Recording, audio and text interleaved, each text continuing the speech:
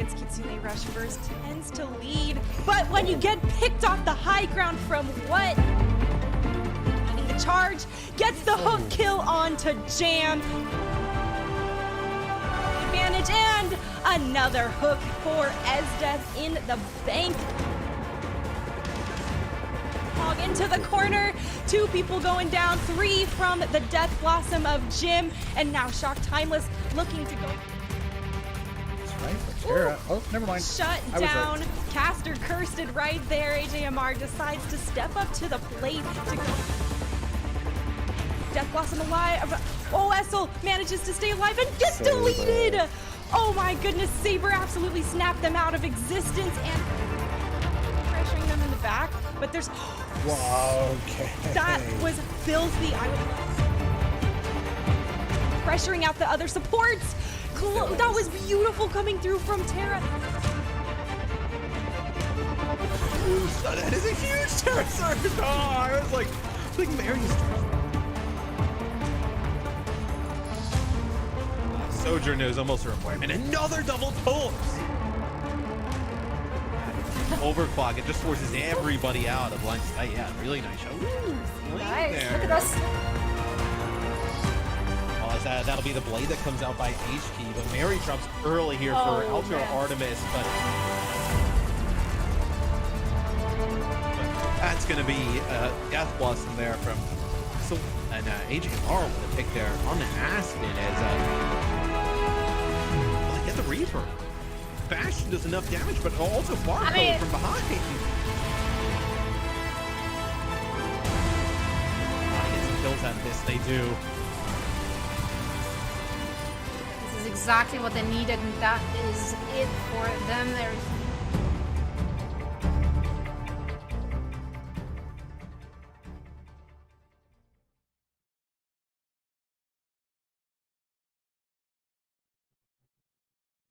Hello everyone and welcome to the final day of the Calling All Hero Challenger Cup Finals. I am Waffles for Sid and this is Got Moxie and we are going to be kicking off all the action for you guys today.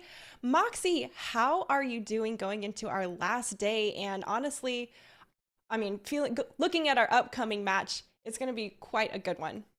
Oh yeah, looking at this upcoming match, I'm feeling pretty excited, Sid, because the matches I got to see yesterday weren't that close. I think the match that we're starting off with today is potentially going to go the distance, because it is going to be Altiora Artemis up first, going head-to-head with Dart Monkeys, the winner of Qualifier 2 versus the winner of Qualifier 1. Oh, and what a matchup to already have opening up the day, right? Qualifier 1 versus Qualifier 2. Okay, you know, who's really reigning supreme after all the time that they've had to reform and, you know, get a little more Overwatch 2 time under their belts. Afterwards, we're actually going to see Shock Timeless go up against Altiora Polaris.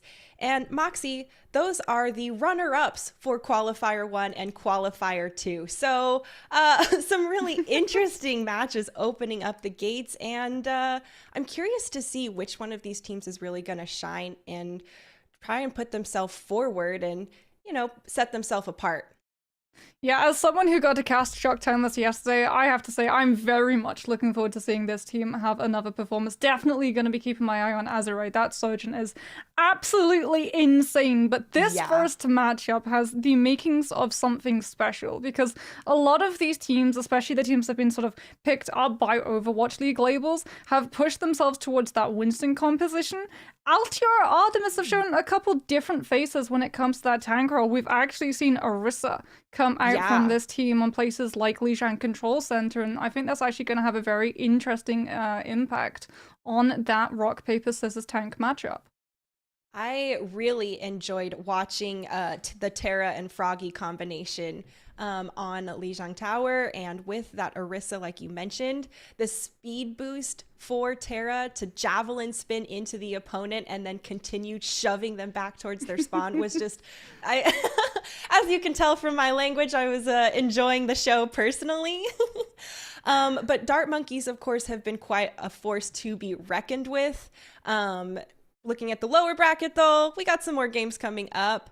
We'll have to see, you know, who actually is going to drop down to face off against the winner of our round 3. We'll see Shock Timeless go up against Polaris, and well, whoever is the victor will get a chance to fight it out once more, and hopefully we'll see who ends up in the grand finals for that $10,000 prize. Well, what team it's gonna be, we have an absolute gargantuan amount of Overwatch coming on up, and every single match is going to be special as we get to have a look at the map pool.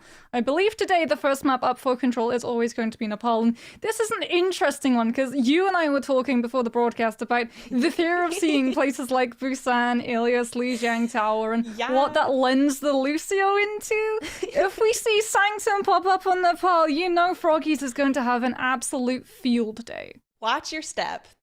Watch your step. Everybody with the Lucio meta going on, you need to watch your step on those drop-offs because it has been a heyday for them. And with the Kiriko healing ability to just auto-track on like that, it's really given them even more support to, get aggressive. And, well, we've seen how many kills some of these Lucios are getting, including members from Altiora.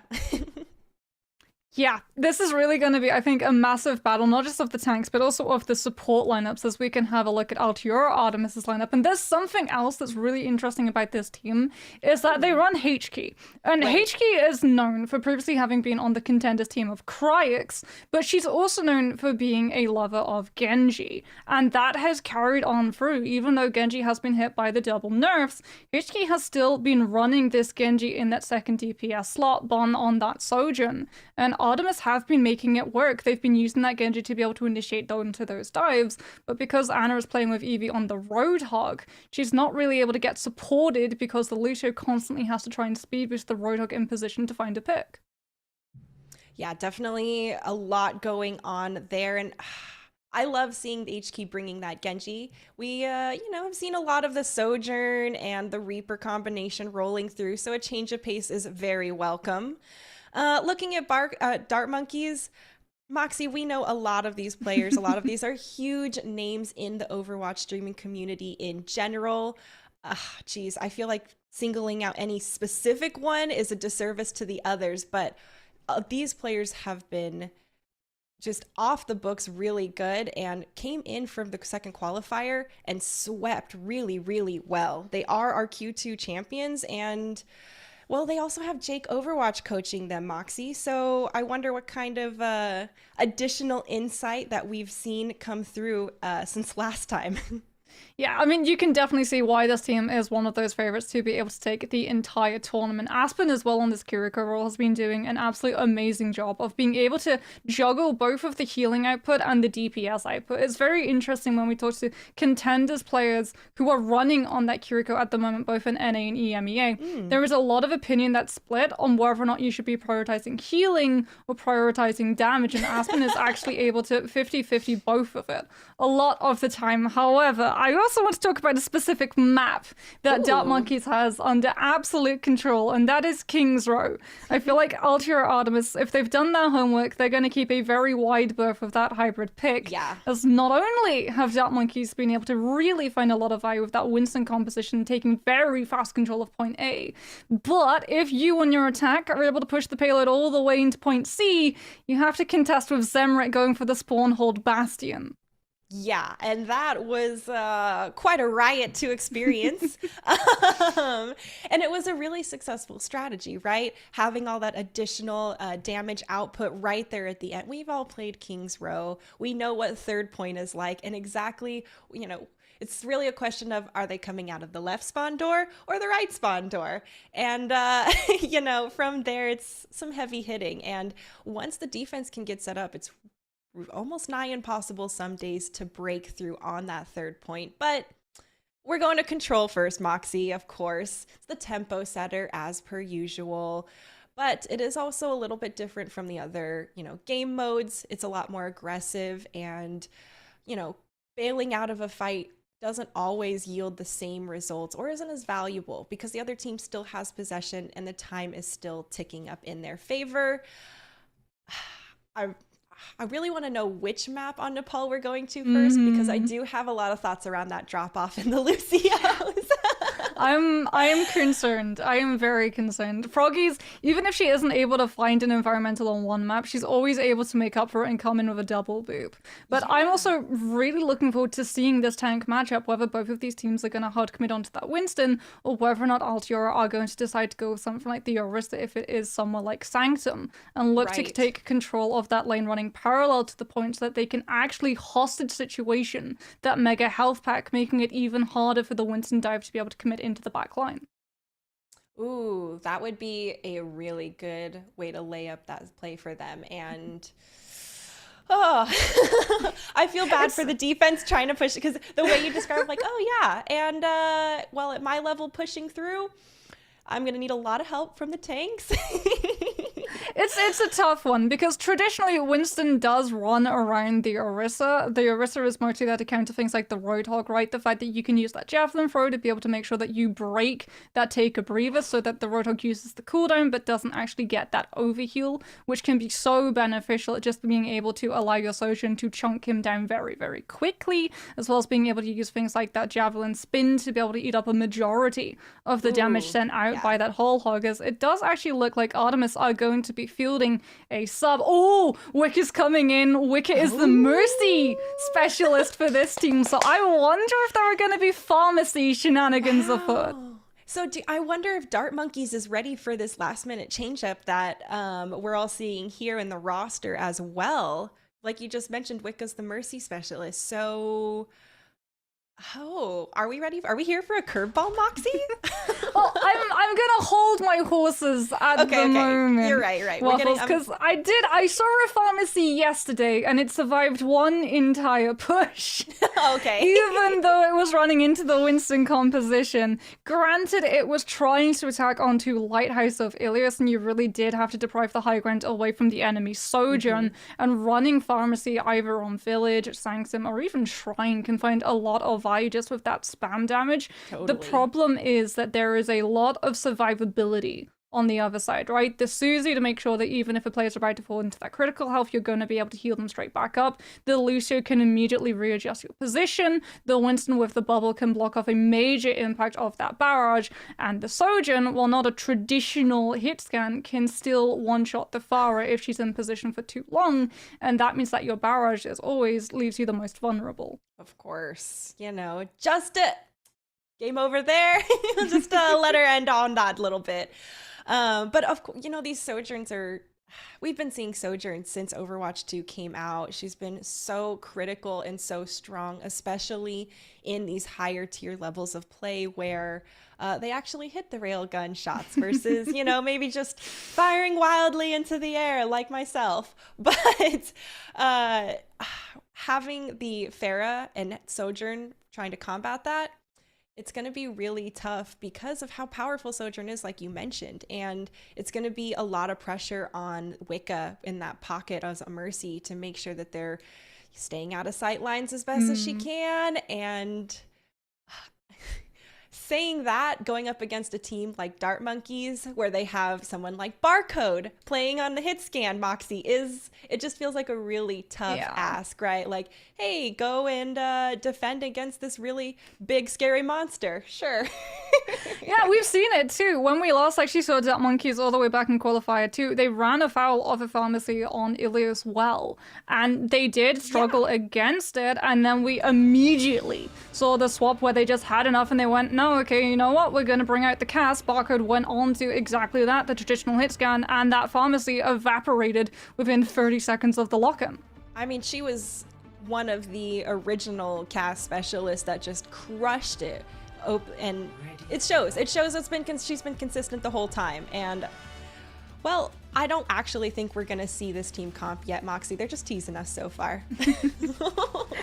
It's a little bit of a tease. If Wicca does want to go out on that Mercy, you can also use the Mercy to damage boost up the Sojourn. I know a lot of ranked players are going to be noticing a lot of Mercies moving up the ranks very, very quickly because they've been able to duo up with Sojourns and amplify the already enormous damage that a Sojourn can push out. However, Wicca already has a very adept Kiriko as well, and it looks like both of these teams aren't going to be opting out of that meta. It is going to be the Winston mirror matchup.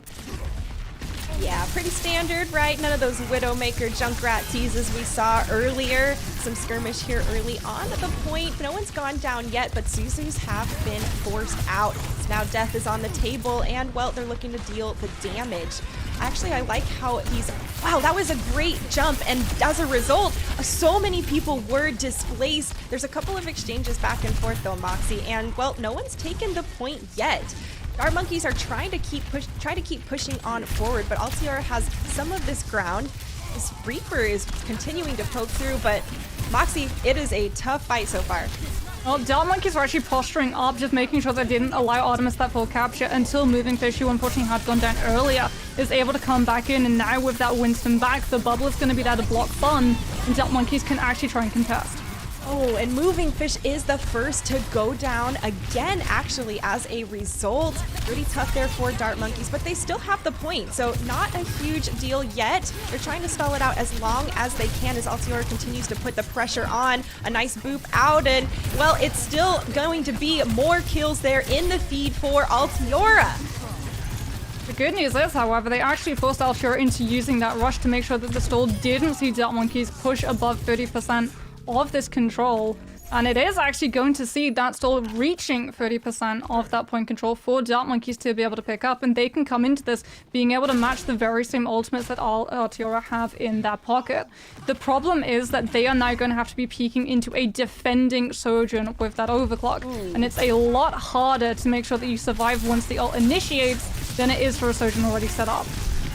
A lot of pressure there, and, well, we'll have to see exactly how it unfolds. Sound Barrier is going to be the first thing cast, and the Death Blossom from Zermit is actually taking down Bun instead. Dart Monkeys are trying to continue turning the tide of the fight, but HK decides it's time to clean it up. Pops their own Death Blossom, takes down a nice hat trick of 3. Another one to clean it up, and once again, Altiora is going to hold this defense after a horde of ultimates. Yeah, HK presses her Q key and immediately is able to clean up those members of Dart Monkeys. It was a really good initiation too, coming out from Dart Monkeys. They popped that primal to make sure that Bun cannot actually counter overclock against Barcode, disrupting the entire cohesion of Artemis's group, and it is only down to the Death Blossom that they're able to hold on.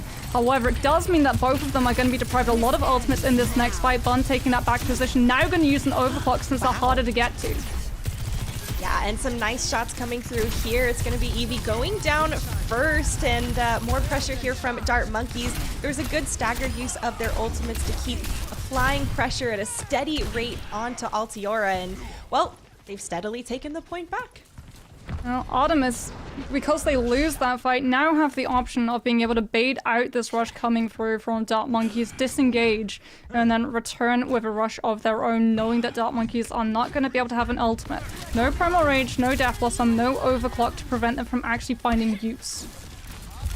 Nasty disruptor shot there too. Kind of courses a little bit of a detour for Altiora. Eevee's the first person to go down in this fight, but there's been an exchange. That disruptor shot's nasty. It's hard to push through the middle, and there's so much damage being output up the center column, Moxie. Altiora can't even approach the point. That's the problem. Artemis are the ones that actually drop that rush first, and then Aspen can just drop a rush to be able to counter it. Barcode, with a far better positioning for Bon, is able to take full advantage and Ever goes down before she can even drop a bubble to be able to save her team, and we're heading into final fight territory. HK has a Death Blossom, but that's all Artemis have to work with, and Barcode is doing a very good job of splitting this team just with the front of the overclock alone. Overtime bar here triggered, and there's still a couple more people trying to stay on this point here from Altiora. There's a lot of damage coming through from Dart Monkeys. The pressure too much here. The focus fire is there, and it looks like Dart Monkeys are going to go ahead, take this first round here of Nepal. Little bit of a sound barrier for the stats from SK at the end. Yeah, you can see as well the adjustment coming through from Dart Monkeys. Like, they struggle when they're trying to actually gain control of that point, just as we see Altiora struggle. The Winston really does find themselves in the most vulnerable position when, without that control of the point, they have to initiate and instigate a dive fully into the other team, because that is when the Sojourn is going to be having built up that railgun charge in the poke fight and looking to burst you down as fast as possible. That's why we saw when Artemis or Monkeys had to actually contest the point anew, both Ever and Moving Fish went down so quickly.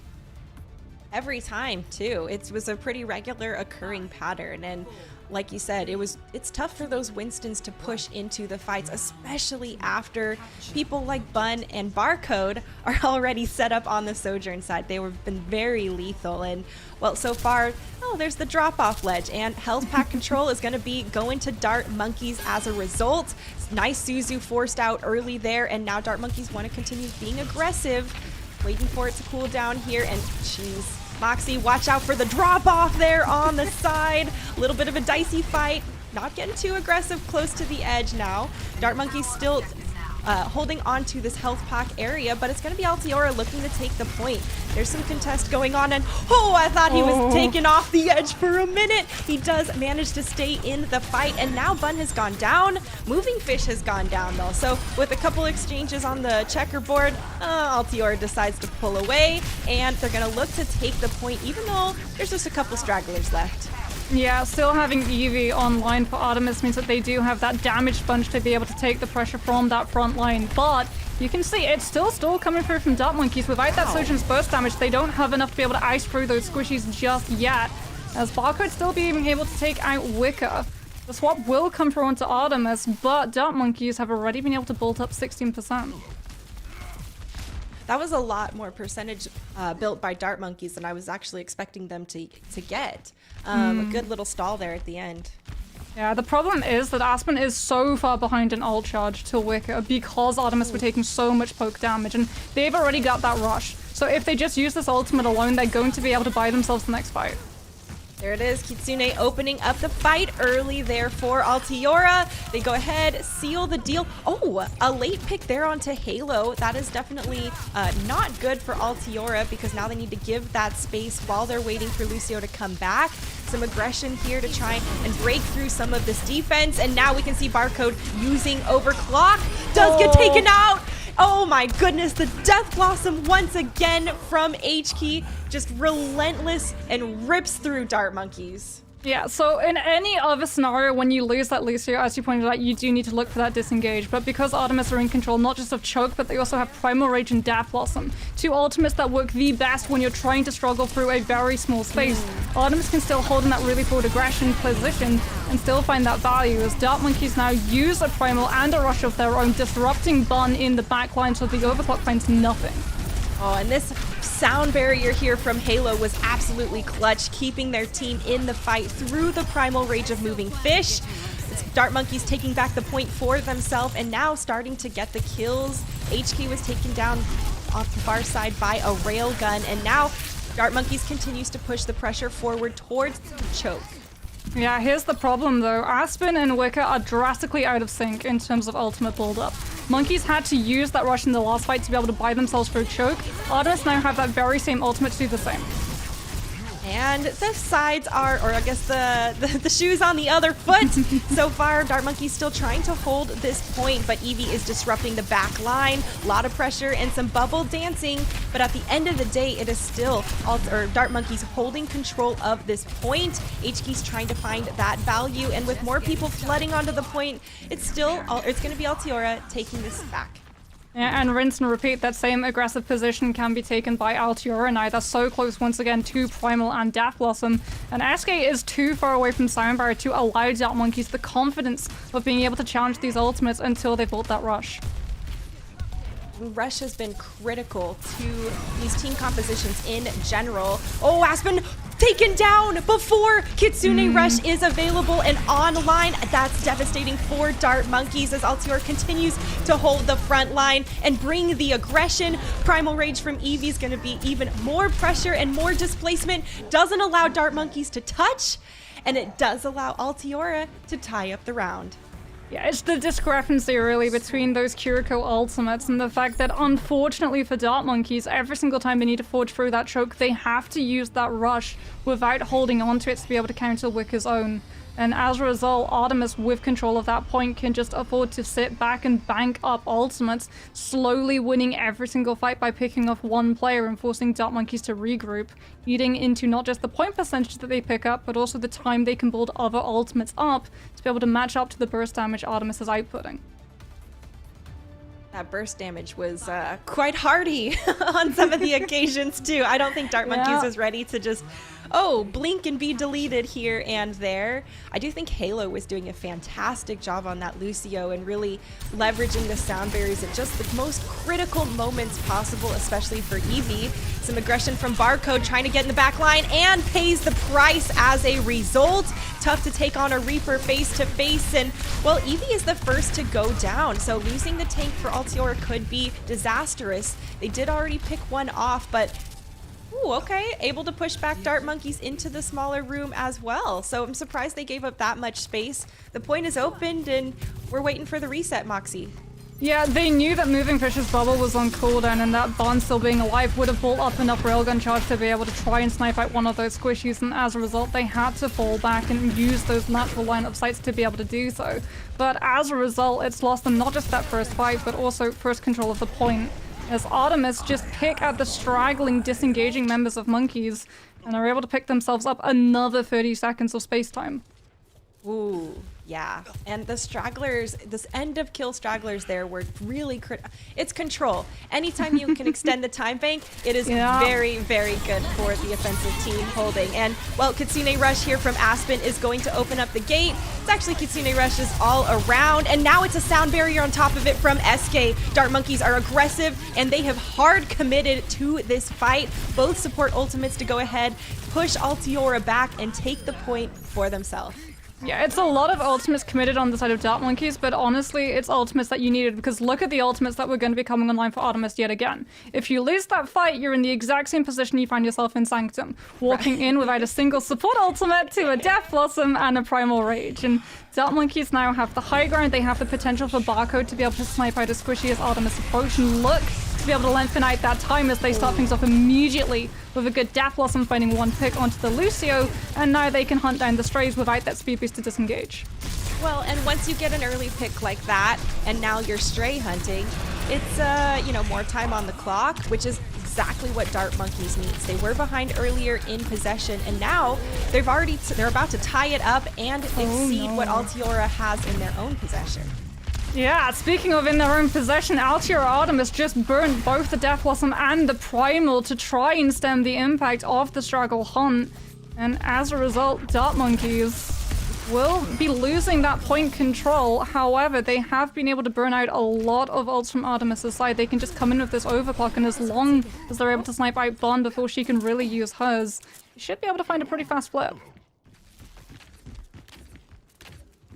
I'm actually really excited to see how these Sojourns are going to use these overclocks. Bun is already on the high ground, probably hunting for the opportune moment, or just as Dart Monkeys passes through.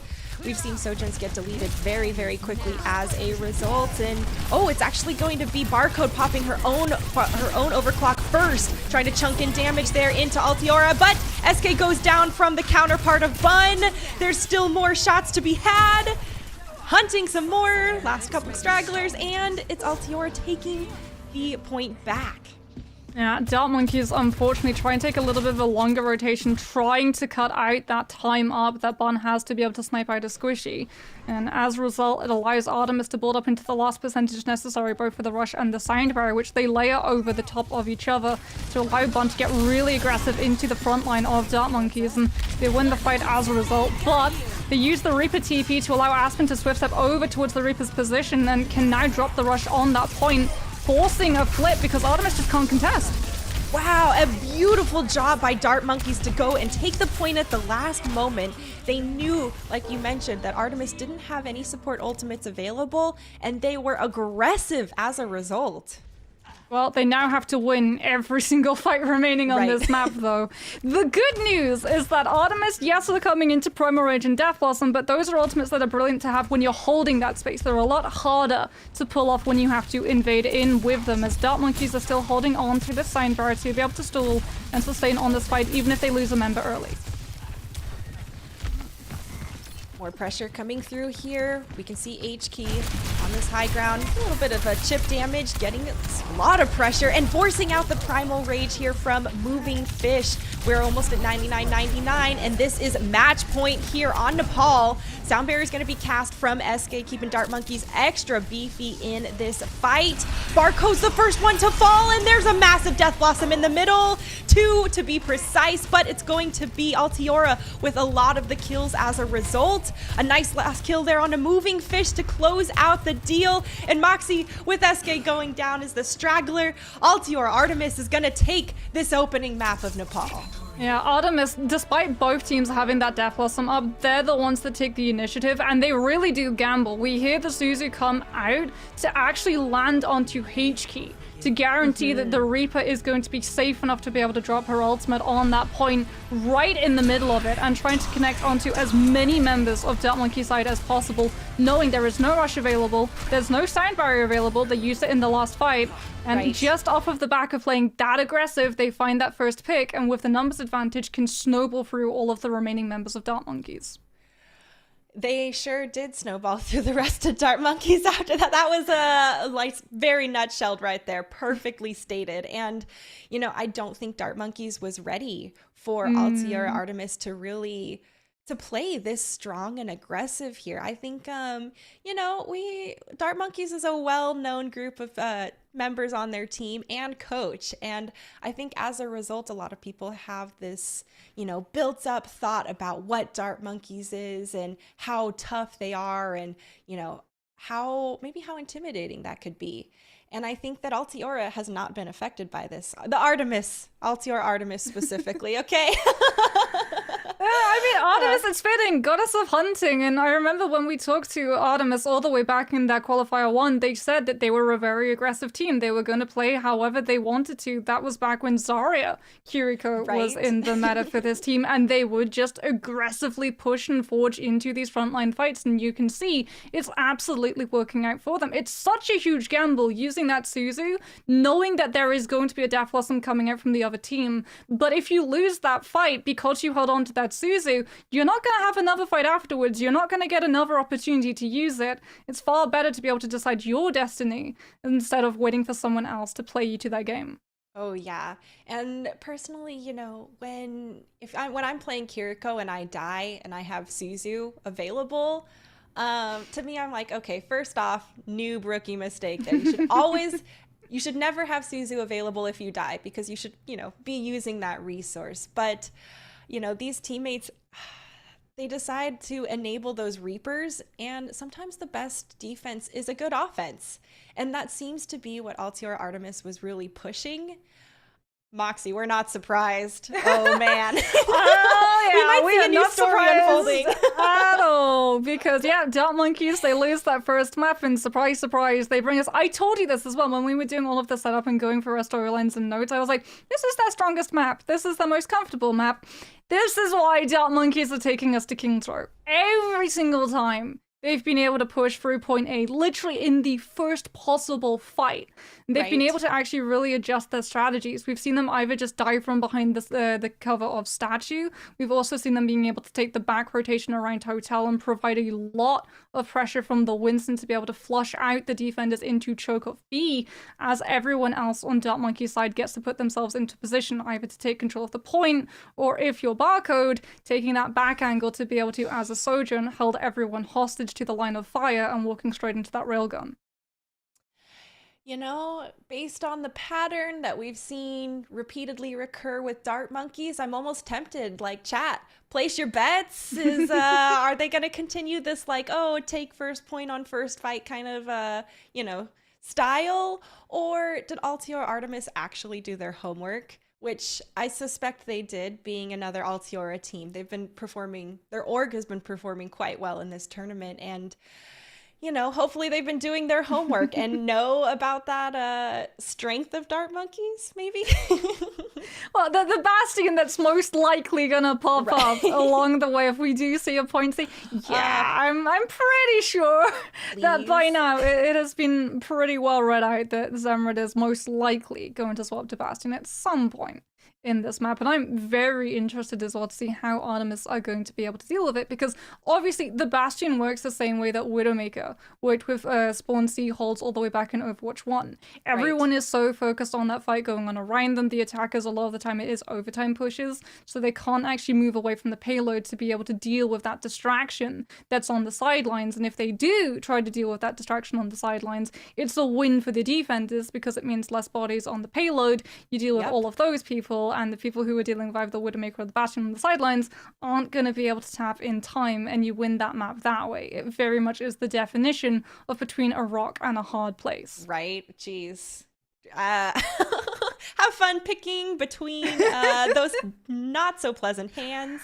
But you know, it's nice that now that Sojourn is actually available here for the gameplay, I've noticed that using that disruptor shot just to put a little bit of pressure, and you can still continue to put everything else you've got onto the main point, but at least there's like a little bit of zoning you can do here and there for that cooldown. But it's very tough in those overtime fights, and the last thing that the attackers want is to have to push into a free firing Widowmaker. You know what? Sometimes it's really nice just to give your intentions away. It feels like they're just addressing a card to Altior Artemis, like, this is gonna be you in about 5 minutes if you see yourself to point C. One of you's gonna go into that death pit. Oh, I wasn't ready. We just got on a, you know, cha-la-la, talking about my point, and I love the ride, SK. Thank you. All right, is Mun gonna get a pick out of the gate? This could be huge if she does. More specifically, are they actually going to run this? Oh, I've seen this before. Nah, damn. I was really hoping, we saw it yesterday, a Reinhardt comp was used to try and actually kite a team into the crosses of a Widow set up on that spawn perch, but not to be today. Yeah, you know, we're just hanging out in our more traditional meta comps that we've seen, like we saw last round too. Statue play here coming through as just some poke damage, and we can see both Lucios actually doing a great job at trying to continue to displace and push back the opponents and those Winstons in particular. Suzu has been forced out there, so now Dart Monkeys are still trying to continue to hold this point. Aspen's gone down in the back line. Altior can continue being aggressive as a result. One less support, and a big support at that, considering the fact how much healing Kiriko brings to the table. Did Altior just cap this on their first push, like Dart Monkeys usually does? So Dart Monkeys are going to potentially get a chance to recontest if they want to. But because of how fast it was, you can see that they are just going to prioritize going for that chokehold as we enter into B. This is where we see the payload slow down for the most amount of time on this particular aspect of King's Row. I love the fact they've already taken this point, and you know, pushing through this choke, like you said, definitely could be really tough. But it's really obvious why both of these teams won our first and second qualifiers, in my opinion. This has been outstanding so far, and Altior was ready for Dart Monkeys' defense so far. Another good aggressive play coming through as HK continues to just be the forefront of the front line, putting in the damage. Yeah, this is a domino effect actually of that last fight where Aspen went down way earlier than the rest of the members of Dart Monkeys. As a result, Wicker again outpaces in Kitsune Rush Charge, and even though Dart Monkeys forgo the contest of A to be able to hold on to choke, they don't have a rush to counter Wickers. And as a result, when Artemis dropped theirs to break through choke, Dart Monkeys try and disengage and it's not clean, they get cut out. Oh, and look at how much space they've been able to push the cart. What a sneaky Death Blossom! That was deja vu once again. Death Blossom with a Suzu to make sure you can get a lot of damage. Yeah. Nice job coming through from Altiora, but Dart Monkeys are not going down very easily. There's still some pressure coming through. At the end of the day, Artemis has the numbers, but I think Dart Monkeys will be able to... I don't know if they're going to recontest. It's pretty far. So they could get one member to try and tap, and you can actually see Barco just firing a couple of warning shots around. They know Aspen does have that rush. The problem is Altior are holding on to two ultimates that can immediately counter it. Both the overclock and the primal can be used to push Dart Monkeys off of their own ult, but here comes the recontest. They want that chokehold. They want that opportunity to snipe out a member of Artemis as they set up for the next fight to burn time off the clock that they need back given how fast point A and the majority of B has already fallen. Ooh, Lorda, do they need to burn time off? Yeah, that was a really nice play. And when Barcode just opens up the gate with a big old pick onto the support, we saw it happen on the flip side in favor of Artemis, and this time it was in favor of Dart Monkeys. Now we see the engages coming through, and Eevee does have the Primal Rage online, so when she wants to get aggressive and continue to do so, we will see it come in, and she'll be able to. Overclock's going to be triggered there. Barcode trying to put people in their grave before the fight can break out, but the distraction coming through from Eevee was enough for Bun to go ahead and pick Barcode while she was distracted. There's still more displacement coming through as Eevee continues to run rampant here on the point. The Suzu trying to save the last couple members of Dart Monkeys, but it's gonna be too much. Bun popped Overclock just for good measure, and now the second checkpoint has been capped, and there's almost 350 on the clock. So many Winstons in this tournament have done such an amazing job of just getting into the face of Primal Rage. Oh no! Bun's able to snipe out Aspen with that railgun ult fire, and again, Dart Monkeys are going to have to not just allow the pillar to continue to move, but also allow Artemis to remain on this high ground so that they can't even really use things like the Primal to oust them, because then they don't have a single ultimate to be able to stall through this fight. Oh man, and that would be, I mean, not having a single ultimate to stall is a recipe for disaster.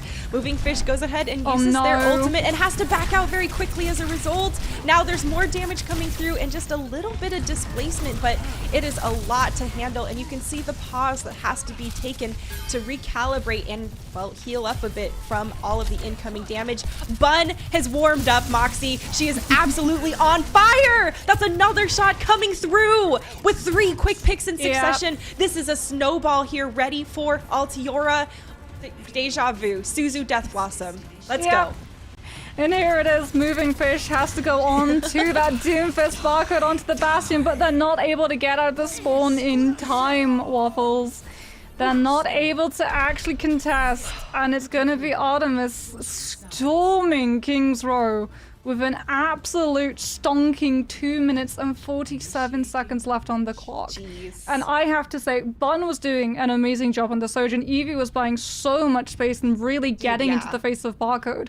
But we have to shout out H-Key. Every single time Aspen walked out of spawn, whenever we saw Moving Fish try and push onto the backline as that Winston and disrupt Bun so that Barcode would have just a little bit of respite, that deprived that Kiriko of the Winston bubble, and H-Key took full advantage, and either Bun or H-Key would be on top of Aspen, making sure that she was sent back to spawn immediately. In point C, I think she survives all of 30 seconds. Aspen, I don't know if she was playing Overwatch. I think she got stuck playing Temple Run that last game as a result. Because Bun and That's HQ a callback. were ruthless, dude. Oh, that's the game I haven't thought about since I was in high school. Jeez. I feel old. I know, me too, dude. Was it Temple Run 1 though, or was it Temple Run 2? I mean, I was a Temple Run 1 gal, but I like Temple Run 1, but the Temple Run 2 music slapped. That's true. I can easily yield that one. Well, Dart Monkeys, if they want to be able to balance out that time bank, they have to take point A immediately. Jeez. Well, that's been a specialty of theirs in the past. Looks like that may not unfold. Bun is once again on fire, has opened up the kill feed with the kill onto their counterpart of Barcode, and Dart Monkeys has to regroup.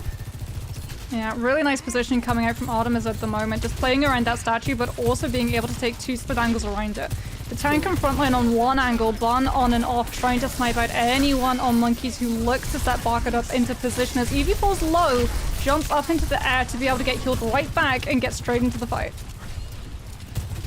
It's the, Artemis show here at this moment on the defense, because with the early picks coming through from the Sojourn and, well, another straggler kill there onto Barcode from H-Key, Altiora is having a heyday here, and they're burning off a lot of time. Yeah, this is why Dark Monkeys wanted to defend on King's Row, because you get that opportunity to be able to pick up just one kill and immediately collapse onto the stragglers as they try and escape choke and get back to that spawn point. And if you've already burnt that Lucio speed boost, it's almost impossible. There's a Halo just playing around the statue looking for a knock of one of Dark Monkeys into the front line as they dive in aggressively.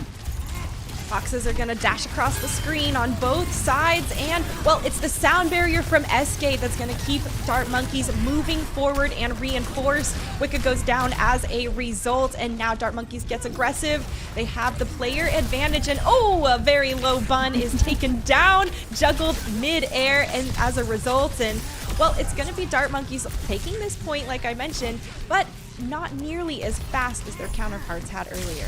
Potential contest can come through from Artemis as well. However, Halo going down low, Artemis should just decide to be able to hold on to chokers. Unlike Dark Monkeys when they defended that particular part of the map, they've got ultimates to be able to burn the time bank through. But no, because they have ultimates, they feel confident enough to take the point on fight. Yeah, Halo drops the sound barrier, and Bun gets aggressive with Overclock. HK goes ahead, continues to push the forward attack, and that was a risk well taken, Moxie. They managed to come back, hold the point at the last moment, and now there's only 1:30 on the clock for Dart Monkeys. And they've still got a Death Blossom to hold on to for Artemis as well. Dart Monkeys, on the other hand, now have to use this next poke fight to be able to build up ultimates and find some way of being able to find a snipe for Barcode to be able to push Artemis back so they can finally get that last click. But there's HK! Sees the squishy's low, knows that Barcode is going to be the win condition Dart Monkeys needs and takes her off the table. Dang. And you know what? That was a fight that allowed Wicca to go ahead and build up the Kitsune Rush. Yeah. But Aspen was taken down early in this fight once again and still isn't able to build up Rush as a result. Yeah, and even if Dart Monkeys have that rush, Eevee is going to be able to have this primal to be able to stall on point as well, as it is going to be Wicca using that rush immediately as Dart Monkeys just try and disengage. Moving Fish extremely low, but Barcode gets left behind as a result because the Winston doesn't get to stay on the front line. And Artemis turned one ultimate usage into an absolute slaughter. That was shooting fish in a barrel as everyone was running away, Moxie. The poor Dart Monkeys. There are 30 seconds left. They've got Primal Rage and they have Kitsune, so there is a chance for them to try and take this point back. They have some pretty solid resources to do so, but Altiora is going to be ready. They know that they have to face this Kitsune Rush. They're still giving a little bit of space, but it's not enough space. Dart Monkeys continues to get aggressive and push forward. The damage is there. The collapse onto the supports is there. And they are going to go ahead and take this first point literally at the last possible moment. It's by the skin of the teeth. And that means that this payload cannot afford to stall at choke on B. Dart Monkeys have to play extremely aggressively, and even if they're able to play in a forward position at the moment and deny current Artemis from having that choke control, if they lose a single fight on any stage of B, we're right back to the beginning and we're right back to chokehold. And we know how difficult this choke can be to actually push through when you're the offense. It's a very narrow alleyway. And, well, it might take a little bit of luck and some sharp shooting from Barcode to help them break through. SK has the sound barrier as well, and we know how aggressive Dart Monkeys can get off the tail end of that. Pushing into a railgun from Bun is not a recipe you want. That's a lot of space given and well-deserved.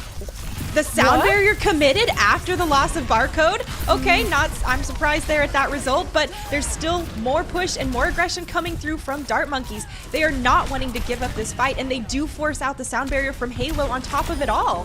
Yeah, it is a trade, sound barrier for sound barrier, but it's still going to benefit Artemis in the long run because you're still not going to have that ultimate to be able to break through choke, and with only 1 minute 17 seconds left, it's going to be a miracle if you see a second sound barrier built up for SK in any time that is left on this map, as Artemis losing some of their members, gonna have to fall back, but HK is just waiting. They have to check her out. Oh, they found her!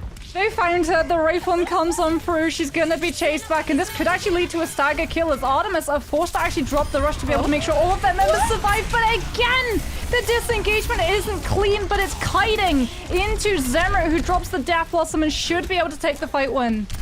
What a crazy roller coaster events going through there. We thought HQ was sneaky, not sneaky, gonna run back to the team, and at the end of the day, Zemret decides, you've actually all just run into the Death Blossom and clutched it out.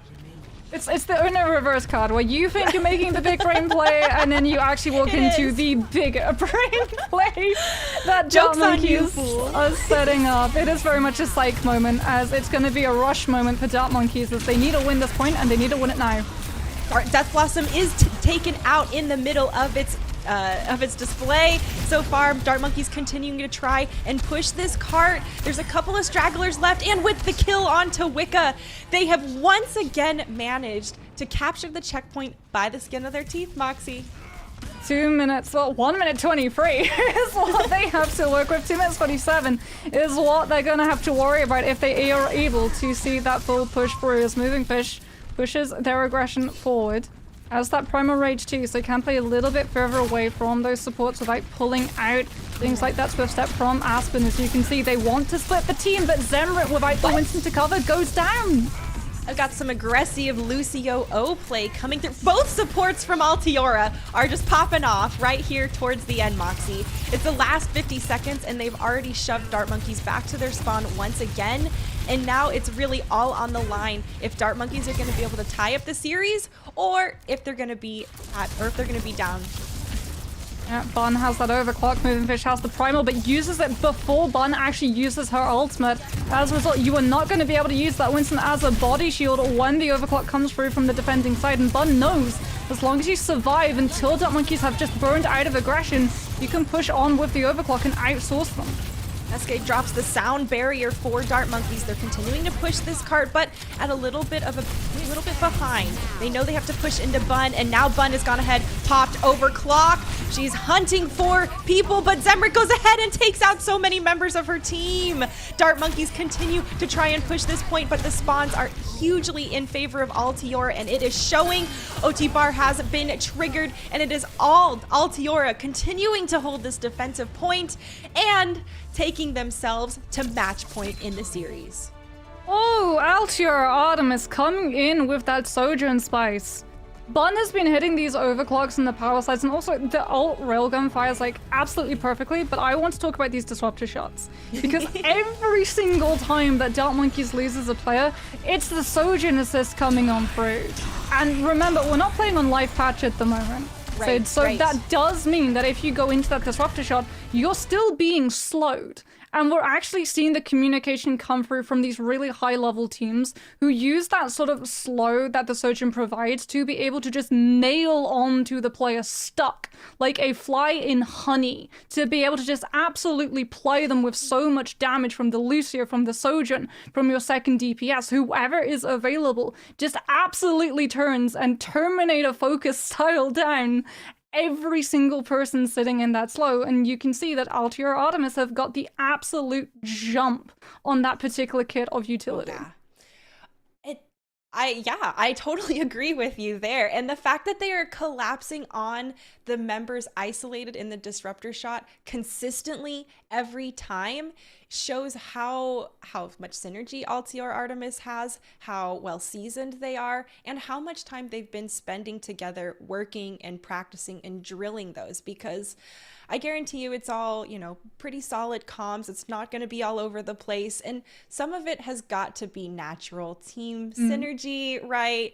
They've been playing this together for a while. And I think that, we talked about Kings Row being Dart Monkeys' strongest map, and dethroning Dart Monkeys on one of their strongest maps has got to feel really good for Altiora. They are at match point, Moxie, so we'll have to see if they continue this streak here and take the win for themselves in this series, or if Dart Monkeys is going to rally and come back for the reverse sweep. So get a drink, and we'll see you in a moment, folks.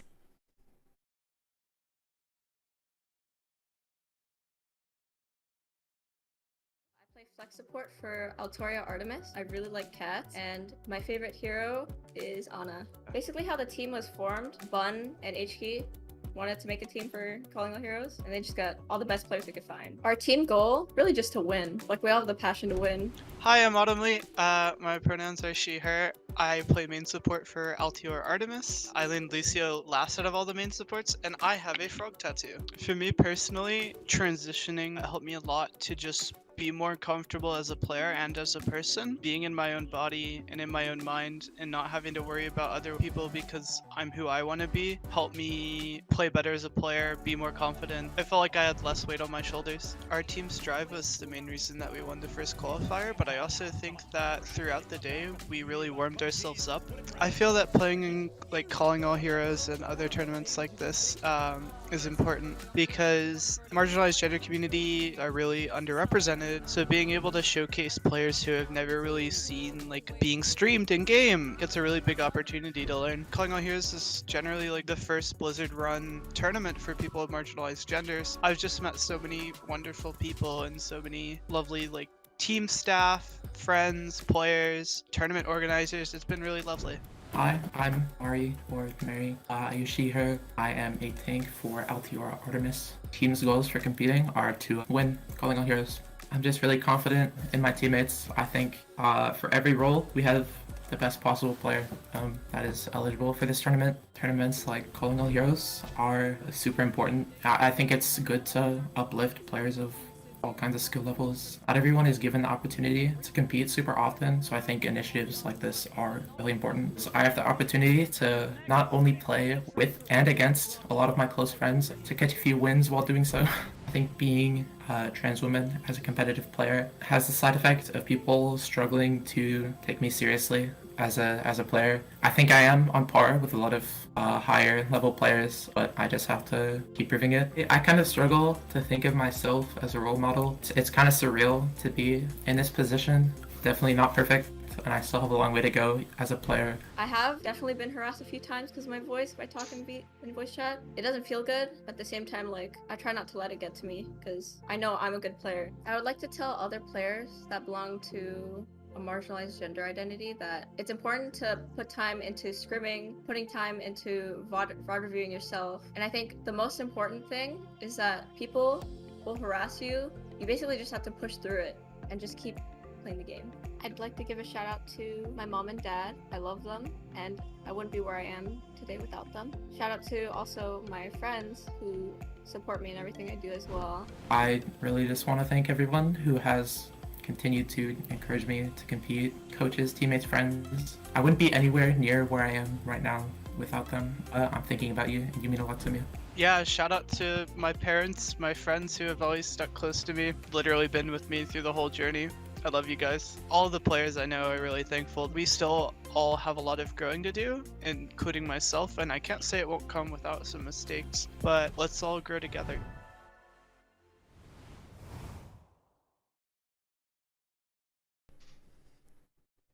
Hello, gamers. Welcome back to the Calling All Heroes Challenger Cup Finals.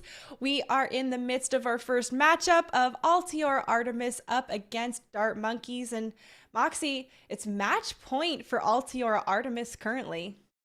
Yeah, I have to say, I'm really surprised. Like, on paper, these teams, it really felt like it would be a 5-mapper series, right? Both of them #1 in their qualifiers. Altiora Artemis qualifier 1, and then we had Dart Monkeys coming through and absolutely dominating in qualifier 2. But since the meta has changed, and it does feel like when it comes to this monkey mirror, it is Altiora Artemis who are just a little bit better schooled at being able to pull off all of the synergies that this composition really requires. It's not like the Roadhog insta-pick comp, where you have a Lucio and a Roadhog and you speed boost forward and you find that first pick, and you're like, okay, well, we've got 30 seconds chalked off the clock and now we set up to do it all over again. No, that Winston comp, it takes a lot of work to be able to pull off that clean leak consistently.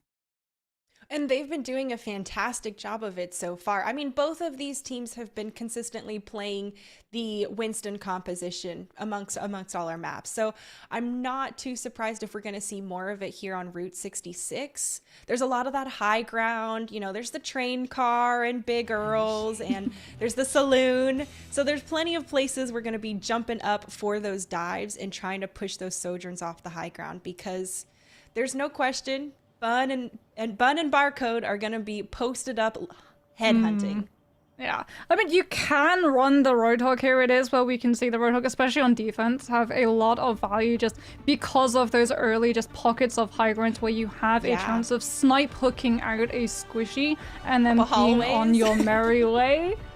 But it's also very interesting that Dark Monkeys decide to purposefully exclude Circuit. On that part, we tend to see things like the Sigma, the Sojourn, and the Widowmaker, as well as that Baps Zen contest come through in terms of composition, instead deciding to go with Route 66, which, as we can see right now, just has that traditional Winston mirror matchup. We'll just keep talking about Dart. I was going to mention Altiora, but we see all these changes. Well, I'm not going to do that to myself. Yeah, I mean, HQ's on their hands, though, just for an early Sonic onto that rail carriage, and whatever they find is definitely going to inform the composition that they come out with, as it does look like they might just want Eevee early on that Roadhog in case they do find an early contest, looking to try and find a hook. This, by the way, is an absolute filthy angle for that Widowmaker to try and snipe out a Sojourn on their opposing high ground. I would be livid if I got picked off that way. At myself mostly. Okay, I know, get good. I feel it. But Altiora is still pushing out of the gates here. Bun gone ahead, switched back over to that Sojourn as we've expected, and they're still looking to push on forward, looking to go ahead, jump on that backline. Oh, actually, Moving Fish didn't move out of the way and gets taken down right on the center of the point. After that, it all crumbles, and Altiora is just going to go ahead, clean him up, and move it out. Yeah, Eevee, seeing that no one was really playing that aggressively forward into Carriage, is able to swap back off the Roadhog onto that Winston as well. And now Artemis not only can take control of the payload, but they can also take control of the high ground, making it even harder for Dark Monkeys to be able to intrude into this next fight. Barcode is going to be taking a lot of poke damage. Disruptor Shot coming through to split the team and force Aspen into using that Swift Step early on as well. That Kiriko is going to be very vulnerable until that cooldown returns.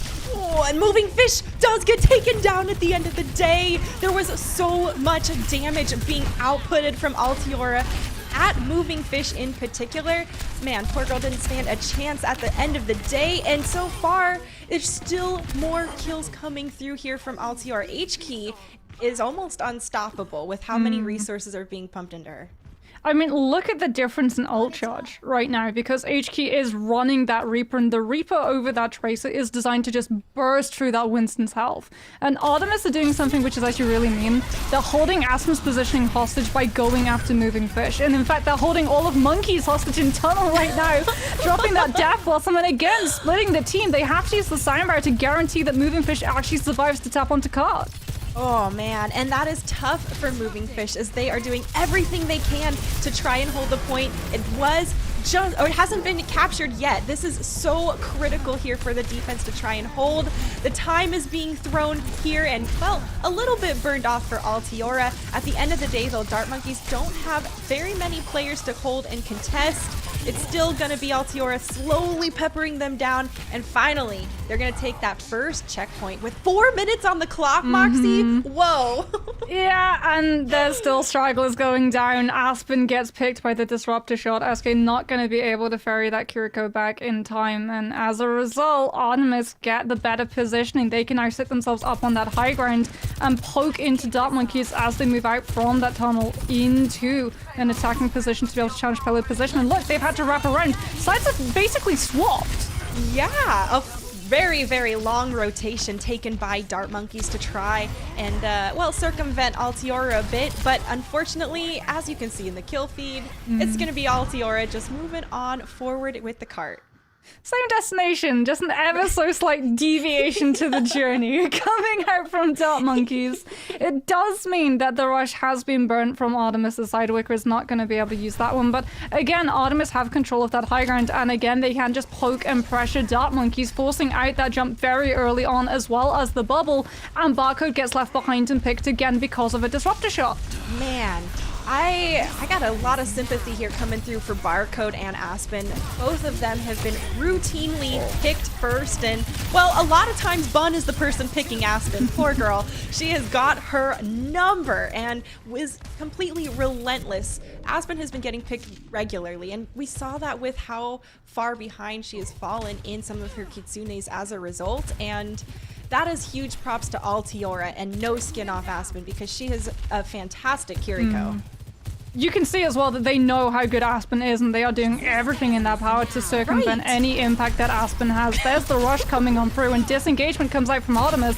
Primal Rage invested as well, but it does mean that without that bubble, you could lose one of your members, and Barcode is able to find the snipe. However, Evie immediately turns back around and catches on Smoothing Fish.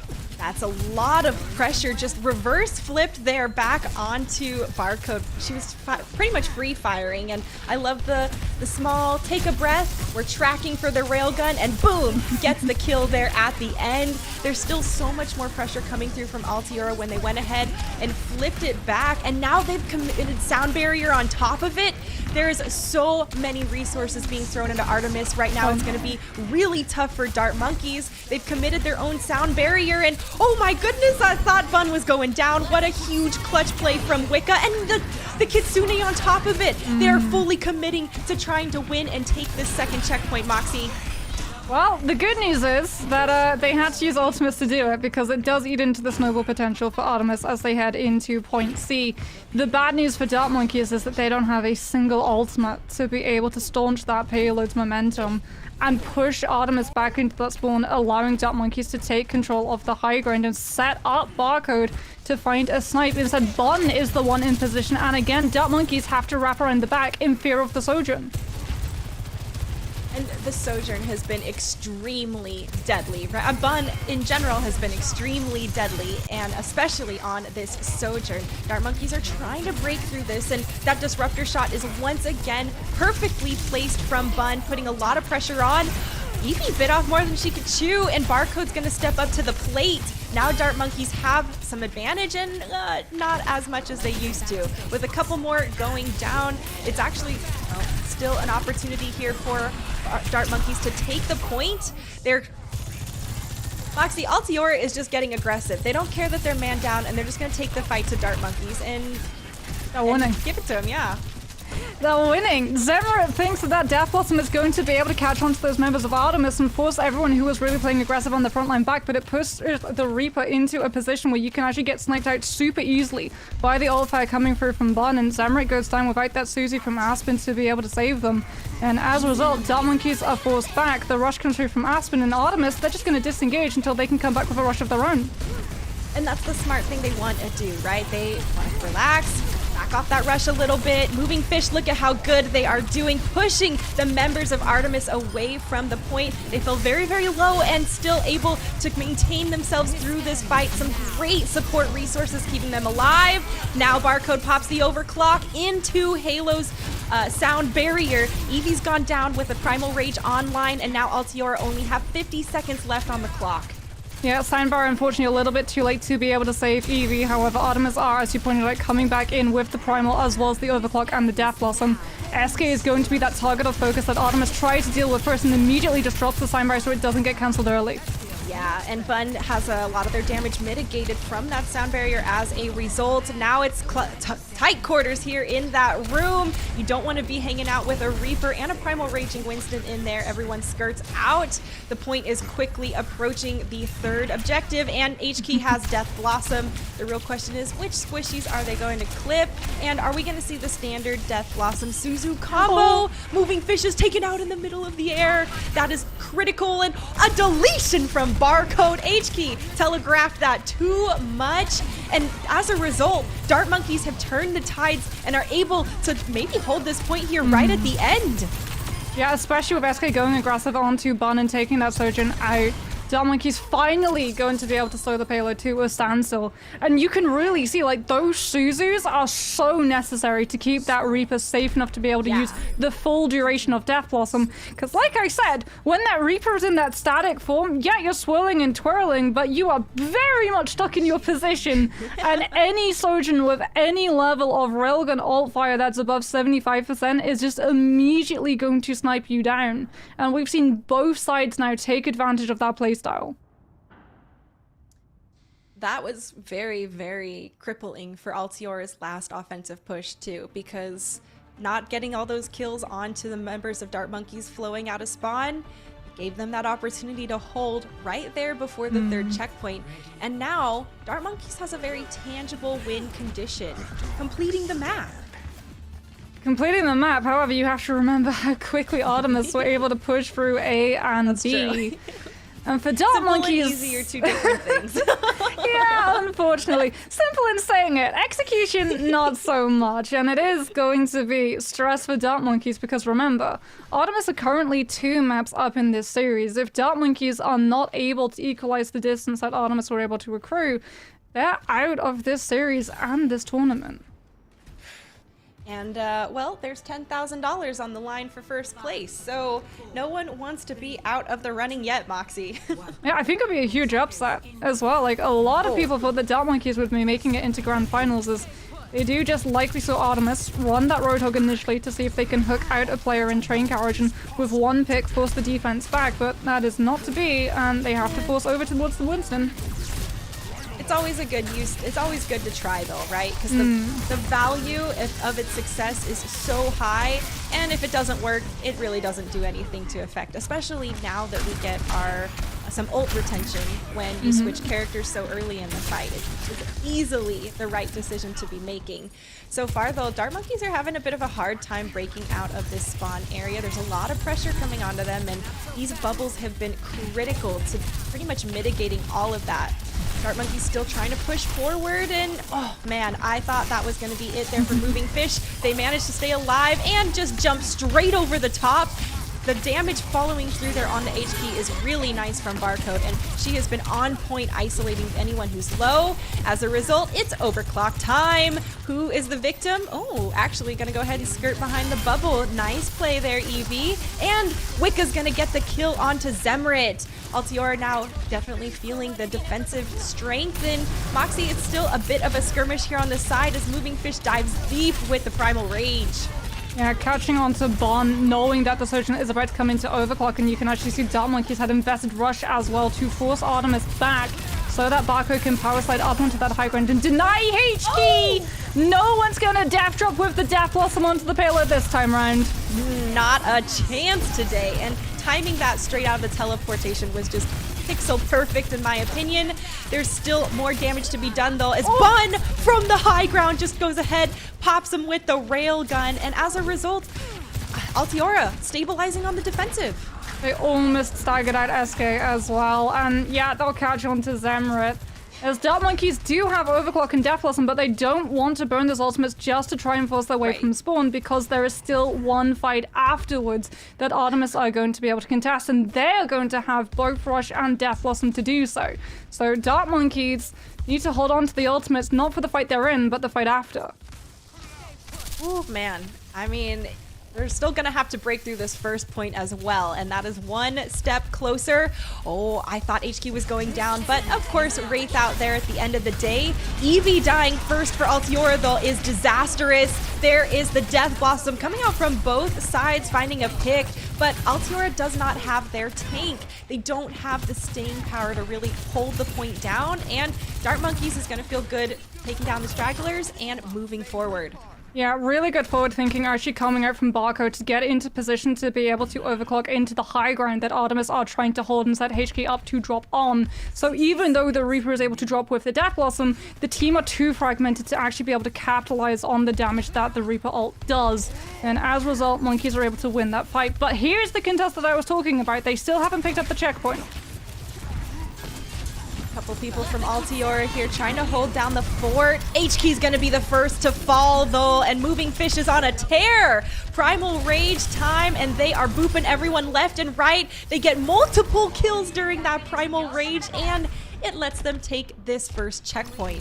Yeah, really decisive as well. Entire team kill coming on through. So look at what Monkeys are doing in terms of their positioning. This is exactly what we saw from Artemis. Denying the high ground from Bond to be able to snipe up and build that last little bit of charge to hit into the overclock, allowing Bond as well to do a lot more damage and potentially find a snipe. Oh, HK almost falling low, but pulling the Reaper classic of wraithing out at the last moment. Barcode's been picked early again, and Bun picks Zemrit. That is, I mean, that's more time off the clock. We mentioned that earlier, Moxie. This is really worrying too as well, because now all of these avenues that Dark Monkeys have to be able to collapse back onto the payload, they can actually be slowed down by the Disruptor Shot. And if they try and walk through that tunnel, they're just walking into the Primal that combined with a Disruptor Shot is devastating. Yeah, well, it's I mentioned like shooting fish in a barrel and walking out into that archway from the tunnels kind of gives you the same feeling. Halo actually bites off more than it can chew and gets taken down. Bun's in the back trying to free fire with overclock, but it's not enough. There's so much damage and Zemret's coming through from Dart Monkeys that they're able to turn the tides and take this point back. Yeah, good sound barrier actually to allow everyone to sustain through that overclock. Moving Fish uses the bubble as well to guarantee that SK is not going to be sniped out by Bun in that overclock form before it's able to connect with the ground. Dart Monkey's very much aware of the sustain that they need to be able to win that fight out, but now they have to be very much aware of the rush that's available for the other team. Barcode immediately popping that ultimate, power sliding away from the Winston as Eevee chases with the Primal. Man, he jumped straight into that railgun shot, and it doesn't matter because as much work as Barcode was trying to get done, there's so look at HK there in the kill feed. That says it all with the Death Blossom once again, Moxie. This is exactly what you do as well when you're going into that scenario. The Primal Rage to make sure that Barco just does not find the space that Dart Monkeys are looking to be able to forge ahead with. And then HK capitalizing on all of those members just juggled out of position with that Death Blossom, knowing full well you're not going to be sniped out because Barco has a mind full of dealing with the Winston instead. Ooh, a sound barrier as Halo jumps back onto the building from being displaced. That was really cool to watch first person. Now Eevee takes down Aspen, and with a member down, Dart Monkeys is feeling rough. Waiting for the Death Blossom there on the low ground, but everyone from Altior is on the high ground. Oh, except for Halo. Regardless of the work, Moving Fish trying to boop some people off, and there it is, the boop and the jump back. Easy peasy. Classy Winston mechanics. Unfortunately, though, HK's in their face and is going to take them down from Bun there on the far side. With 10 seconds left, it is looking tough. Or, I mean, Artemis isn't there. Well, Artemis isn't there, but they're still going to have one more fight to contest. Bun does go down last, however, and the overclock is not going to be there in time. Moving Fish should be able to get back to be able to help the team. Disruptor shot to delay Artemis from getting that regroup and dropping onto the payload to contest. Buys Dart Monkeys more time to regroup. Barcode absolutely clutching it out with that early pick there onto HK. Gives Dart Monkeys the cap, right? They're slowly looking to encircle, and well, now there's it's looking more realistic that they're able to complete this map, but there's still only 1:15 left. They're staring down the barrel of a railgun though. Bun still sitting on that overclock. Barcode not going to have one of theirs, and Bun immediately instigates in with one, looking to find a pick, force Dart Monkeys back to that spawn so that Artemis can just burn so much time as they try and recontest around that first corner again. And that pick onto SK is going to give exactly what Artemis is wanting.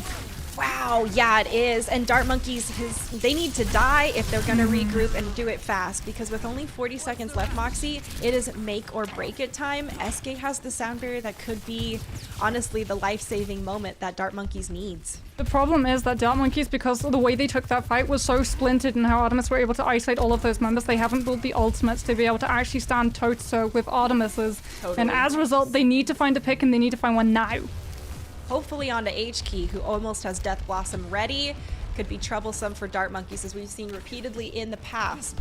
Still the points rolling forward, and now it's time, right? They're looking to engage, and like you mentioned, they want to be baiting out those abilities. Wicca leads with the Kitsune Rush there for Altiora, and they continue pushing up the main alleyway. SK counters with their own sound barrier, and now it's time for Barcode to make some hero plays with Overclock. It's make or break it time because Altiora is at match point. Dart Monkeys wants to push this card, and the Death Blossom coming through there doesn't find anything from HK. It does distract Dart Monkeys enough for the rest of Altiora to continue throwing the damage into the back of Dart Monkeys. Azuzu there to try and keep themselves in this fight a little bit longer, but Moving Fish goes down at the end of the day. It's a straggler here. And with the final kill cleaned up, Moxie, it's going to be Altiora Artemis moving through. Yeah, Dart Monkeys probably would have won that fight if they didn't have the added caveat of having to continuously touch the cart. Because everything about that engagement shows exactly how tuned in they are to all of the ultimates that are up for the other side. Whether it's literally you see Zemret just moving forward, baiting out that disruptor shot, and then reforming away to make sure that there is no impact. Barcode pushing so far out in that backline angle to force Eevee with the Primal Rage into kiting onto the Sojourn, ignoring everyone else on the payload and making sure that everyone's going to be able to keep that contest going. baiting with that overclock purposefully so that jump pack is going to be on cooldown before power sliding over the Winston's head and forging her position to try and find those squishies on the card itself. The problem for them is that not only are they trying to juggle kills, they're also continuously having to cycle the members touching on that card. And as a result, Artemis, because they have better ultimate usage as well as better positioning and no added worry about having to keep that card in play, are just able to break through the members one by one until there is no one from Dart Monkeys left. Yeah, it seemed like they were kind of picking them apart as Dart Monkeys was trying to get set up for those plays like you mentioned. And you know, it was pretty close. It was closer than I would have expected after seeing how strong Altiora was performing.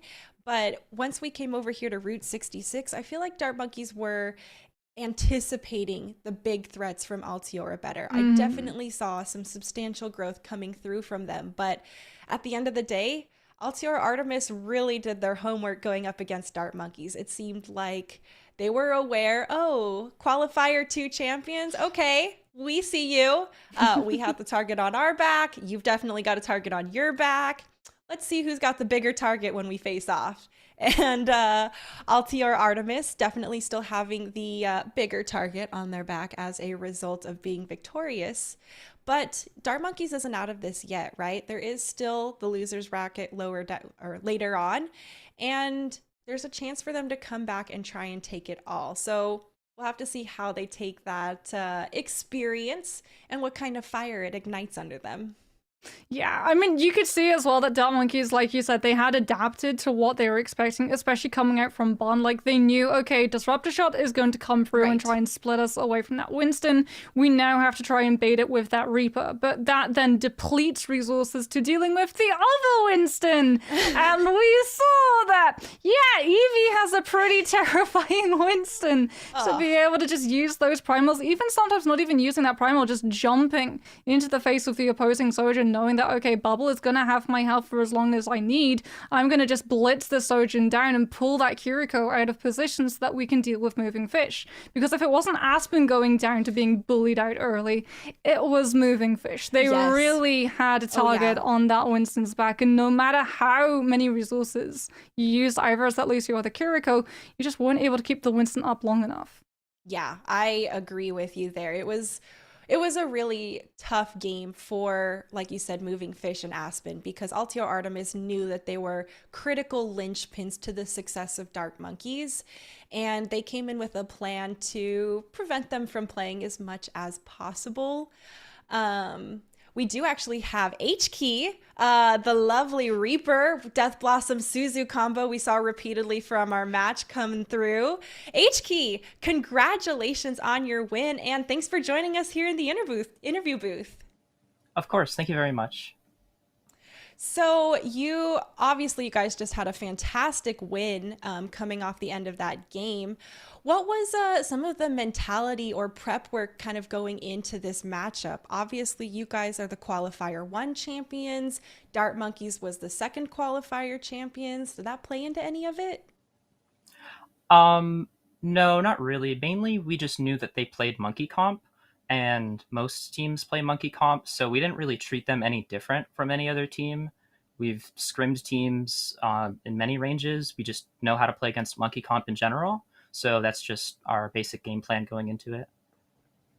So I have to ask, the last time we actually saw your team on broadcast, you were running the Genji, but today you were sticking with the Reaper. Is there any decision-making behind that switch around? We just decided that we wanted to mirror. So in our first match versus Kaiju Corp, they played Monkey, we played Monkey. And then we knew that Washington Justice played Roadhog. So we decided to go with our Roadhog comp. And personally, I'm more comfortable on the Genji, so I thought I would play that instead of like the Tracer as an alternative. And I also knew that they played a lot of Zen, so it was very easy for a flanker to get value. Yeah, well, it's interesting to hear that you guys are kind of playing more to think about the matchup sometimes. Are you guys at any point ever like, we're going to play it this way and force them to match up to us? Or do you take a look at the opponent and say, we can do it better, and let's adapt to do so, folks. Well, I think we just kind of, before we play a team, we don't necessarily know exactly how they play, so we just play like normal, and it's really just about seeing opportunities, like if a certain person on their team is way too aggressive or if people are split from each other, and then you just make like a few changes to match that. And it's really just about so easy. yeah, it's just about not making mistakes before them. Easier said than done, for sure. Definitely. Just don't make mistakes before them. Yeah, easy peasy. I have to ask, as a budding Kiriko main myself, we were seeing a lot of Suzies being invested to be able to enable your Death Blossoms, as opposed to being held on to maybe counter things like the Winston dive coming through from the team. How does your team decide when they want to use that Suzie to be able to benefit your team, as opposed to holding on to counter something from the enemy? So basically, it just matters whether or not we're planning to use my Reaper Blossom that fight. So if we do plan to use my Reaper Blossom, ideally I should get every possible resource that's available from the team. So I'll just tell my team I'm looking for Blossom, and if it's possible, I'll get Suzu, I'll get Speed Boost, I'll get like a bubble from the monkey. I'll get as much as I can to ensure that I don't die with the Reaper ult and I can get some value. Well, you had a horde of value routinely and consistently, HK. Thank you. I am really surprised and impressed because your team definitely came together and were throwing all those resources into you consistently. Now, you guys still have potentially a few more games ahead of you, depending on how everything unfolds. How are you guys feeling moving into the next round? And do you have any thoughts you want to say to the other teams, or maybe shout outs you want to give? So honestly, I'm hoping that Polaris wins because I'd like to play against them again after, playing before against them in the qualifier 1. And other than that, fairly indifferent to most of the teams. Polaris was the only team to have ever taken a map off of us in qualifier 1 during the group stages. So I'm hoping that they'll be able to win. They're kind of a different sort of team than Dart Monkeys. They're like very teamwork focused, while Dart Monkeys kind of has just like some good names on it. And yeah, regardless, I hope it's going to be a very exciting match. Yeah. Well, best of luck to you, HK, and honestly, really nice job during your game today. It was very apparent that you and all of Artemis were pretty much in that flow state, and I look forward to seeing you rip through more people with your Death Blossoms later on. Thank you. All right, folks, that's, just our first matchup of the day. Moxie, we got one more headed up through in the chamber, and then a couple more down the road as well. But I gotta say, I am really impressed with how well Altiora Artemis played, especially against a favorite like Dart Monkeys, like you mentioned. And they seemed really comfortable, confident, and I love that level of aggression. I don't know if everyone's ready for how, in your face they're gonna be. So we'll have to see. I mean, you can see as well, like, the synergy that's coming through from this team is something that Calling All Heroes is allowing to build up. And naturally, too, like, a lot of the times when we've had events for marginalized genders, it's been broken up into, like, 2 or 3 days.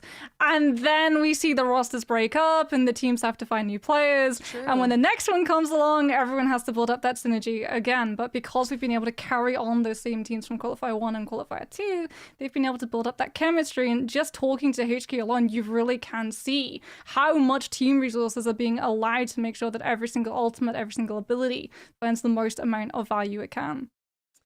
And I'm sure that's a lot of fun for HK, right? Hey, shower me with all your resources and presents. Everything. Make it rain on, HK. That's how it feels, right? Well, regardless, folks, we'll have to see how our next matchup goes. We're going to see Altiora Polaris, like HK mentioned, and we're actually going to see them go up against Shock Timeless, which, as you know, Timeless Ethereal were picked up by the San Francisco Shock and have now become Shock Timeless. And it's our lower round 3 bracket. So it's all on the line here. If they're out for this time, it's out for the rest of the tournament. And, well, Redemption Arc will unfold as we'll have to see who wins that side, folks. We'll take you to a break.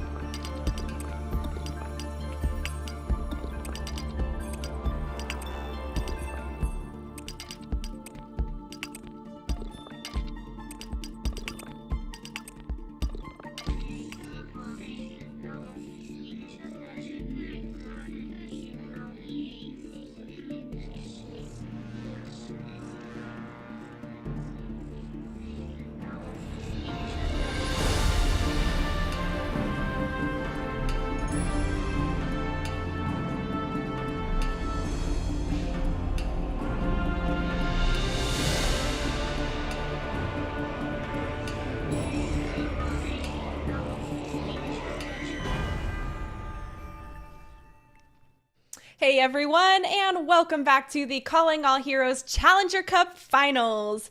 For anyone just joining us today, I'm Waffles for Sid, and this is Got Moxie, and we are going to be covering the next matchup for you folks. Moxie, we're about to move into our lower bracket now, where obviously it's double elim, so anyone losing goes home today. We're about to see Altiora Polaris versus Shock Timeless, and both of these teams were the runner-ups for qualifier 1 and 2. So it's a showdown of the runner-ups this matchup. Yeah, it's also going to be very interesting too, because in my opinion, up until the last match, I was like, yeah, 100% Shock Timeless just have the best Sojourn. Right. But Bon really did make that a little bit competitive. Because I have to say, watching Azure yesterday go up against Kaiju Corp, she was just absolutely unstoppable. She was hitting those shots left, right, and center, and even when her team were down numbers, down ultimates, she would just be able to find that Sojourn win factor to allow them to clutch out those matches. Oh man, and that kind of clutch factor it's intangible and it's not coachable, Moxie. You either have it or you don't, or you learn to really develop the skill under that pressure because you get the experience to feel that strain and to know exactly what it means to be performing under that scenario, under those minimal resources, or with, time on the line, essentially. Shock Timeless, though, have been performing quite strong earlier in our qualifier too, obviously, but didn't quite make it all the way to, that first place. Polaris did the same thing against their sister team Artemis, and I really think that both of these teams are looking to kind of make a better name for them, not let history repeat itself, right? If you ain't first, you're last, and both of these runner-ups are looking to be first today. Yeah, but I mean, you did actually get a very interesting point raised in that interview that we had from the last series, because Polaris was indeed the only team to take a map away from Altiora Artemis. That's right. And we've seen them yesterday. This is a team that is absolutely terrifying. When we were looking through all of the rosters, you and I both agreed that Terra might just have the best Winston, at least when it comes to Primal Rages and being able to cover enemy Sojourns, especially in that overclock form. She has it on absolute lock. Well, we also saw Terra bring out the Orisa. And that was a lovely change of pace, especially combined with Froggies on the Lucio. The speedy Orisa javelin spinning into the opponent's face was a lovely sight to behold. And after that, it seemed like Polaris was able to just run away with the aggressive spearheaded approach, essentially. So I don't know if Shock Timeless will be ready, although Polaris has been really performing well. Yeah, Shock Timeless, however, are really no slouches. When it, like I said, when it comes to Sojourns that you have to be scared of, Azure is definitely up there. Yeah. If there is one Sojourn who had maximum rail ult charge in this tournament that I did not want to corner check, it's this girl. She is absolutely on fire. Yeah. And she's having really good matches. And Santana too, actually, yes, she has been playing a lot of Winston, but we have actually seen her swap over to the Roadhog to counter from time to time. So Shock Timeless both having the resources, that being signed to a label like San Francisco Shock. You can really see, like, allowing this team to come into their own, building off of all of those resources, and also the synergy that this team had moving away from that qualifier 2, where they were just really in tune with each other, has only flourished over time. Yeah, I definitely agree with you there. And actually last weekend, they had quite a tough matchup against Washington Justice Red, going all 5 maps. So I'm curious to see how much they've really gotten to learn and take away from that, because last weekend everyone stepped up, and this weekend it's time to show what you've learned from it. Yeah, well, I mean, speaking of really hard maps against Washington Justice Red, Altiora Polaris' last matchup was actually against that very team, and they were able to win after a 5-map series. Ooh. So both of these teams have been in the exact same position. The difference is that the results were reversed. Polaris were able to come out on top. Shock Timeless find themselves in the lower bracket.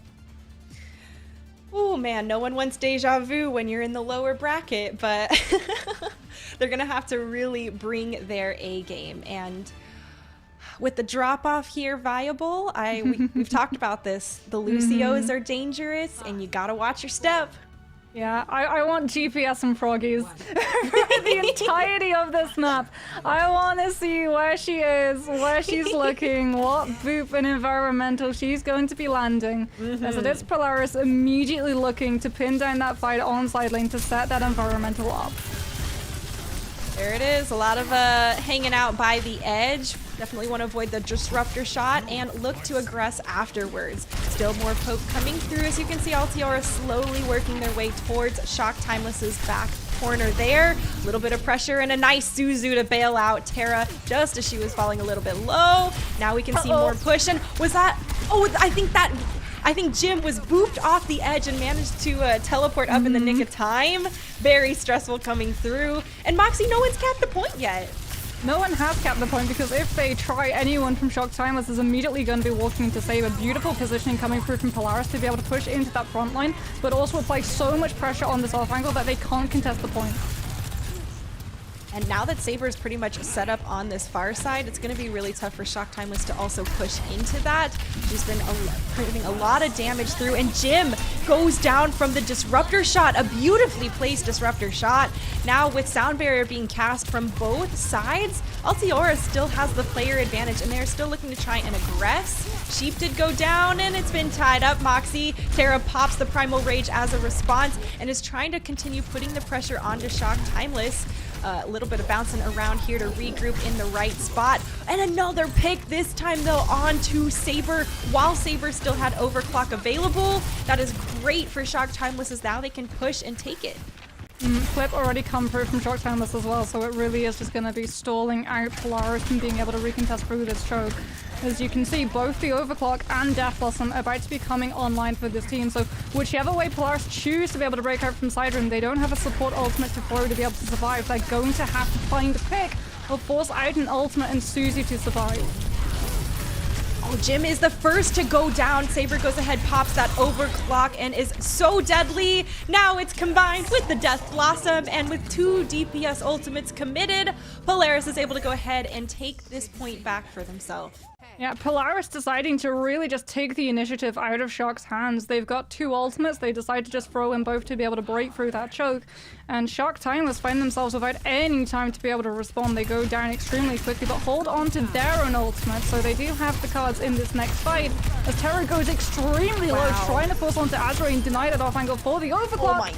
And as a result, with the Winston and the bubble removed, Azure gets the shooting gallery. Moxie, you said it at the beginning, right? Azure, one of the best sojourns, maybe some of the best accuracy with the overclock. Yes, I point you to Exhibit A. I mean, the headshot onto Terra before the bubble can even fall into place. Mid-jump, coming out to chunk Terra down so low so quickly. Like, it really is just a skill shot coming through from Azure as we see that rush pushing into those members of Polaris stuck inside that side room, forcing them out of the rush and into the Death Blossom. Oh man, yeah. And whenever I see this Kitsune rush with a Death Blossom, I'm like, oh cool. It's a Death Alley rolling through the members of Polaris. They did, they still have a couple of support ultimates for the next time they opt to push. But Moxie, now that Shock has 75%, it's going to be tough. And we're approaching last fight. Polaris are holding on to both support ultimates, but Santana is about to hit that primal. Just about 5 seconds of cleave is going to be able to pull that ultimate up, and then you just bounce all of the members of Polaris off the rush and into the environmental below.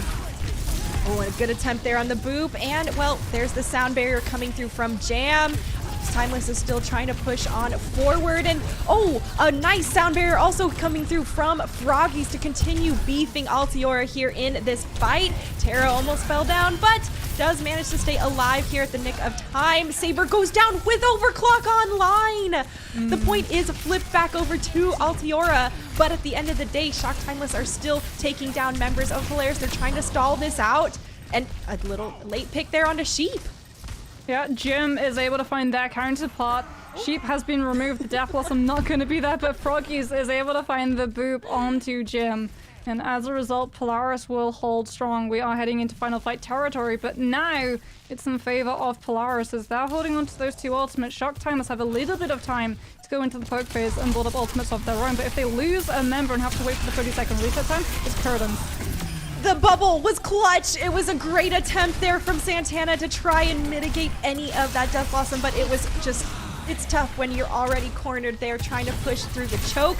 Saber goes ahead, uses Overclock, deletes Santana from having a chance to stall, and now it's all about handling the trickling going on from the members of Timeless. We see Kiriko trying to do a little bit of wall jump tech there. Azure comes out big with a huge hat trick. 4 people killed.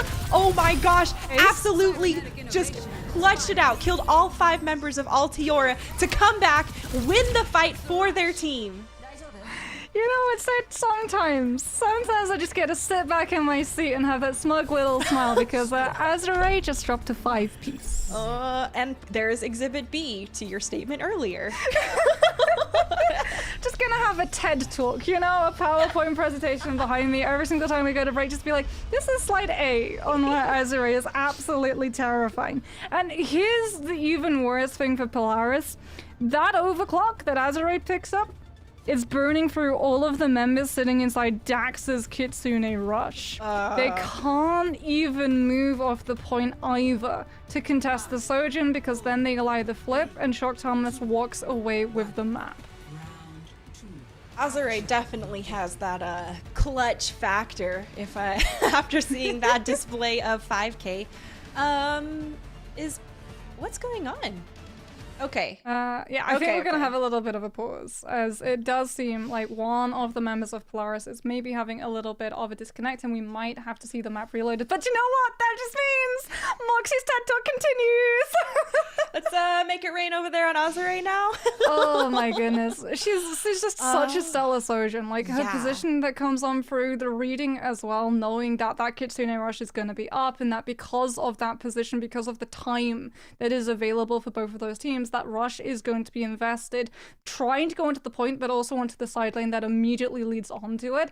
And so she's just able to position herself just a little bit out of reach to really force those players to come towards her. And if she finds herself being pressured, she can immediately power slide back towards to grab that mega health pack and then return to the high ground, knowing whoever's chaser is going to have to give up because they have to return to that contest going through on point, allowing the Sojin to live and cycle back on through with that railgun.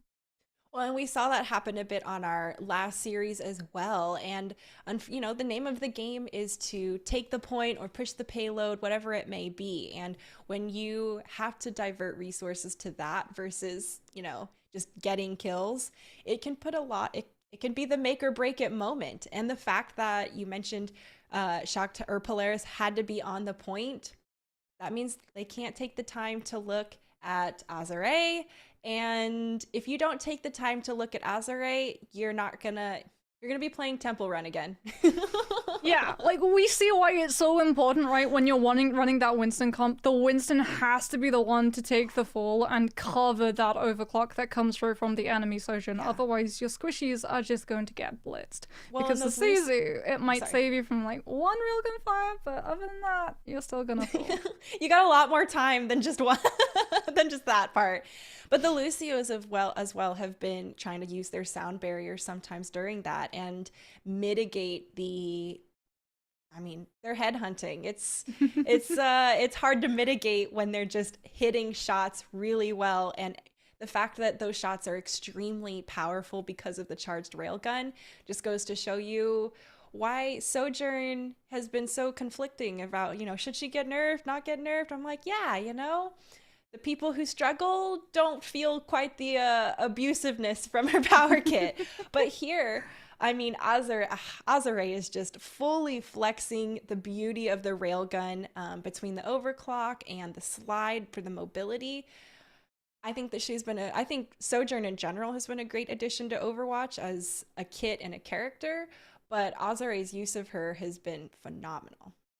Yeah, she really is. Like, we could see as well, but when it comes to, you know, the other side, Polaris were very much aware of how they wanted to position their Sojourn moving into that first fight, finding that off angle, forcing all of Shock Timeless to take that fight on side lane. And then when they started losing players because of that pressure creeping in from the Sojourn when the railgun is charging up, because Sojourn coming into Overwatch 2, there are like two veins when it comes to comms for teams, right? You have obviously your tank who tends to make all of the decision making and the shot calls, but then you also have someone like a support player who's trying to track ultimates for the other team and say, okay, this is when the rush is coming up, this is when they have sound barrier. Sojourn being in the mix brings in a third bit of utility that you have to keep a track of, and that is the railgun charge. Because unlike things like the ultimate, when you die to it, you see that percentage of charge, you're like, okay, they're probably gonna have this in the next fight. With that railgun, you have to be able to track it and call out when it's not gonna be up, or the other option is you find out it's fully charged by losing one of your teammates a little bit too early at the start of the fight. Oh yes, it's online, and I know because it's when that's like when I'm like Roadhog no hook, because I just got hooked. Yep. I feel it for you there.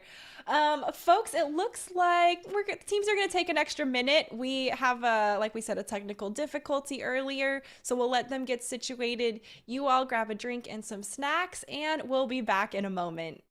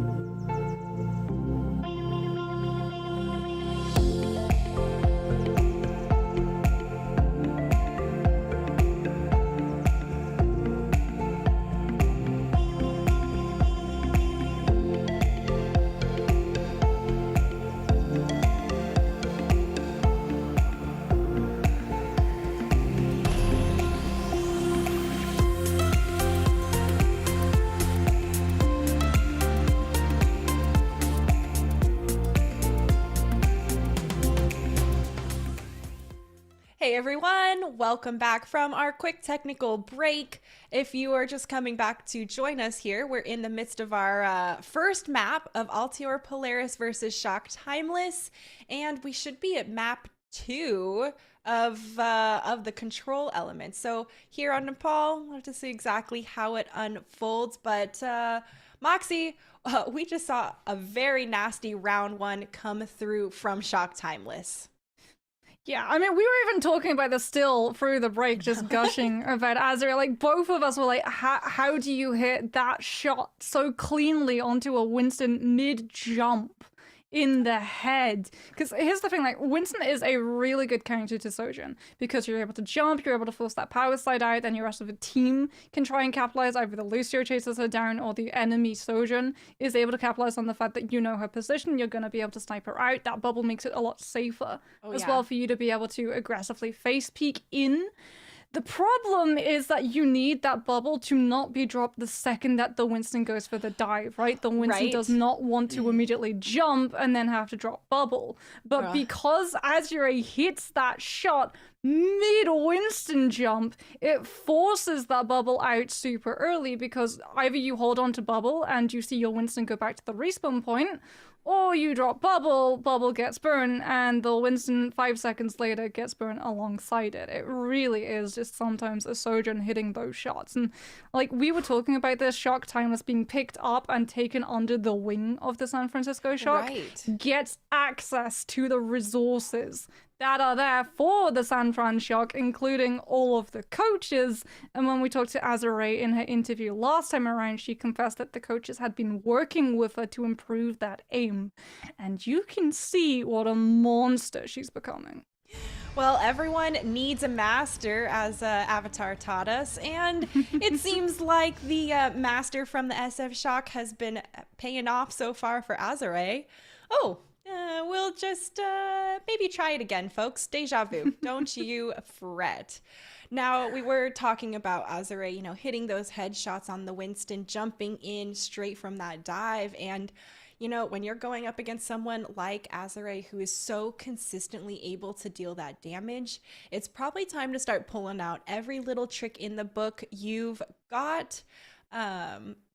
You know, there's some small tech you can do with, you know, spinning around, trying to divert your actual hitbox to prevent some of the initial headshots coming through. And I don't have the skills for that. That's a whole different caliber that's a whole different caliber. But with the way Azure is playing, that's definitely, you need to start pulling out all the stops to minimize the impact that she's bringing on this Sojourn, because I mean, we saw the perfect 5K come through from her. That's that says it all. I mean, speaking of like using all of that tech to obscure things like your hitbox, my favorite is the Widowmaker, like the 1v1. Whenever you go into a headshot only lobby, Widowmakers just like look down when the grapple comes through to try and use the ponytail to obscure getting dunked in the cranium. But a little bit harder for the Winston to obscure their hitboxes. It is pretty beefy, and no surprises. Azure finds a snipe and opens up the lobby to find a second! Oh my gosh. Moxie, it's with the way Azure is playing, I feel like the rest of Shock Timeless has almost got it easy trying to make space and get to the point. Yeah, Azure now is going to be even harder for Polaris to be able to push into, right? Because that is the Sojourn set up in the high ground, who already has an angle to be able to snipe you out and also drop the disruptor shot to make it even harder for you to try and face check into. And as a result, Polaris are foregoing trying to control that high ground. They're just going straight to point. Oh, okay, yeah. Engage and force them to be on the point. Well, maybe not the best plan of attack, but at least it was a new attempt. And, well, although Shock Timeless still have the point in their possession, Altiora gonna have another chance to regroup. Yeah, Azure too sees that it's going to be a frontline brawl and distances herself. She doesn't go for that high ground attempt of a snipe. When Polaris come through, she just plays at the back of that point, and everyone from Polaris is so set trying to just ice the backline and those supports that she's able to just really push on through, and now Polaris stuck in that choke, have to commit so much. The Ray form already going to be used, and Azure gets aggressive and pushes forward. Oh man, pushing through this choke with Azure on the Sojourn into a Disruptor shot is really nasty business. Both DPS though, going down early in this fight from Shock Timeless. I'm surprised that they bit off that much more than they can chew, and now Altiora go ahead, take the point for themselves for the first time.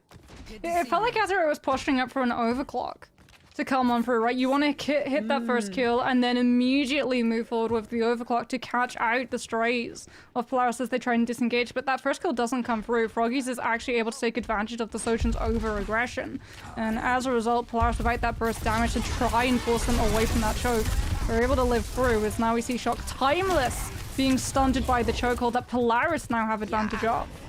Well, and the Kitsune Rush there was used by Dax, but that was the only ultimate used. So Shock Timeless are happy that it's spent, but they still have to push into Saber with Overclock. Yeah, and Aramori does have a rush of her own, but there is that Overclock coming on through, and immediately Shock Timeless, even though the rush is there, just have to move faster. Yeah, it's not as much as they were hoping for. A lot of damage from Santana is trying to be put onto Saber, but can't quite find the kill. Jim has a nasty Death Blossom come through, and eventually Shock Timeless wipe out the members of Polaris, and they take this point back. Jam's going to be holding on to the sound barrier for sustain as well, coming out from Shock Timeless, but Polaris going to be holding on to a sound barrier and Death Blossom of their own. The problem for this team, it hasn't been using ultimates to win these fights, it's been getting out of these chokes without losing a member too early. And that, once again, is going to be an issue, as you can see, just immediately TPing, taking onto that point as fast as possible to avoid that potential snipe. Point starting to be flipped towards Polaris, and it is actually capped for Altior Polaris. The sound barrier, the speed boost, and the Death Blossom. That's the combo, and it's going to send Shock back. Well, we heard it from the interviews. Every single time a Death Blossom is available, the Reaper gets everything, the kitchen sink and the sound barrier included. And yeah, I'm very surprised Shock Timeless actually walked away from that point long enough for the flip to come through, because then if they want to contest it, they're walking back into the Death Blossom, something Polaris immediately takes advantage of. Both bubbles used up and a Suzu forced out early from Dax. Damage is too much, and Jim is uncontested here in this corner, just pretty much free firing into Polaris, trying to approach. Now they've lost the point, and with 85%, it is last fight territory. Dax is going to have that Kitsune Rush. Polaris members extremely close to ultimates of their own to be able to set up through that one to buy themselves time to contest on this point itself, as they really are just going to have to push immediately onto point, denying that high ground control, and just Terra being the one to take all of the hits does mean no tank, no primal. Disruptor shot to make sure it's only Terra, but that means that Polaris don't get to touch. And as a result, we don't see overtime, we don't see a contest, and we see Shock Timeless walk away with the first map. The real question, oh, it's sheep? Really? Okay.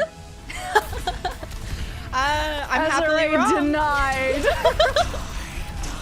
This was a good one, though. This was a very good one. And I think the big difference maker as well is that those kills come in so quickly, as opposed to Azure, where it's like, yeah, she does walk away with the 5 kills, but they're a little bit splintered apart. So play of the game is like, okay, well, maybe you got 2 in 20 seconds, but you didn't pick up the full 5K. It was a more split up, just no, but very nice job nonetheless, also from Sheep, because that Death Blossom was very critical. And I mean, you saw the synergy of Polaris ready to full commit for that attack. And, you know, at the end of the day, it didn't quite work out. Shock Timeless had some massive star power roll through from Azure to just kind of prevent Altiora from having a great first step every time they wanted to engage. It felt like every time it was like, oh, a little misstep, or like maybe a little ankle roll, or maybe you stepped with your off foot instead of your strong foot. I don't know. Either way, they were off balance the whole time. Yeah, that's always the danger with control maps. Like, it's a little bit less so in this meta if you're not running that mirror matchup, because the fact that we have that 30% retained ultimate charge does mean that sometimes if you want to play tank matchups with counters and you lose the first fight, you can actually swap onto something that counters what your opponent is running, retain the ultimate charge, and then win that fight immediately because you're just running something which steamrolls over what you're now running into. However, when you're running the mirror matchup, that first fight is everything, especially when it comes to choke control. And both Sojourn players, both Saber and Azure, were doing everything in their power when the point was under their team's lock to be able to hold on to that high ground and snipe out anyone coming through from that choke, forcing those Lucios to use the speed amp very early, the Winston bubble to be burnt out very early as well, and buying as much time percentage as possible. And since Shock were the ones to pick up the point first, the time percentage is able to build up a little bit better. Yeah, well, those disruptor shots too were, I mean, critical, and also forcing out like Wraith early and Suzu early because they were all cornered and pinned and there's only one exit. So, you know, not the funnest of time when you're on the receiving end, but a really nice, you know, synergy and team play coming through from Shock Timeless. As you saw, Polaris is going to take us over to Paraíso, and, well, we'll have to see who opted to, or what, if Shock opted to defend or attack first. Yeah, Paraíso is a really weird one because, like, you can run that Winston mirror, but you can also run a couple of other compositions that find a lot of value, right? Attacking, if you want to play that Roadhog composition with the Lucio, you can take that side alley to be able to pop up behind the point and maybe snipe out one of those squishies with Hook. We've seen teams break out that pharmacy to be able to break through point E extremely quickly, as well to be able to deal either with a Sojourn who's set up all the way on that back high ground, sitting above point, or just pump out so much pressure that the defense can't take advantage of that first corner. Because corners in Paraíso are the most brutal parts of this map, both breaking through that first corner on part A, but also on point B, where when we talk to teams, coaches in particular, say that you really do need to have at least one ultimate to be able to win that fight, and actually guarantee as an attacking team, you're able to break past corner and the high ground that is there for the defense. That high ground can be, I mean, we know the high ground pushing into Circuit Royale, and this high ground can be equally as difficult once the defense is set up. Okay, nothing, no big deal. I mean, not too crazy, but always worth a try as per usual. Traditional comps now on the board, and we can see Shock Timeless still, Shock Timeless looking to defend as Altiora pokes on forward. Now moving to the high ground, make sure that there's people cleared off here, because the last thing you want is to get encircled. A disruptor shot is critical to preventing anyone else from moving the other direction and forces Altiora to actually move on to the point. Now they're set up and trying to receive the defenders of Shock Timeless. Bubbles have gone down, and there's a bunch of them broken from all that Reaper damage. Saber's getting quite a lot of pressure here on this side high ground, and there's the dive coming through. Zip out of the way, and the real question is, can they continue putting pressure onto this point to cap it? Moxie, no one's actually gone down yet, but Suzu gone, and so is Jim. Now Altiora goes ahead and knows they have a player advantage. With Dax going down, though, their sustainability is highly depreciated, and now it looks like Shock Timeless might have this opportunity to defend. Yeah, good jump pack coming through from Terra to track where Azure's power slide would end her up, as it does mean that that Sojourn has been taken off of the board, and Saber can now really just push out so much pressure. But Santana, with all of the cleave that Timeless were able to set up, boxing Polaris into these sirens for so many aspects of that fight, has built up the primal, and as a result, Shock Timeless sustained. Santana is absolutely clutching it out on this Winston right now. I mean, regardless of all the things unfolding, she was dancing in that bubble beautifully, took down multiple members there to stall it out. But at the end of the day, Shock Timeless had the ultimates and threw the resources in. Oh no. Yeah, stagger onto Aramori, and that is brutal for Shock Timeless because they need to use this rush to be able to break through Polaris and force them back to spawn. Streets phase is honestly brutal for an attacking team on Polaris, though, because if you lose this fight, you lose access to this really aggressive play over high ground for your Sojin to be able to set up, and you get forced back into those chokes that, again, Azura is just going to have an absolute field day with. Well, geez, yeah, Azura in a field day on the high ground. That's a rough combination for Altiora, but they have their own overclock online too. Now the real question is, can they sustain through it? Azura gets chipped hard and taken out during their own overclock. Saber decides to double down and take on the challenge, and as a result, still more aggression being thrown here from Altiora Polaris. The Death Blossom is committed from Sheep, and they did force out the sound barrier from Jam. Altiora Polaris has that momentum and now can go ahead and roll through these, through some of this high ground. They don't, crucially though, have an ultimate to be able to break this next corner. And Santana does have that primal to be able to sustain it. Really is going to be whether or not Shock Timeless are going to be able to fully regroup as 5 players as they move through this choke, as Polaris have Saber set up in a really nice angle, forcing Santana to actually dive super deep onto that Sojin. And look at the peel coming through from Polaris. They know the primal is there. They know it's going to be chasing the Sojin out. Off the edge, no chance there regardless. And Santana has just come in clutch. Another boot play coming through from Jam there off the side. Shock Timeless clutch out that defense just before that second checkpoint. We need to roll the circus music. Because, oh my goodness, that juggle coming out from Santana. Yeah. Every single juggle, every single frame is pitched perfectly to bat Saber back and back and back until she isn't able to power slide away. As it is now going to be Polaris switching up the positioning, but Timeless with this rush on the high ground going to make it even harder for that payload to keep moving.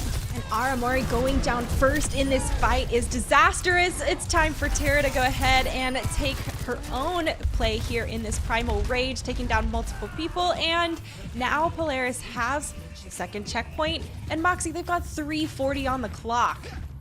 They're gonna have a sound barrier, an overclock, and a death blossom into this next fight as well. And Shock Timeless, they don't have a primal to be able to body block it. They don't have a sound barrier to try and sustain a little bit longer so they can break line of sight to deal with it.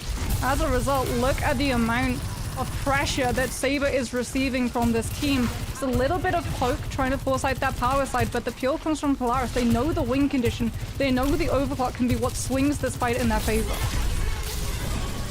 Saber getting pressured and manages to escape just at the end of it. Now we can see both tanks engaging, and with the sound barrier thrown from Froggy's, Tara continues to be aggressive, literally like 10 health just now. Manages to get topped off by the supports. Nice job, Froggy's and Dax. And now Altiora is still looking to push on forward. There has not been the commit on the overclock, but there's Death Blossom, and it's gonna fall short because Jim decides, well, it's gonna be my Death Blossom that reigns supreme. Yeah, Jim actually gets Aramori Suzu, and as a result, their Death Blossom is just a little bit more potent than Sheep's. As you really can see, you need to invest resources into that Reaper for the ultimate to come up big, but if you do, it wins you that fight, and now Polaris are going to be having to force their way back through another choke. They don't want to use the overclock to be able to break away because Shock Timeless can just disengage as Azure decides to get aggressive once again, and Polaris can't disengage cleanly in time. They're all caught up. They're all sent packing. They wanted to see the respawn point, but Waffles, I don't think they wanted to see it that way. Oh, yeah. And, you know, I actually think that Shock Timeless had a really concrete plan to go in because they got that early pick and then committed all ultimates very quickly after. They maybe could have gotten away with saving sound barrier, but it is a hectic fight here. Saber almost falling low once again. She's been getting so much pressure from Shock Timeless because, well, they see how much value she brings. And now we see Kitsune from Aramori here being pushed through. It looks like the defense is a bit on the, well, they were originally on the backside. Now they're pushing forward, clearing out some of Polaris as we're fighting towards the third point. Yeah, Shock Timeless dropping that Kitsune rush, unfortunately a little bit disjointed because of Tara jumping into that backline and using Primal to displace them a little bit here, a little bit there. so it's not finding that immediate win Timeless was searching for. And you can see Santana coming under a lot of fire with Froggies and Terra focusing down that Winston as fast as possible. Very aggressive jump, actually baiting that Suzu out onto Terra early on as Saber looking for that snipe onto Santana, isn't able to drop the Winston down low enough, and the bubble is there in time to be able to keep the high ground in control of Timeless. Oh, but Saber is persistent and finally, after breaking through the bubble, gets Santana at the end of the fight. Terra does go down though, and so no tanks on the board for a moment, but Santana's going to come back considerably faster, giving a huge advantage for Timeless. Polaris drops the sound barrier and Jim goes down. They have a big advantage moving into this last checkpoint with only 30 seconds left on the clock. It's all about continuing to keep this cart moving forward and handling the members of Timeless. Going to trickle through. There's Aramori getting pressured and is forced to use the Suzu early here as a result. That's a big resource off the table, and now Terra's looking to continue capitalizing. With Froggies gone, though, it's going to be Terra feeling some of that support missing. Sheep has Death Blossom, and are we going to see the Suzu combo with it? It's all about making sure this is successful, and there's no kills coming through from it. A beautiful bubble coming through from Santana. She's gone ahead and popped Primal Rage on top of it, and it is chaos here on the point. It looks like there's the kills for Shock Timeless, and at the end of the day, they're gonna hold this point just before the third checkpoint. Yeah, Santana doing so very much in that last fight. Dropping the bubble to stop the Death Blossom to having the value it needs, and then popping the Primal to make sure, even though Death Blossom isn't going to find picks, all of the space that Sheep is looking to set up with the ultimate usage is denied from the squishies because there's a primaling Winston juggling you around, and you cannot either aid Sheep when she's in that ultimate form and drop things like the Suzu or try and help with a disruptor shot coming on through. And because of it, there is just no pressure on the payload. The space that Sheep has is shut down within seconds because there's absolutely nothing else that comes through from Polaris. They're so occupied dealing with the Winston jumping in their face. Man, how do you pick a target when those are your options too, Moxie? With how well both Santana and Terra have been playing on this Winston too, they're definitely, I mean, the tanks, now that there's only one tank, they're already a big focus and priority of being a bullet magnet. But in particular, with how well they've been playing, it's even more, it seems like it's more obvious because they're going down first in fights. Well, it does seem like Shock Timeless is subscribing to the Widowmaker attempted grapple hook shot. We saw Polaris try to do this. Interestingly enough, they didn't actually burn all of the time that we used to see a lot of teams do, where you have 2 Widowmakers, so you actually don't have to worry about that grapple cooldown, and you can have 2 attempts of pressuring it out. It's a little bit more predictable, though, now that it's been in the game a little bit longer. As Azrael on that Tracer is going to swap to the Widowmaker, and there it is. The double dunk! Almost found value! Polaris aggressively face checks and could have been punished for the hubris, but the shot whiffs! Oh my gosh, that could be in a horror movie. That was so stressful for Polaris to watch. Shock Timeless, though, doesn't pan out. Now they're pushing forward in the more traditional route that we see here. Oh, a pick there onto Froggies from Azure. That is devastating. Polaris has no speed and less sustainability. Now Shock Timeless are going to have an easier time collapsing on them as a result, since, once again, no speed. And there's the kills coming through onto Terra. Yeah, it was the Winston, however, sacrificing themselves to try and step in the line of fire and distract the members of Timeless so that those other members, without that Lucio speed boost, were able to disengage. And as a result, Polaris should be able to get a recontest if they want to, especially with that snipe. That's a huge clutch snipe, but Dax goes down and so does Froggies! Oh my gosh, Jim just being an infuriating Reaper and performing wonderfully, taking out both supports from Polaris. That is a huge crippling blow to the amount of sustainability they'll have on this point. And now you can see Shock Timeless, they're respawning, they're back in the fight, and they're gonna go ahead and retake this point. They dropped the rush to be able to guarantee that they're able to take that point, though, and that's a little bit unnecessary given the fact that Polaris were missing both of their supports. But look at what Timeless are doing now. They're just not allowing this recontest. They're not allowing any regroup to come through from Polaris, buying up so much more time, and also allowing Azra to get into a really aggressive position to make sure that Saber does not have that high ground to be able to play around with the overclock 4. if Polaris want control of this space, they're probably going to have to just drop a really aggressive rush to deny Timeless from being able to contest it, and then they can just kite and disengage away, and that immediately erases the earlier uses of rushage that Aramori dropped from point A. That definitely would be a good idea, and that makes sense. Can they actually get enough traction and positioning to execute it? There it is. There's Dax with the and there's the Kitsune rush. disengage. How's your crystal ball over there, Moxie? Looking a little bit murky because unfortunately the disengage isn't as clean as Timeless were hoping it would be. They're still gonna lose the fight. However, Polaris again gonna be overcommitting a little bit. They do go into the side room. They do invite the Reaper to pop the ultimate. It is the prime position for a Reaper to find that value in enclosed spaces. After all, the perfect position for that coffin shape. Unfortunately though, again, it's gonna eat into the ultimate economy Polaris have in this next push. Can they recover from that type of ult economy though, with how well Jim and Azure have been playing? It's going to be really tough. Nice little boop coming through, and of course here we go, re-engaging Deja Vu once again. It's really about taking some of that space and making sure the high ground is staying pressured, right? Froggies knows the value of making sure that Santana doesn't have it, but we also see both of these Winstons pocketing their primal rages, waiting. Now we can see Azure getting pressured now by Terra. There's the sound barrier trying to keep her alive throughout this fight, and Terra decides to turn tail and run back to the team. There's a lot of disruptor damage from that shot, and now there's the dive. Saber is just being berated there by Santana non-stop. Jim gets the kill onto Dax, and now there's no one there to bail out Saber after the continued assault from Santana there on the primal rage. Yeah, to add insult to injury on Polaris' side as well, they try to use sound barrier to be able to save Saber, and it unfortunately comes through a little bit too late. Domino impact, they're not going to have it in this next fight, as Aramori does get picked on the side of Shock Timeless by Froggies. That aggressive Lucio play really coming in clutch, as they are going to be pushed all the way back towards the beginning choke.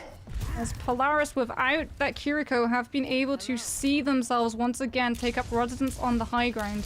Still no ultimate for them to be able to go toe-to-toe, so they need to delay this next fight, otherwise Aramori is coming in with a rush, and Dax can't counter it. Ooh, yeah, and we have seen exactly how well Shock can capitalize on this rush. Oh, but it's too slow! Saber already went ahead and took out Jim early in the fight. Now, Shock Timeless need to leverage this rush if they want to go ahead and look to take the second checkpoint. There's some good pressure coming through. Santana is relentlessly attacking Saber left and right. They do go down at the end of the day, but the poor Saber, she is just having to run constantly from Santana. Well, Saber did her job, however. She was able to make sure that the pressure from that Sojin sitting all the way at the back end of that rush didn't allow Timeless to be able to play on the front of it. And some really good heals from Dax as well for Santana into diving in extremely deep enough that she is able to punish and drive the Winston away from the backline and immediately back to spawn. As 1 minute and 9 seconds left on the clock, Shock Timeless without a single ultimate to play around with. Have to be careful that they don't walk into a small room with a Death Blossom up again! No! Oh, small room and a Death Blossom. Suzu can't save you long enough through all the damage. Bummer coming through there as Altior Polaris just shredded them through that. Wow. Yeah, you can see Sheep is just counting down the percentage until that Death Blossom ticks on up, hoping that Timeless aren't going to push into her. As Timeless were hoping to cleave, they were hoping to actually build up a primal rage to be able to push through, and unfortunately, that's their undoing. Their hesitance costs them. Well, and now they're pushing through. This is the same pathing they took last time, so it's going to be, you know, not as difficult because their Death Blossom isn't online. But with Primal Rage available here, Santana looks like they're going to go ahead, continue pushing in the back, displacing members of Polaris while Azure tries to put pressure from the back line. The damage is there, and Jim has ultimate. There it is. Death Blossom isn't going to save Sheep from the sound barrier, but Froggies is still alive in this fight with Terra. There is the sound barrier, this time from Jam, and Shock Timeless are going to feel beefed up moving into this second checkpoint. They're trying to cap it here. If they don't cap it here, it's over. And Oh, Good just burp. before the checkpoint, they managed to touch it once again. Polaris is not going to make this easy, and they were forcing out all the resources they can from Shock Timeless in this fight. Santana had to flip over to Doomfist just to get back fast enough to hold and help contest, and a couple more picks to close it out. Give them the checkpoint at the last moment.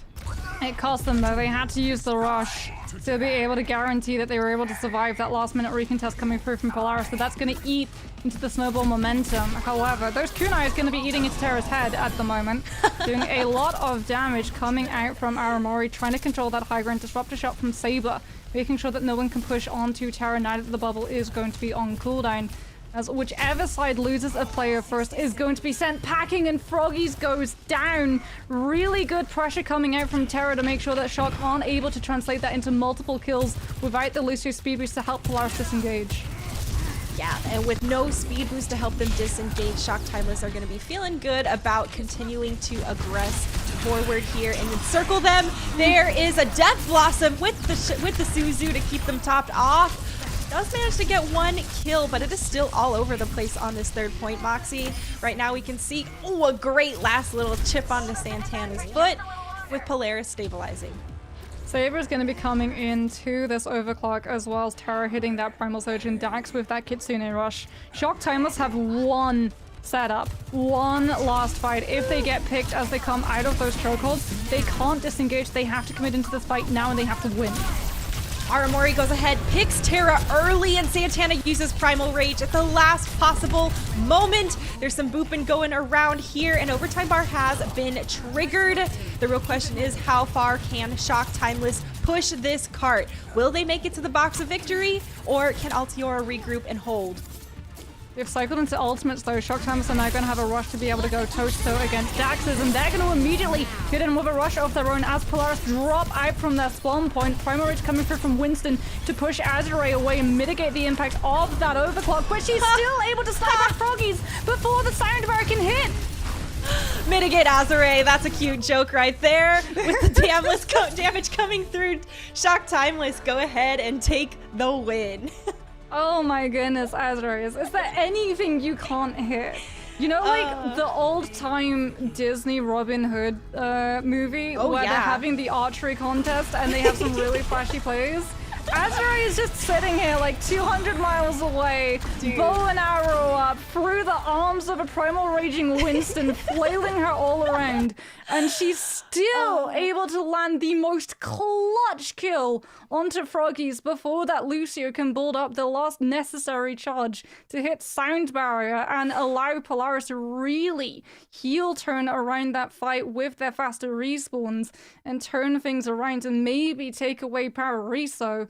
As it is going to be Shock moving up 2-0 in this series. It's close, but they're pulling ahead. Yeah. Well, the games themselves are definitely very close as far as the back and forth and what we just saw there with the time bank running out. Very, very, very close for every single checkpoint. But I mean, your analogy was right. It definitely felt like that old Robin Hood movie, especially at the very end when he goes to shoot the last shot and the sheriff like messes him up with his own bow. I mean, yeah, they and were it does trying the to do close that. up on the arrow and it tracks it traveling through all of the obstacles. Yeah. She's the other, the whole thing. And with the way Azure was getting booped around, it definitely feels exactly like that. Like, yeah, sure, it doesn't matter. I can course correct my arrow with another arrow. No big deal.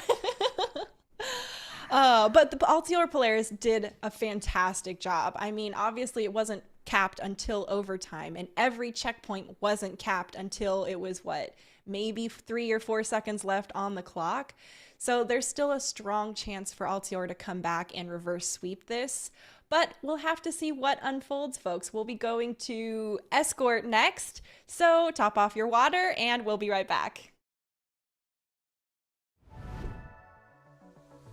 I'm Allie. I go by Dax in game. I play Flex Support while Altior Polaris. I started playing this game when I was 10 because I liked the pretty colors on my brother's PC. So Altior Polaris is one of 3 teams that was formed by the Altior org specifically for the Calling All Heroes championships. Our #1 goal is to create like a safe environment where everyone can feel that they can improve and nobody feels like attacked or aggressed. We just all want to be like comfortable with each other, be friendly with each other so we can all improve as players like individually and as a team. So my name is Sarah. In game, I go by Saber. My pronouns are she, her. I play Hitscan, and I'm on Altior Polar.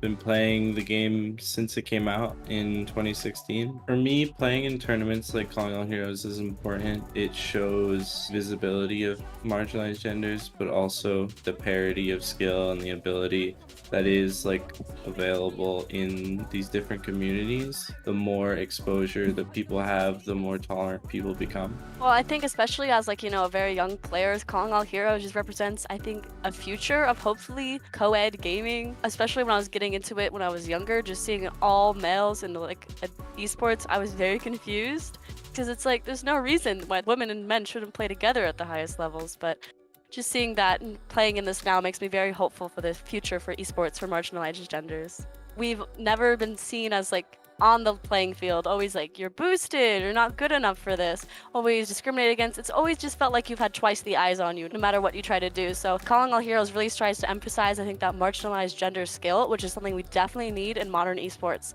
Trying to break into that boys club recently has been very difficult and something we definitely still need to do. Being trans femme, it definitely has been a struggle. I'm, consistently misgendered. I get a lot of like backlash and hate, especially on the rank ladder, but it is pretty staggering that like even in like top 500 I just have to like leave chat because people are just like harassing me. The one thing I'd like to say to someone who's a marginalized gender, it's definitely going to be hard, and there's going to be times where you feel like it's unfair and you feel like everyone is like fighting against you, but just know that there are like people out there who are genuinely supportive and like people who will have your back. You need to like find those people and then use their collective strength along with your own motivation to sort of push through those barricades and like keep working in the ways that you can to get better. It doesn't matter who you are, it matters how good you are. But it's really nice to know that there are people who will look up to us or find motivation in what we're doing.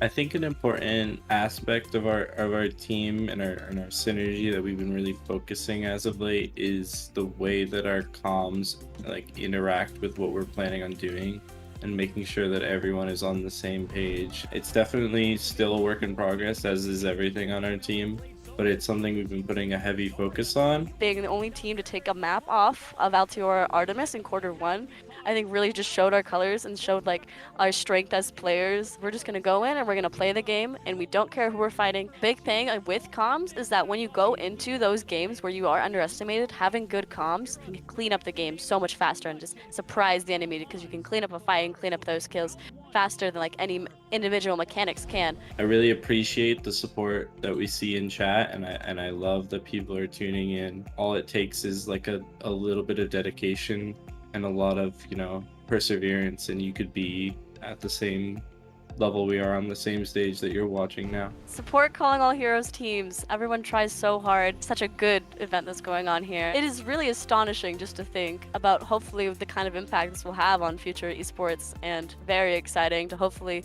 see what doors this can open to marginalized genders in esports everywhere, not just in Overwatch. In the future, like 10, 20 years, what's esports gonna look like? And hopefully this will be the start of a more co-ed and a less discriminatory, inclusive space for everyone. Interview, or I have like a client call. Oh, and we're back, folks. Welcome back to Calling All Heroes. Sorry. Obviously we missed the cue in our ear there, folks. But we are in the midst of our second match of the day. It is the lower round 3 of Altior Polaris versus Shock Timeless. And Moxie, we're at match point for Altior Polaris right now. It is first to 3, but Shock Timeless have been going toe-to-toe throughout the maps. Regardless of the score, it does not show what actually was unfolding in the games.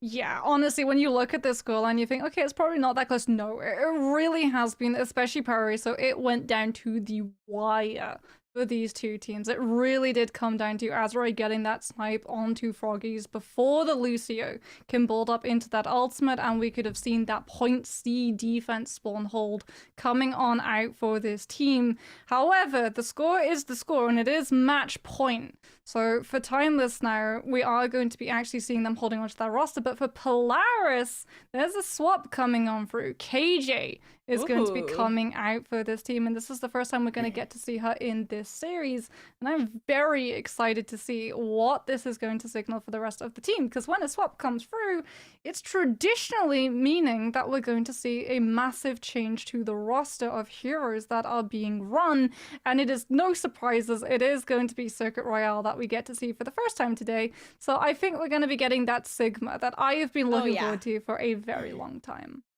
Well, and Circuit Royale it's a different type of map altogether, in the sense that Sigma is kind of normal or routine or traditional on this map, regardless of the meta composition in play.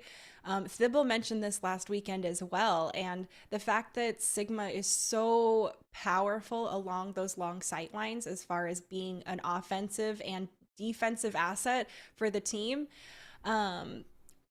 Double sniper's pretty common, and having that shield be able to push way forward to cut off that angle or crowd the site particularly as well can be really critical, and pushing into that second checkpoint high ground could be so devastating if you don't have a Sigma to be able to stun people and mitigate all of the pressure. Yeah, I'm really interested as well to see what the DPS lineup is going to be specifically for especially Polaris. Yeah. Because a lot of the time, some teams will either field the Widowmaker Sojourn or the Hanzo Sojourn. And the Hanzo is brilliant because you can really just very quickly burst through that Sigma. You can use things like the Dragon Strike to punish the fact that because that Sigma is coming on through and he has a little bit less sustainability and mobility than things like, you know, the Roadhog with the Take a Breather or the Winston with the Jump Pack, you're forced into running that Baptiste so you can have that lamp on cooldown being used to make sure that he stays up a little bit longer. And it takes a lot of stress off the Zen as well for being maybe dived out by a Winston or sniped out by a Widow or a Sojourn as you cross onto a main road through one of those off angles, and trying to build up that transcendence to be able to save your Sigma when the flux comes through. And that does mean that Azure might find herself being pinted upon in two different angles. We've seen the Winston be sent to deal with her, but we're yet to really see the DPS try to push her down that way. Yeah. Well, and that's a good point, right? A lot of times in the past, we've seen both the tank and some more mobile DPS like Tracer or Genji able to help capitalize and put pressure on some of those backline damage dealers like we see the Sojourn bring forward. But it's really been a lot of pressure on those on the Winston in particular, like you mentioned. So hopefully Altiora is aware that Terra needs a little bit more help on Azure, or maybe we just need to continue putting the pressure on because, well, so far it is working.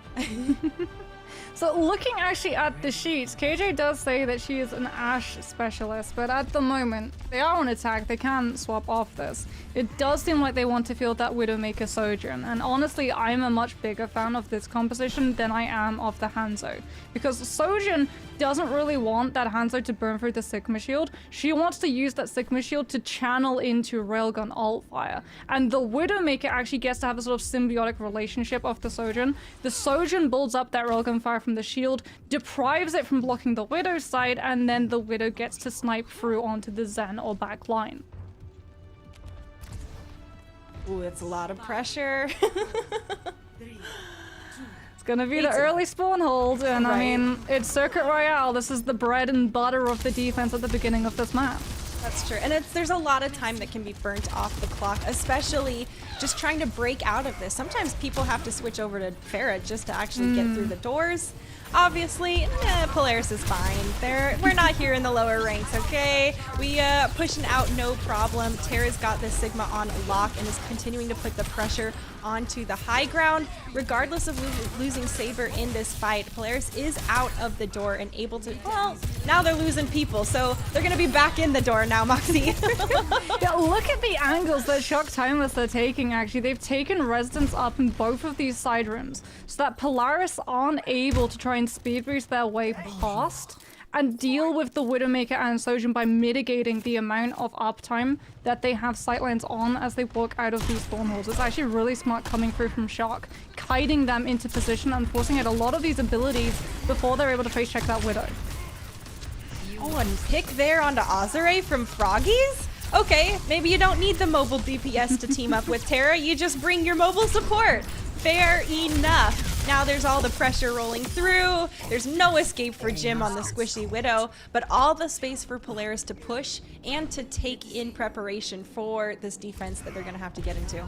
It's still pretty successful for the defense, though, and however, because we're actually seeing Polaris, they were able to break that spawn hold by going to that Winston meta. Shock Timeless now actually having to mirror into it. And it does mean that Jim is going to have a little bit of a harder time being able to infiltrate their way into that front line without burning Wraith Form and walking into Saber, who's already set up on that off angle with the railgun. You hear that ult fire going on through. Azure already doing a lot of damage to try and keep Saber in check.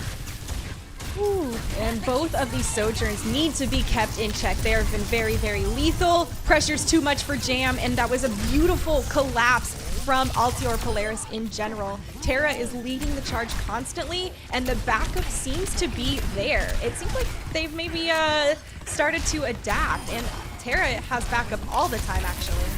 Yeah, Jim goes down staggered as well. Santana now throwing themselves into that fight, just being a little bit of a target so that Polaris aren't able to catch on to more of those squishies and stagger out this defense even longer, allowing that payload to pick up even more distance for absolutely squat.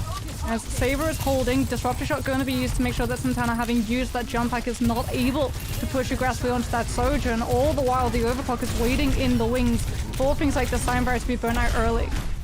Oh, Terra gets a nice kill with the juggle onto Azure. That's a really good kill. That's a really good displacement coming through. And now pushing into Kitsune Rush. Oh, is disastrous for a slow-moving Reaper. That is not looking good as Santana now is able to capitalize on all of this space. Jim gets taken down mid-Death Blossom as well. Deja vu for both sides and exchanges all around. Polaris, they'll still have the numbers and they're looking to go ahead and push. Not into Azure's overclock though. Everyone's gonna bail out of that. Want to make sure you're trying to survive. No deal. Yeah. This is actually a really smart decision coming through from Shock, because if they win that fight, they force Polaris to have to climb back up into that high ground and risk getting sniped out yet again. Unfortunately, however, Polaris still have a couple of members alive. They will still lose the fight, however.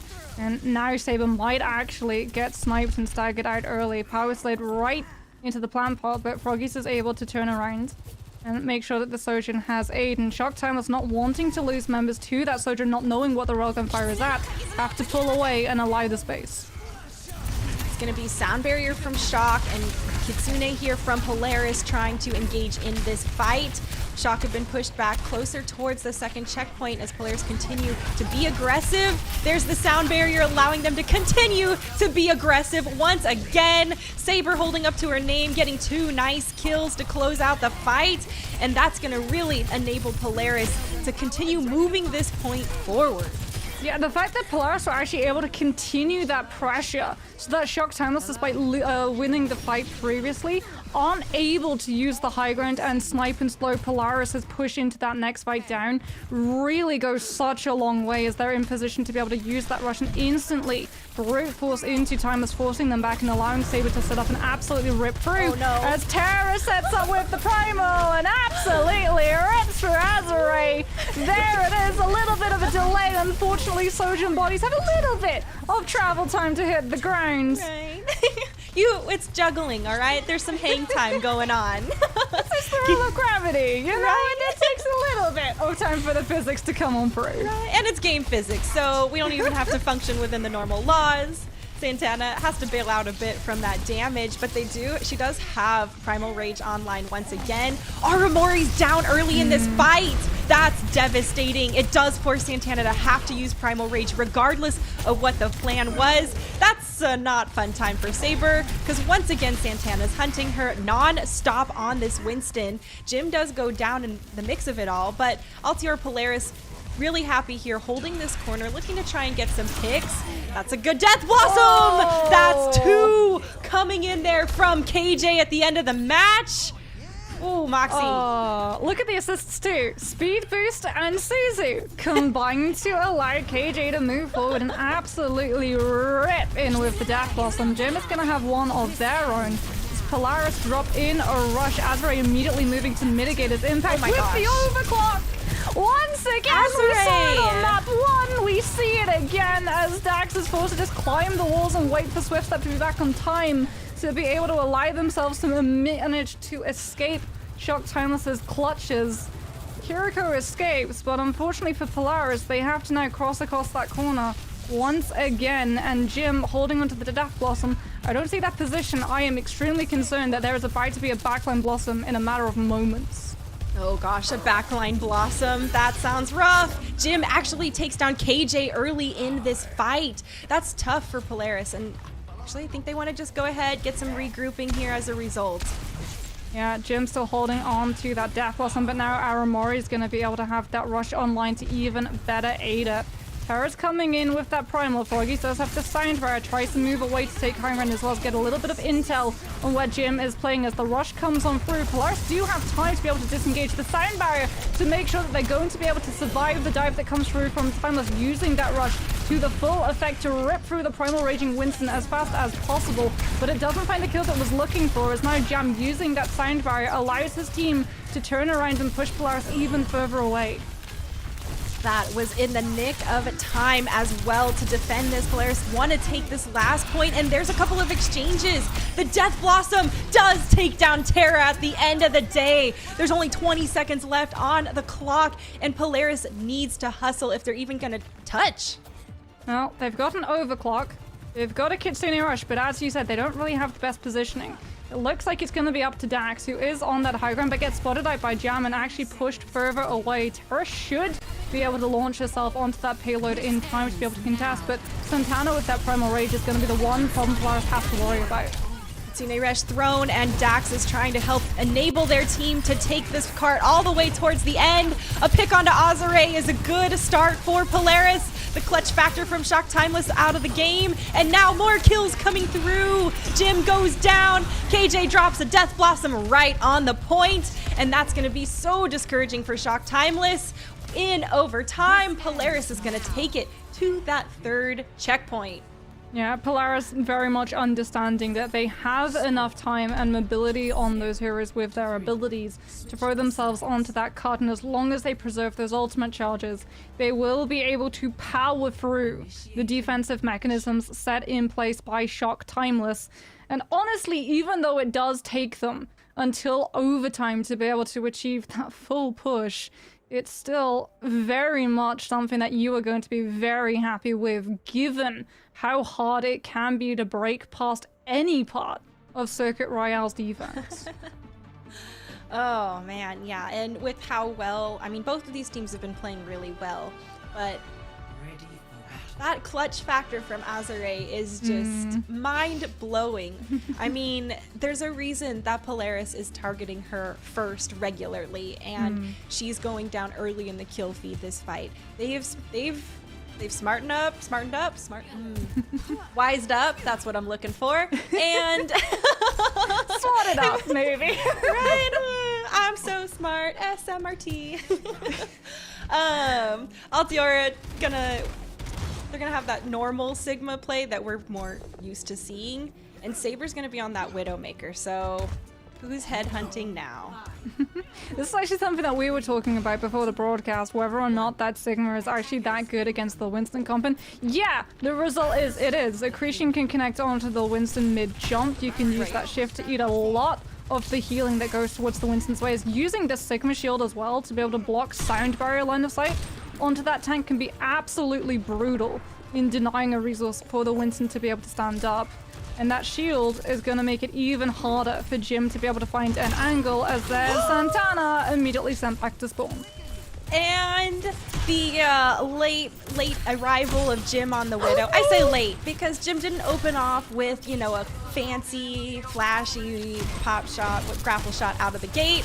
just went ahead, looped around the side, picked off their counterpart and the other support. Now Shock Timeless have so much space and the player advantage to easily keep on rolling through. Couple more picks and the late stagger there onto Froggy's gonna be feeling really good. Yeah, Dax as well face peeks Jim, trying to use the Zen orbs to keep the Widowmaker in check. And unfortunately does go down to it, and without that Discord orb to just burst through this Winston's health as fast as possible, Santana gets a lot more safety. As there's the grapple shot, immediately connecting onto Saber. A little bit of a wave, as yeah, that's a flashy play. You 100% save that to your highlight reel. F9, the second that one connects. And with Saber still walking back from spawn, it's so much room for Shock Timeless to go ahead and get aggressive and push. They know sights are online, gotta be careful where you're peeking, and there's so much respect being played there to Jim. As a result, Jim is the first person taken down in the fight. Kitsune thrown here from Aramori, and a nice railgun comes through from KJ. Altiora does not want to give up this first checkpoint easily, but there's a lot of members of Shock Timeless who are aggressing forward.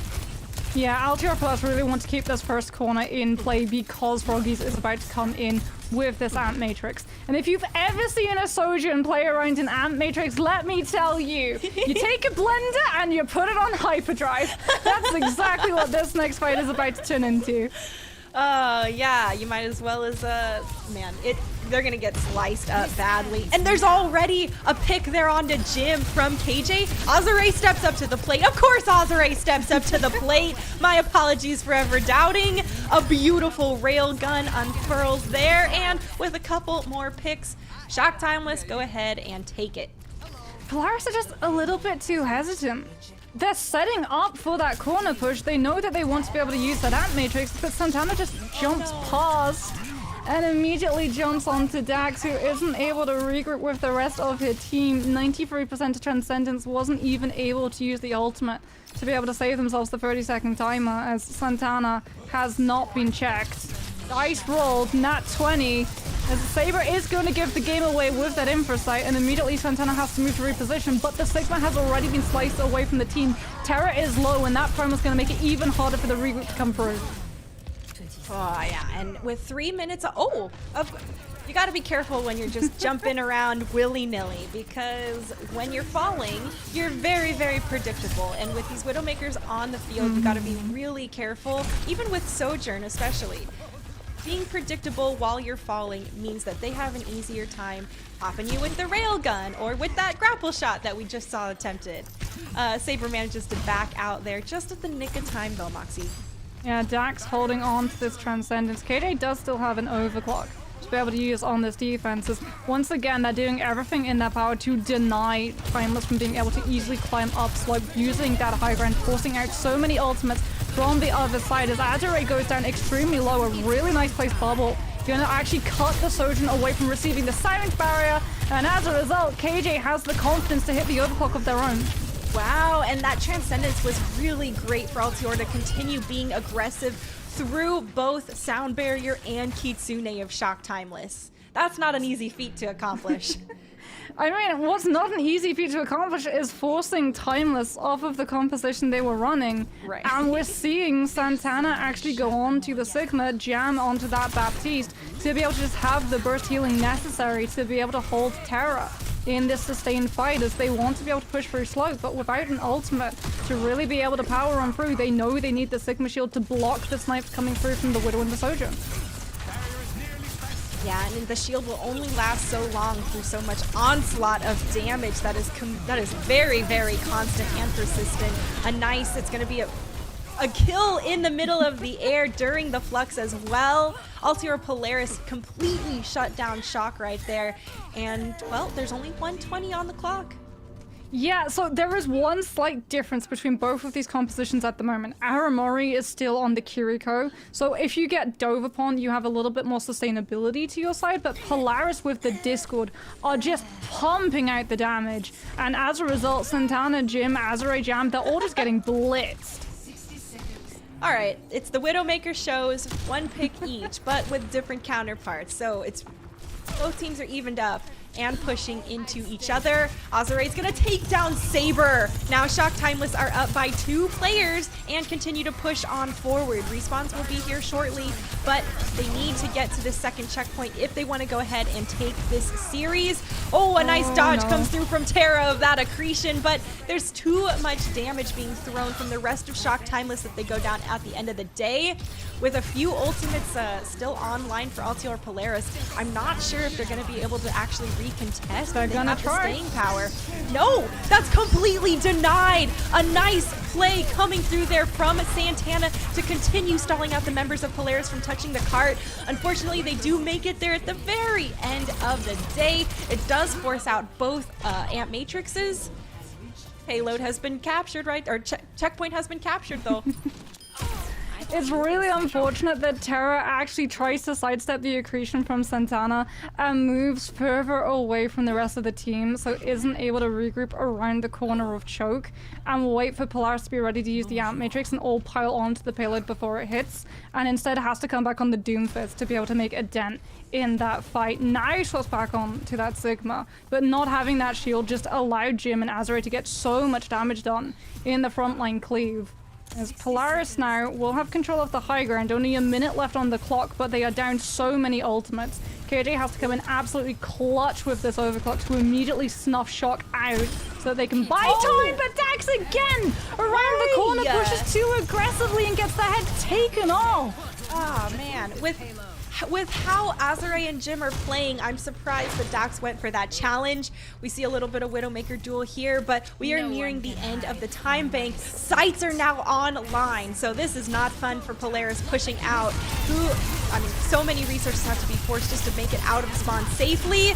Aramori gets a pick onto Terra, and now it's all Shock Timeless trying to close out this fight. There's an MO on the point itself, but Altior Polaris cannot even make it there to contest. The cart's gonna roll on forward, and that's gonna be a 3rd point captured.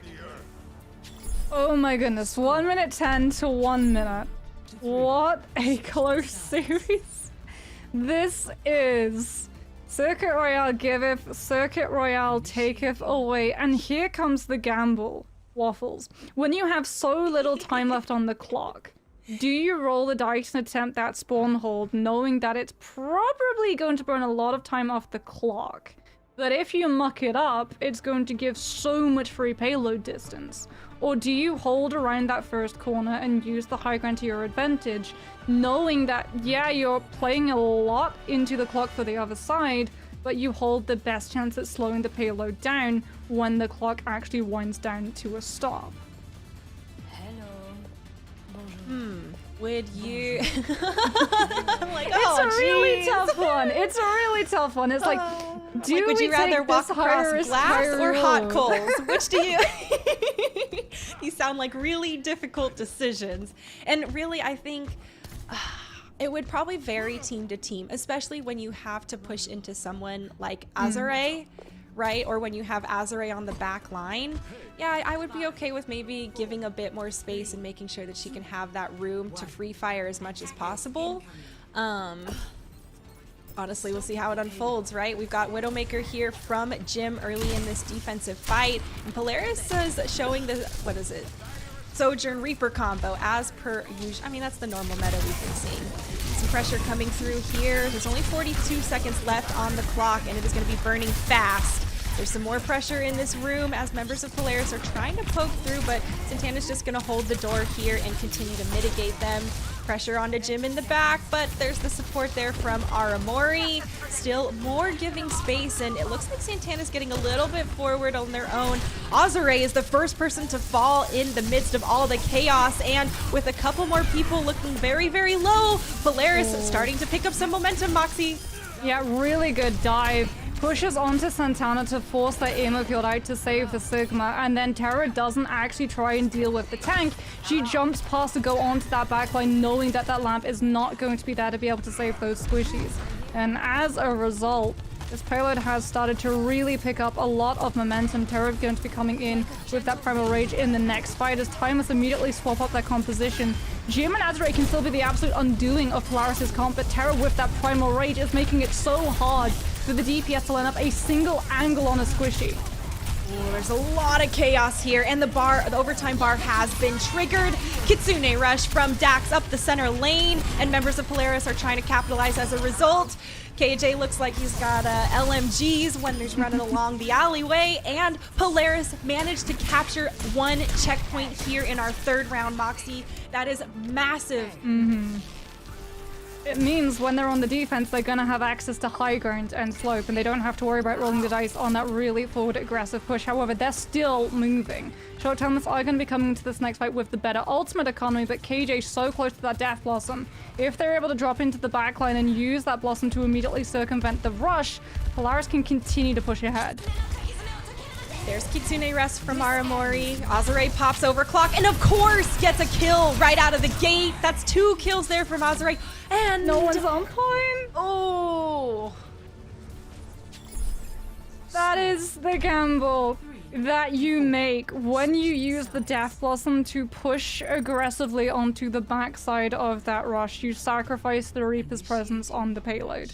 Right. And Azure, with the kills that she's able to pick up on those players contesting that space, with the amount of time that overtime has been in play, it's a millisecond. Right. That Polaris can afford to step off that payload before throwing another player on to keep that timer burning, and as a result, they are going to see the payload stopped. The win condition, the condition not just to carry on in this series, but to carry on in this tournament, is now set in stone.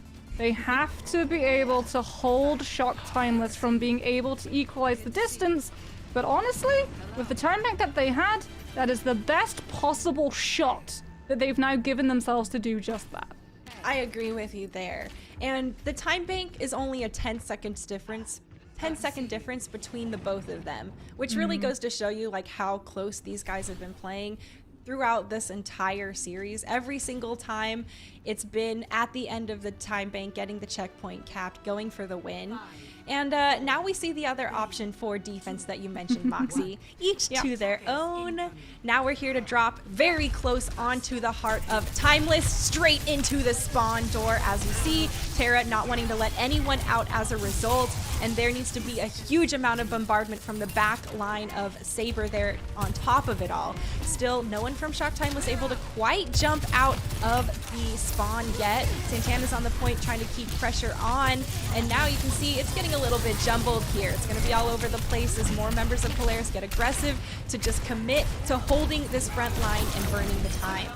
I mean, it is burning a lot of time, and this is why Polaris wanted to go for that spawn hole. They didn't want to win the fight, they just wanted to push Timeless into having less seconds to be able to build up that payload's momentum, as they're about to hit overtime, and we haven't even hit checkpoint A.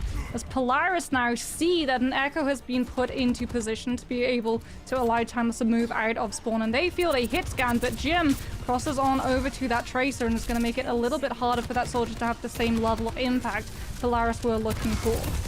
That's right, overtime bar triggering momentarily, and now we can see it's all on the line. Terra takes down Azure early in this fight, and Jam is off the board too. Those are 2 critical players, but Terra goes down in the midst of all of it. Altior Polaris wants to continue holding this point, but Timeless are getting shoved back slowly, one at a time and one after another. It's going to be a jump there from Santana and a quick deletion as a result. Kitsune Rush seems to be just Dax and Jim on the, or Aramori and Jim on the point. There's the members of Timeless starting to follow up and catch up on that Kitsune. Azure being the hero once again, getting another couple kills. Can they continue to hold down the fort, getting more? The Primal Rage, absolute clutch coming through from Terra. She's been hunting people and hunting Saber, hunting Azure in particular, throwing her off the edge for a 3rd time this series. Absolutely incredible as a more defensive clutch coming through from Polaris, coming through for the win.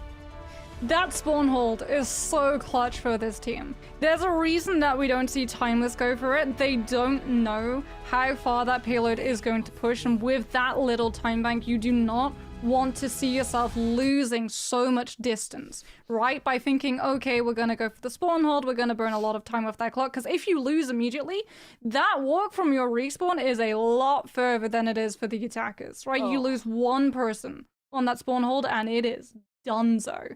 But Polaris, because they're able to push all the way past checkpoint A, they know they can sacrifice themselves, they can sacrifice their health bars that walk back, because they're going to have at least one, if not two fights if the spawn hold doesn't pay off. And even if it doesn't, you burn a good 30 seconds off, you force shock onto pushing onto different heroes, which means they're going to be swapping off of things like onto that Echo and then onto the Tracer, which eats into their ultimate bars. So at the end of the day, in terms of ultimate economy and time bank and distance, you're coming up ahead, and it pays off massively for this team. They survive in the series, and we could potentially see the reverse sweep. I know. Oh, Polaris heating up a bit here. And, you know, we talked about how close these teams have been throughout the entire series and how Polaris has been adapting to what Shock Timeless are bringing to the table. And now we see the tangible proof of all that coming to fruition, right? They've taken this first map here or this third map here for themselves, potentially starting their, journey for the reverse sweep in the series against Shock Timeless. But Shock Timeless have been, very consistent. There's a reason they're already up 2-1 for now. And I think that they are starting to understand how much pressure is getting put onto Azure. Mm-hmm. Yeah, that Sojin is really target number one for every single member of Plus. And you can see why, right? At one point, well, okay, yeah, sure, they're probably going to lose. They're going to have to step off that payload. The ultimates are all available for the other team. And then Azure just comes in and says, do you know what? I've got an overclock. I'm just going to snipe out another member and another member and another member. And it takes a primal rage to bat her right back off the map to make sure that she's not going to be able to clutch it out. The last time I was casting with Fibble, I mentioned about the Sojin that we have in NA contenders called Tree, and yeah, Azure is 100% a tree in the making. Her roots are absolutely terrifying, and like we said, she's been getting all of these resources, she's been getting coaches from the San Francisco Shock. You can see that it's really paying off in terms of her ability to hit those shots, and moving forward, I cannot wait to see what she grows into. Yeah, I agree with you there. Calling all heroes is it's running parallel to the path to pro, to give a funnel and another pipeline for players to be going pro and growing the esports scene in general, because it's a little bit on the newer side compared to traditional sports, and there's a lot of things we can do to continue enabling and putting these players on the forefront. And Calling All Heroes has had a huge amount of eyes on all of these players and teams, scouting, watching all these, look at some of these highlight reel type of plays we've been watching unfold throughout the whole tournament. And, we're going to New Queen Street next. So it's the push map. It's our first time going to push today. So we'll have to see how it goes out. But Timeless went ahead, of course, and picked this map. So... I'm not surprised with how well Azure plays on the Sojourn. There's tons of nooks on the high ground. There's a lot of alleyways to go to different high grounds. Azure is about to have a heyday. Azure is about to have a heyday, especially in that first fight. That first fight where everyone is vying over initial control, a lot of the time we actually see teams just ignore the objective entirely, as you do in Overwatch. Right. Kills are more important than the objective, everyone says, or at least they do in my lobbies. Me too. That everyone sort of ignores that robot to posture up around the statue, because that is the position that the Sojourn wants to take. So many times when we've looked at the Sojourn's positioning before these fights properly start up, they're looking to take that off angle, they're looking to take an angle where they're going to receive the least amount of resistance, but also be able to apply the most amount of pressure. And for Sojourn players, that's exactly where we're looking at right ahead. Prime position, podium of power for the Sojourn is the area we're about to just veer into. There we go. And if I love it when the observers line up perfectly with a point. It's brilliant. Yeah, you can also see, this is the beautiful shot where you can see the conflicting crosswinds of the map here between the snow and the flags. Definitely can't stop looking at it once I saw it. And now you've said it to me, I'm never gonna be able to. You're welcome.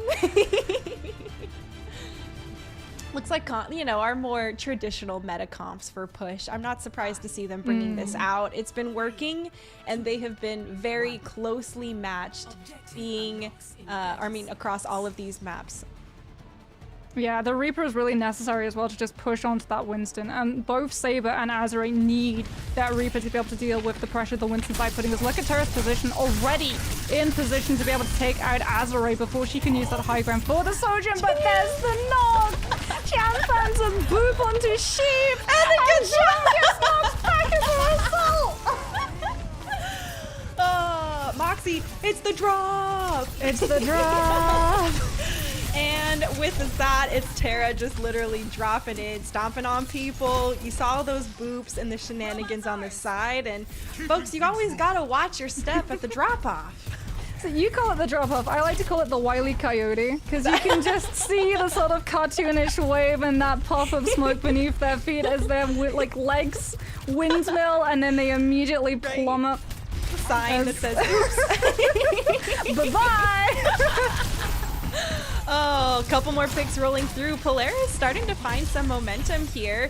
Looks like Terra continuing to hold the front line, allowing for these late stagger kills. And I love how well Polaris is hunting down the members of Timeless. They weren't doing it quite as well in our first couple of maps, but last map and this one, it's looking more cleaned up. Yeah, you can see there is a game of action, there is a hit list of players and a prioritization of those specific players. Just look at the disruptor shot placement, just to be that, to make sure that Azure is not able to snipe out members of Polaris as they cross out against that corner into high ground. But Santana finds Terra, and as a result, Shock get to go aggressive. Saber trying to level the playing field with the overclock damage, unfortunately uses the ult to find absolutely no value. And Shock Timeless are going to be able to have snowball potential in this next fight. Yeah, that was a really nice, the early pick onto Terra is what set the tempo and really enabled Shock Timeless to run away with that fight. Terra just bit off a little more than she could chew, and that chip damage coming at the end was too much. They do have Kitsune Rush online here from Dax, and there it is, engaged early in the fight. It's all about continuing to follow up, and well, now Jim has no Wraith form, hunted down as a result since you're vulnerable, and now we can see Polaris starting to try and pull ahead in the momentum. It's tough now with Jam going ahead and popping the sound barrier. Santana's taken down Saber once again, but Terra's trying to hunt for Azure. Not able to quite find her there at the end of the day, and Dax goes ahead and helps with a lending hand. Still, Altior Polaris trying to continue taking this point, and a commitment of the Death Blossom. All right. Oh, no. 2 from Jim. How did they not take Jim down when they had 4 people? Yeah, and the bubble gets used, and Jim is just able to step right in the middle of it and use the Death Blossom. Shock Timeless off of a clutch play, a little wave coming through from Jim, as it is just going to be off that Reaper ultimate that Timeless are able to claw back their way into the fight. Okay, I wasn't ready for Jim to survive and then pull that beautiful, beautiful play out of his pocket. Azure opens up, kill onto Saber with Overclock online. It's going to be death for probably Altior Polaris in general. Actually, they decide to just skirt back and avoid it. So I respect that. I feel it. Azure has been very, very lethal on this Sojourn, and now we can see Polaris re-engaging. They popped their sound barrier, and they're trying to continue pushing Shock Timeless off, but now they're pushing into Aramorti's Kitsune Rush. Pushing on top of that, Shock Timeless continue to move forward. They've almost overtaken the advantage, and they're trying just to get to that spawn checkpoint. Polaris pushed them off at the last moment and retain a bit of their lead. Disengaged rush for disengaged rush, however, Altior Polaris with that Lucio speed boost are still able to catch onto Azure, and as a result, they should be able to take this fight. Santana's still holding onto the prime, but they really want to use it to be able to stall the Saber Bulls into that overclock. Takes a little bit of pressure from the low ground coming out from Aramori as the primal catches onto Dax, and as a result, Polaris are forced to give up a little bit more distance. Yes, they've got control of the robot at the moment, but Terra has to use the Primal Rage just to push Aramori into Saber so that the ult fire from the Railgun can finally take down the enemy Kiriko. Wow. I mean, these Winstons here have been really critical to the gameplay and helping set up the other members of the team for their own shots. Terra's gone down for Polaris, and now there is no tank and no front line. There's no tanks on the board anymore at all. Saber goes ahead, uses her covert clock. Can she find the kills? That tree's a little tricky, getting in the way, and a Death Blossom on the point takes down Froggies. There's another counter, and Sheep is gonna go down afterwards. There's still a couple members of Polaris trying to stall this out a little bit longer. They do manage to get that pick onto Jim, learning their lesson a bit from last time, making sure he gets put down. Jim's Death Blossom again finds more value though, this time because Aramori drops in the Suzu, so that he can actually hold that position in the face of Sheep's Death Blossom, survive, and then return with an ultimate of his own. And it really does force Polaris' hand into using a lot of those resources. As they do have Sound Barrier, the only ultimate currently online at the moment, but they can't use it to really engage since Azra and Aramori are about to come into ultimates of their own. They need to hold on to it, but no! Now they use the Sound Barrier, now they need to win the fight immediately, otherwise Timeless can just disengage, wait for the over armor to be off, and then come back with the overclock. Oh no, and that's starting to happen right here. Overclock, there it is, and on top of Aramori's Kitsune Rush, Azure just has a heyday and makes it look easy. Yeah, that's the real problem when you use that sound barrier so aggressively, right? You need to immediately find a pick, and Timeless, because they're so mobile in this composition, because they're so sustainable as well. The Reaper can reform, the Sojin can power slide, Kiriko can Suzu and teleport, Lucio obviously has the speed boost and Winston the bubble, survives the entire burst of it as Saber is going to make sure Jim doesn't survive that ult fire coming on through, power slides right into the middle of Timeless and sends them packing. That was a nice little swift step there from Aramori. She does go down at the end of the day, but it's always fun to see that quick dodge out of the, it's like straight out of an anime, or she flash steps just in the nick of time to avoid the damage. Polaris here moving the cart on forward, and it's once again getting really close to that checkpoint. Hasn't quite clipped it yet, and a nice touch there from Shock Timeless, actually preventing the forward spawn for Polaris. Saber pops the overclock, looking to find the damage and to seal the deal for this forward spawn checkpoint. There's a nice kill there onto Jam as Terra gets aggressive. No Lucio available to help Shock Timeless speed or heal up. There is the Death Blossom, and Jim doesn't find any kills. There's not enough money being thrown on him from the Suzu and the speed. Polaris goes ahead, takes the win there, and they get the forward spawn. Santana almost steals that fight away for Timeless. Terra actually used that Primal Rage to try and push onto the front line of Timeless, and Santana steals past with a Primal Rage of her own to be able to tap onto that bot and create enough confusion that the rest of the team can slip past Terra and keep that bot in contest. However, the Death Blossom doesn't find the value that it's looking for. A Sheep Knight comes in with a Death Blossom of their own into that Winston bubble to allow themselves to push further forward into Timeless' side, but the rush turns on the Reaper, and as a result, Polaris lose control of the fight. Oh man, they've lost control of the fight, but they do still have the advantage, Moxie. With 150 on the clock left, Polaris still has a very realistic opportunity to come back and try and reverse sweep the series. I don't count Timeless out though. Azure has an overclock. Right. I've seen Azure's overclocks. I am terrified that this overclock is gonna just annihilate Polaris' team. It's so Polaris. They're beating both support ultimates into dealing with Azure right now. Yeah, that is definitely the respect due to Azure on the overclock in particular. Both support ultimates, like you said, fed into that fight, and some cleanup. A great late kill coming through onto Jim is actually opening the door even farther for Altior Polaris to continue gaining an advantage in this map. Primal Rage again gonna be up for Terra, meaning that she can again take that really forward aggressive position. Bubble gonna be dropped. If she's contested, she can immediately use the ultimate to be able to regain that health bar. She holds onto that high ground, making sure that Santana is not able to use the Primal Rage. Really good Primal Rage to catch Jam in between that disruptor shot and actually juggle them right up against the wall, guaranteeing the kill on the Lucio and forcing Timeless away. Man, Terra has been on point with those juggles as well, continuing to put the pressure onto the members of Timeless. Usually it's Azure, but this time it was Jim, and that was nasty. Saber goes ahead, pops the overclock in the background as well. Now it's headhunting time, and you've got to be wary of the damage.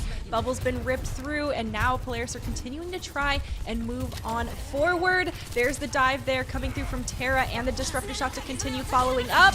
It takes down Jam. There's too much damage, and a nice Kitsune comes through. The Death Blossom doesn't quite find all the damage it's looking for, but it looks like Shock Timeless are finding the momentum they're looking for. There's a couple of picks in their favor. Can they continue holding and pushing this in overtime?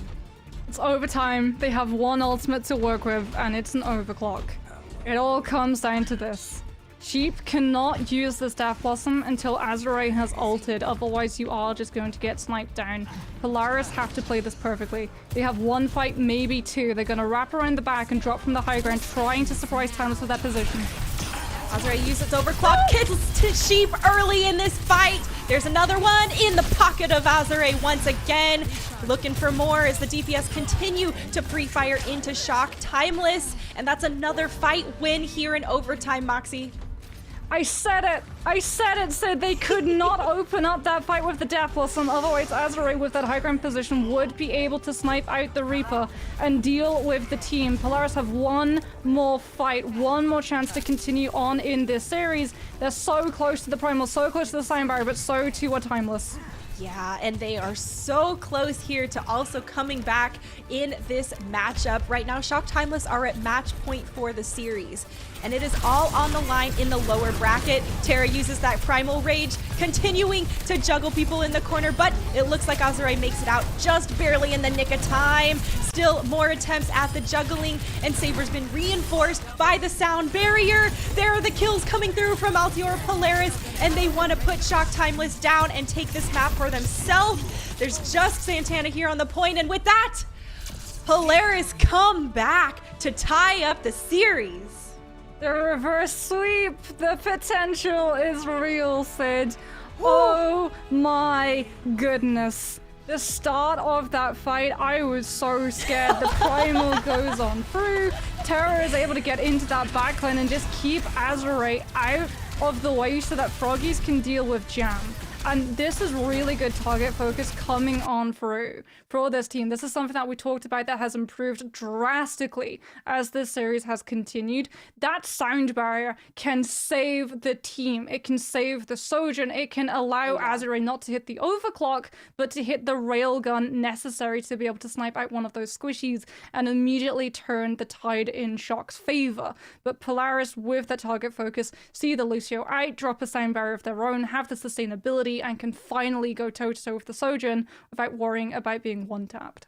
Yeah, and I mean, it really shows how much more success they were having with that on this map as well. It seemed like last round they were starting to find their rhythm and how they kind of want to be going into combating Shock Timeless, and this time it felt like every time Shock Timeless needed to step up to the plate, it was always really falling on Azure or Santana's shoulders to use the ultimate or be that clutch factor versus really kind of giving them a silver platter just to capitalize in general. They're constantly pushing them and forcing them into those pressured situations. And, well, Altior Polaris might just be on their way to a reverse sweep as a result, Moxie.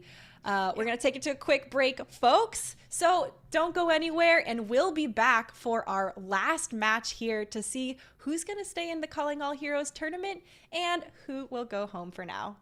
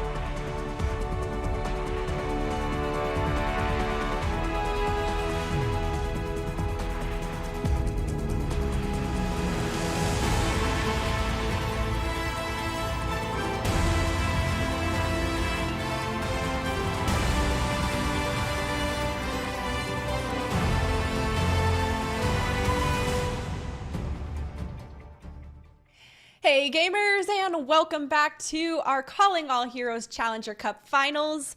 Moxie and I are about to bring you our final map of our first to 3 here, because it's match point for Shock Timeless versus Altiora Polaris. And Moxie, I have no clue who's going to win this. These teams have been doing great, and both have been adapting to some of the star power we've seen today. Yeah, so we were actually discussing this in between the break, as we do. We don't just stop casting when you guys can't see us. It's not just because we like the sound of our own voices now. We've been game crafting. You know? We've broken out the notebooks and the stats and been like, yes, okay, I see a correlation here. And one thing that we both noticed was that because Azure and Santana are getting a lot of focus fire on their sides, Jim on this Reaper is slipping through the cracks. We've seen their Death Blossoms find a lot of value. Yes, because they're good ultimates, but also because a lot of the time it feels like the response is a little bit disjointed, at least at the beginning when that Reaper's position is noticed. And heading over to somewhere like Lijiang Tower, I am very concerned that if they're not able to keep that Reaper's position under wraps, control of those points, especially on the flank angles, and taking high ground control and things like control center, with surprise Death Blossoms dropping from above, is going to be a little bit of a problem that Polaris are going to find themselves dealing with. Definitely. And you know, this is a tough map for Polaris going in, right? They lost the initial control round, okay? So it's kind of been established. Maybe this isn't their strongest here at the moment. Shock Timeless were a little more at home.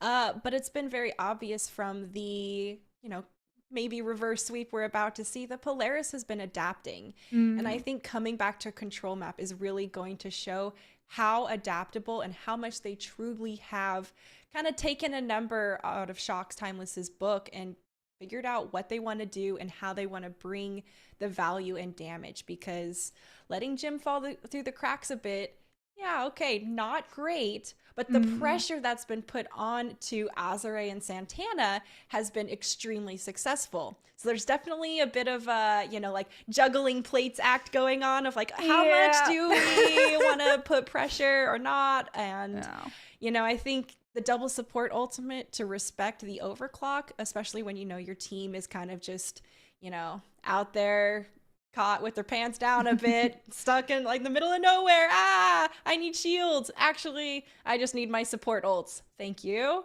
But with Lijiang Tower, there are some more opportunities for cover to be used. So maybe you don't need to layer and stack so many support ultimates. But we've also seen the teams use them to get aggressive into each other's faces. So those are two different styles of, how do we want to use them, right? Are they more bailout or are they more instigation? And with how Azure is playing, they've been more bailout. But I think for control, we could maybe see a change of pace. It was starting to happen more on New Queen Street as well. I think, however, as you said, this is going to honestly be a very good tester to see how far Polaris have come from that first map to being able to adapt into the playstyle and also just the powerhouse that Azure has been on this Sojourn. Because when they lost control of that point, they lost control of that point for a very massive amount of time and percentage as a result. Because chokeholds. That is a really good point about that as I feel bad for it doesn't really get better for this team is the problem, right? Because if you lose control of this point for any specific amount of time, Azure gets to play that back angle, and a lot of the time, especially on places like Lijiang Gardens, when we see that Sojourn playing from the back angle of Bridge, the Winston has to dive in super deep to be able to commit into creating space that is safe enough for the rest of the team to not have to worry about being sniped out as they cross that ground. And oh no, I spoke it into existence. Gardens is the first sub-map that we're visiting. All right, place your bets, place your bets. How many boops will we see this map? That is true. Froggies can absolutely punish if Shock want to play that super aggressive playstyle of using Bridge and trying to put Polaris into a hostage situation where you sacrifice percentage because you don't want to face check Azure set up on that Sojourn. when we've seen a lot of these Lucios ready to receive and boot back the Winstons who are jumping. And I mean, welcome to Overwatch 1, right? Lucios booping back the Winstons diving them? Jeez, what do you know?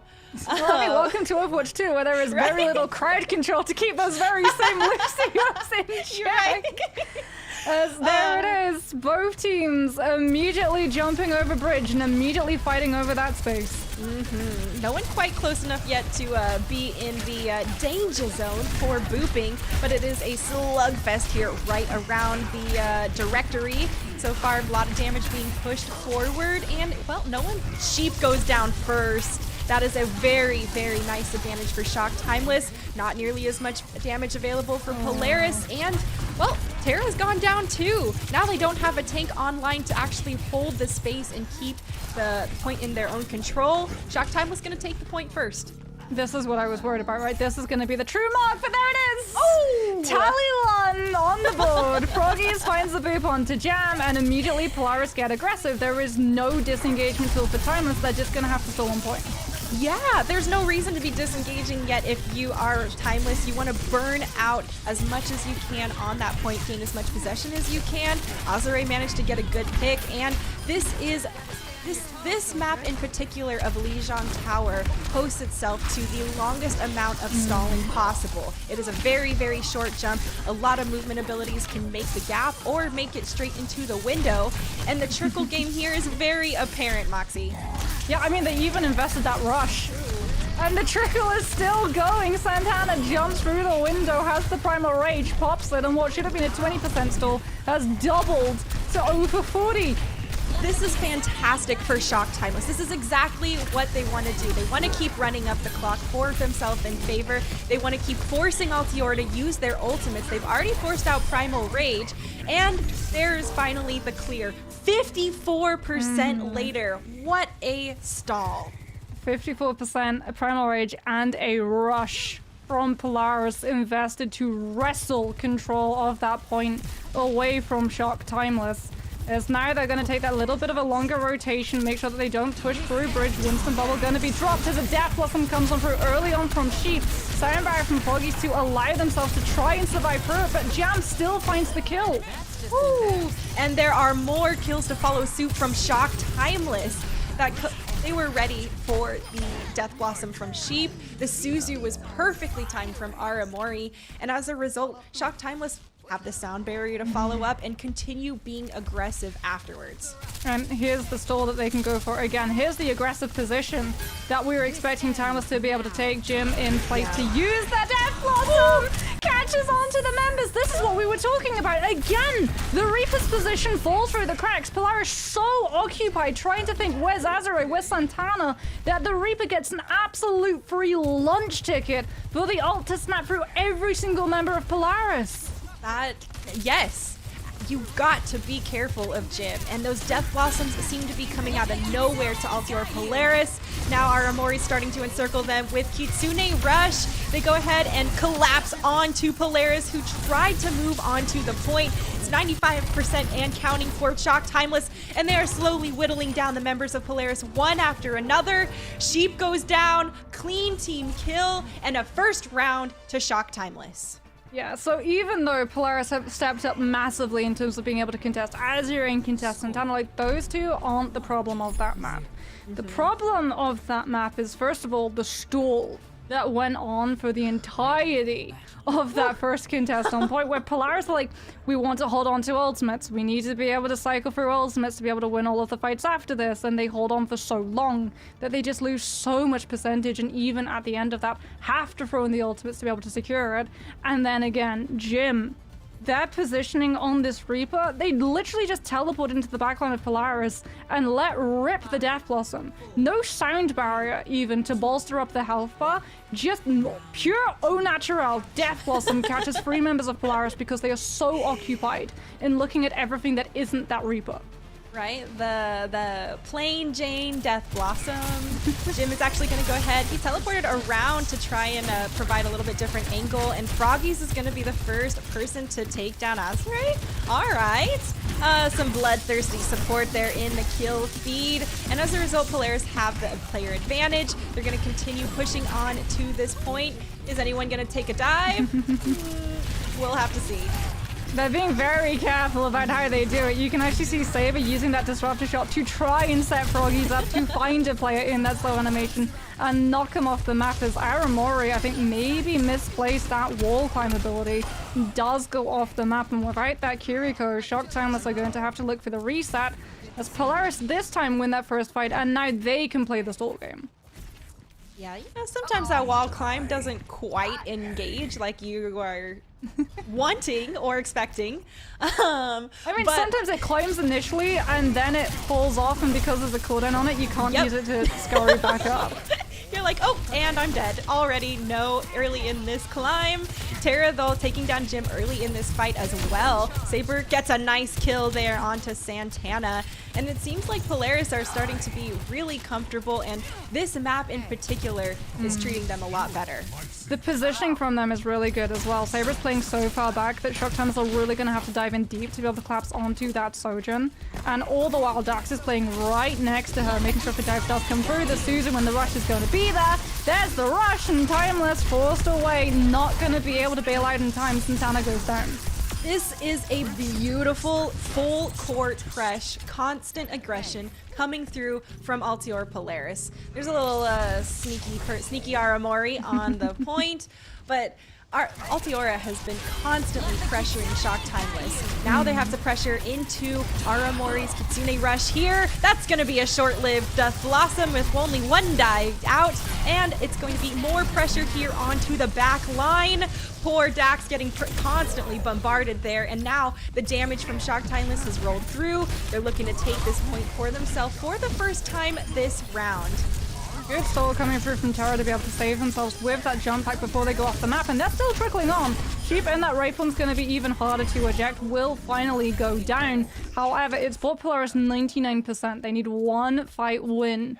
So for Shock Timeless, they're going to have to be so restrained about how they use their ults. They can't just throw them all into this next fight. Right. They're going to have to cycle through. And for Polaris, they can be patient. They can wait, they can bank up 5, and then they can come and steamroll over. Pretty much. You can be a little reckless when you're at 99%, and these Shock Timeless here only have 20 so far.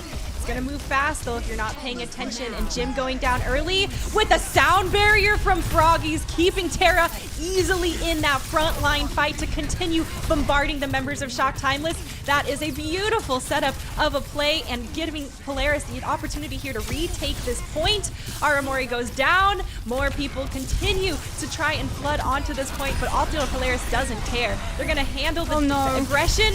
The 2K Death Blossom from Jim? Is that going to clutch it out enough? Ooh, not quite. Overtime bar has been triggered, and it's dicey on the side. But at the end of the day, Polaris has just tied up this series 1-1. We're at match point. We're going the entire distance. We're going to control center, and we can see, right, when they're in control of that point, when they're in control of that choke, positioning perfect, ultimate usage perfect, target focus perfect. Where it falls apart for Polaris, where they struggle the most, is breaking their way out of chokes when they lose that first fight. Timeless are able to build up so much ult percentage on gardens that they're so hard to eject. For Polaris, it really does come down to this first initial fight, so they can have control of choke and play the clock and the positioning game the way they did in Night Market, as opposed to it being played against them the way it turned out in Garden. Yes, indeed. Well, Garden is, I would argue, the most notorious map for that type of stalling. But here it's going to be some really close quarters, and it's all on the line. This is loser's bracket here, round 3, and whoever wins this gets to continue playing in Calling All Heroes for that $10,000 prize. Suzu has been forced out early from Aramori. Now we see more pressure trying to be put down. Azure on this wide side takes down Sheep with a quick railgun deletion. And now Shock Timeless have the advantage, and they're going to look to take this point, Moxie. Disruptor shot comes through from Saber, trying to make sure that one kill doesn't spiral into a couple more afterwards, as Polaris have been able to disengage With 4 of their members, the regroup will come through. Sheep will be back. However, Timeless now have that point, and the stall potential is there. If Polaris aren't able to win this fight immediately, Timeless hit ultimates, and that percentage is only going to grow. Ooh, it's a good thing those healings track well there. Azure, 2 exchanges. Both Sojourns taking down a couple of people. Froggy's off the table though is really difficult for Polaris. That's no sustainability, no speed for them to try and circumvent all of this aggression coming through from Shock Timeless. Azure finally taken down at the end of the day, but there is still a chaotic fight here on the point. Polaris starts to get the numbers advantage, and with Terra back in the fight, Moxie, they're looking to retake. Yeah, but or again, to take for the first time. Oh my gosh! It's the stall! Jim comes through with the Ray form, Aramori teleporting on top of the point as well, and again, Timeless are able to stall to 52%, even though they don't have a window to be able to throw themselves past. Polaris, however, use ultimates to be able to win the fight as fast as possible, and will be able to eject them. They've still got a couple of ultimates to play with as well. Overclock invested from Saber to buy Polaris a little bit more percentage to try and even what Timeless have already got. I like that Shock Timeless decide they're going to disengage. No one needs to push into a Sojourn with Railgun, especially on this map where the choke is so small. It's the one doorway, and you can see anyone walking around through the window on the other side. Tsune runs through here from Aramori. Shock Timeless are trying to aggress forward back to this point. Death Blossom comes through from Sheep. Doesn't find anything, but has a lot of resources and makes a lot of resources forced out of Shock Timeless on top of it. There's a sound barrier for Shock Timeless. They come back and they hit even harder with their own Death Blossom and take the point back. Stall is going to be here again for this team. Primal Rage up for Santana, and that's going to provide all of the time necessary for Azure to hit into that overclock. Ultra Polaris, however, approaching that Kitsune Rush. This is what they used last time to be able to overcome that choke pressure and push their way onto point. And that's exactly what they're going to try and use once again, taking a little bit of a longer rotation, moving into White Room to be able to push onto Timeless this way. There's Dax's Kitsune there up on the White Room. You can see members of Altior trying to continue to capitalize. There's a couple of people taken down, a little low there, but manages to survive. Now it's all about Terra trying to find that low target to jump. The bubble's going to continue keeping damage off their team's back. There's more jump, more pressure, and it seems like Terra is all over the place all the time, trying to constantly put the pressure and damage on. Stall, however, again is good for Timeless. Aramori able to build into Rush. Azure going to have the overclock. For Polaris, the most important fight of this entire series, of this entire tournament, now lies in front of them. They cannot go down to the overclock, and Timeless know that they can't be sniped out before the fight starts. They're now taking that same rotation to move through, but Polaris are expecting it. The Disruptor Shot is good, and it's going to stop all of the momentum the Rush is looking to pick up. Terra took a lot of focus fire damage and had to give some space. Now she's back, pushing forward. Azure is absolutely lethal on this Sojourn. Got a pick right there early, and that's going to be Shock Timeless taking this series. It's exceptionally close. It really does come down to that last fight. Either they're able to see themselves through the overclock, through the Kitsune Rush, and Polaris are able to stall into ultimates of their own, utilizing choke and making sure that they can control the point for long enough, or we see the exact result occur. The Kitsune Rush comes through, Disruptor Shot and Primal Rage to make sure it doesn't find the impact, but then they pull back towards the point, opening up the angles so that an absolutely uncontested Azure just power slides straight into position, snipes out one, and gets to work cleaning up everybody else. Yeah, that was a very, beautiful play unfolding from Shock Timeless, and they looked so comfortable trying to push into that last fight. You know, I felt the stress. I'm sure that Altior Polaris felt the stress, but when Shock Timeless pushed into that, they seemed like they had a concrete plan. We know the plan. You move this way, we'll engage and bait this out. And once they had seen that Terra's Primal Rage was starting to run its course and be done, then they went ahead, popped overclock, and jumping on that opportunity was just huge for Shock Timeless. big congratulations to them for winning. I got a soft spot being from NorCal myself. But I don't want to, discredit any of the Altior Polaris team because they played fantastic in this series. And it was extremely close, obviously, by the score now as well, showing how close these teams really were. And that last control map, I think, kind of shows exactly what happened, right? Altiora able to adapt to a lot of Shock Timeless's strategies and some of the heavy hitters.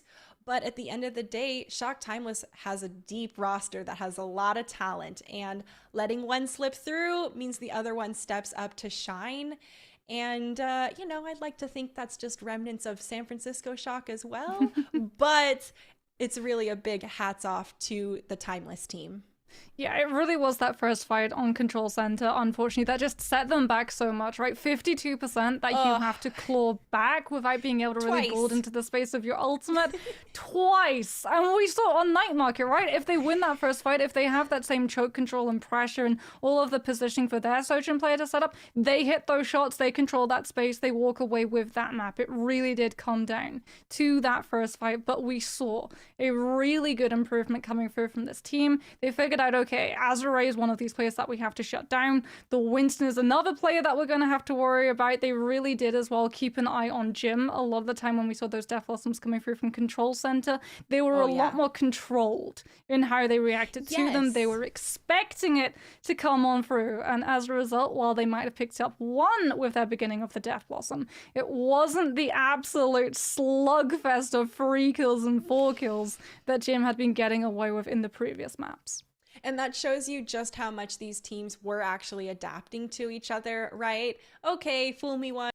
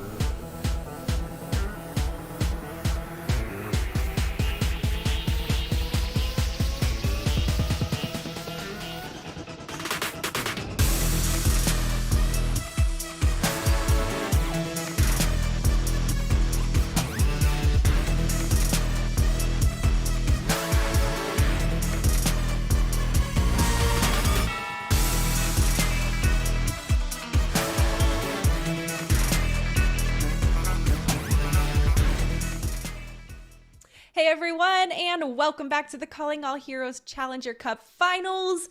Not sure where you may or may not have dropped off with us from previous, but we are about to get an interview here in this booth.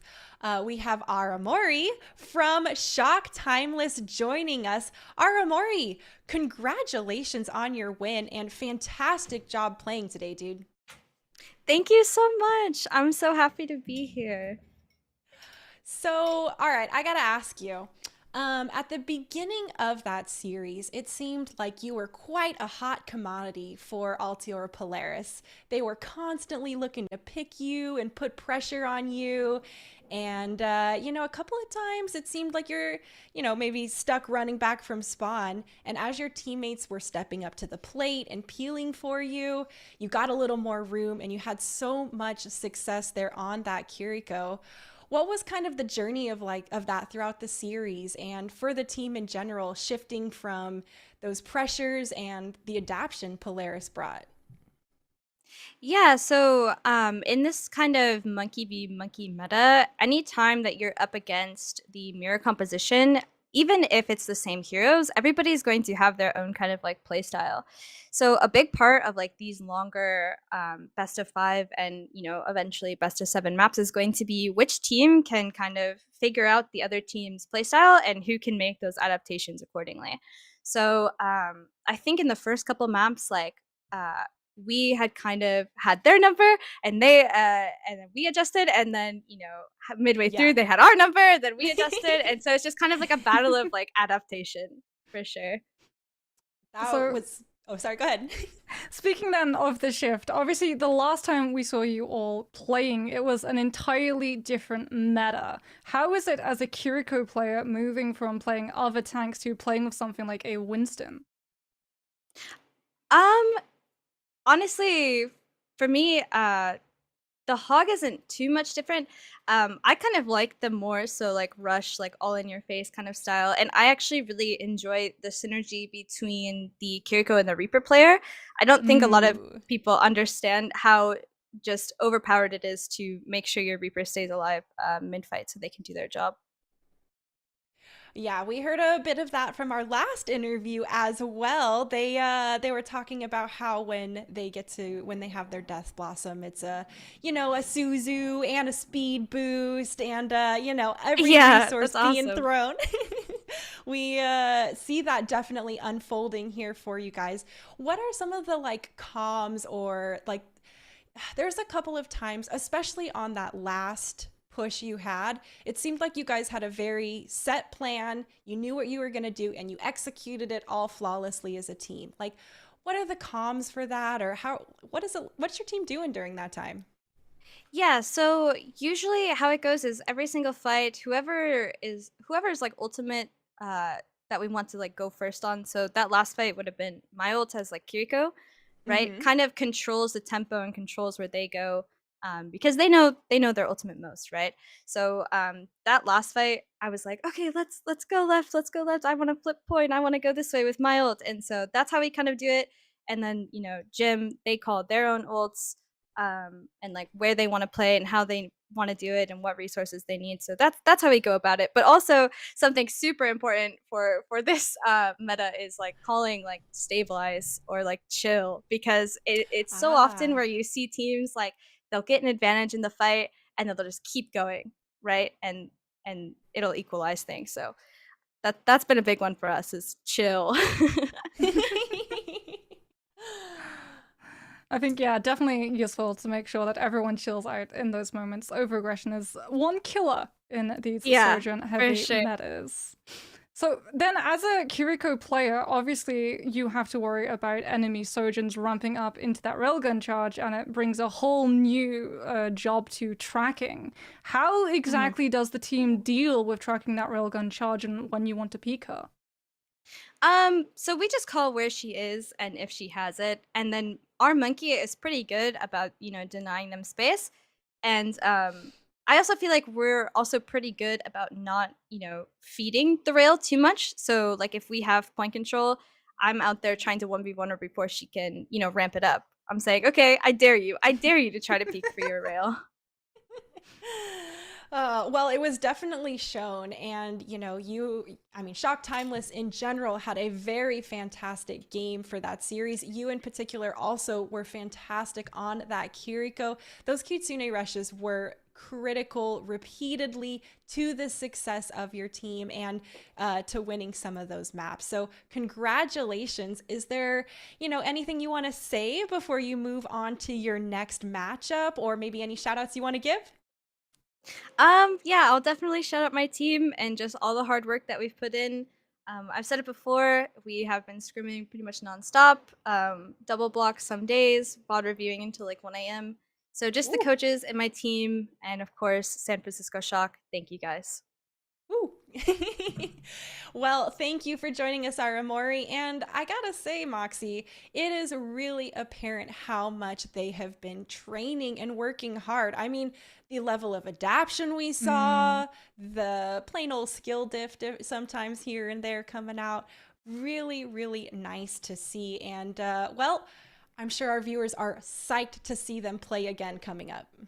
Yeah, this team is really turning into something extremely strong, and this is what we were hoping for, right? That Calling All Hero teams would be picked up by things like the Overwatch League teams. They would receive those resources. They would allow as well those practices. We heard it from Aramori, the scrim hours, the VOD reviewing. It really does go incredibly far, not just to be able to build your expertise in game, but also the confidence to be able to play with your team as a team. Something which is really important in this matter, something we heard from Aramori, and also from our previous interview, because it definitely feels like these teams that are finding a lot of value in these grand final events are the players who are building together as a unit instead of just relying on one person being that star power behind everybody else. Yeah, and you know, it's really good to see that this level of team synergy and the intricacy of playing as a team like that is really strong here, especially for a team like Shock Timeless. I think that they, we were all surprised when they were knocked down to the losers bracket, and they might have had that spark ignited underneath them to really bring it back and come back strong. And it's really about how you can continue to harness that mental state. Obviously, we've got a couple more matches coming up, and there's still plenty of room for people to continue to adapt and grow. Moxie, you got any last thoughts before we go ahead and kick it over to the next pair? I mean, hopefully we just get to see such amazing and exciting Overwatch games as this, and with the games coming up, oh boy, are you folks in for an absolute treat. We may be finished with our casting block, but I know I'm still going to be lurking in stream and watching along, and said I'm sure you're going to be lurking and watching along too. Oh yeah, well, I'll be lurking and, getting a snack, right? As I'm sure you are as well. We already chit-chatted about that. Before we go, I do want to give a big thanks over to Bailey Pizza Penguin. She has been the forefront of this event. She has been laying groundwork way before this event in general for marginalized genders overall. And we all deserve a big thank you. We all deserve to give her a big thank you. Give her a follow if you haven't already on Twitter. And folks, buckle up. You got another good set coming through, and we'll see you next time.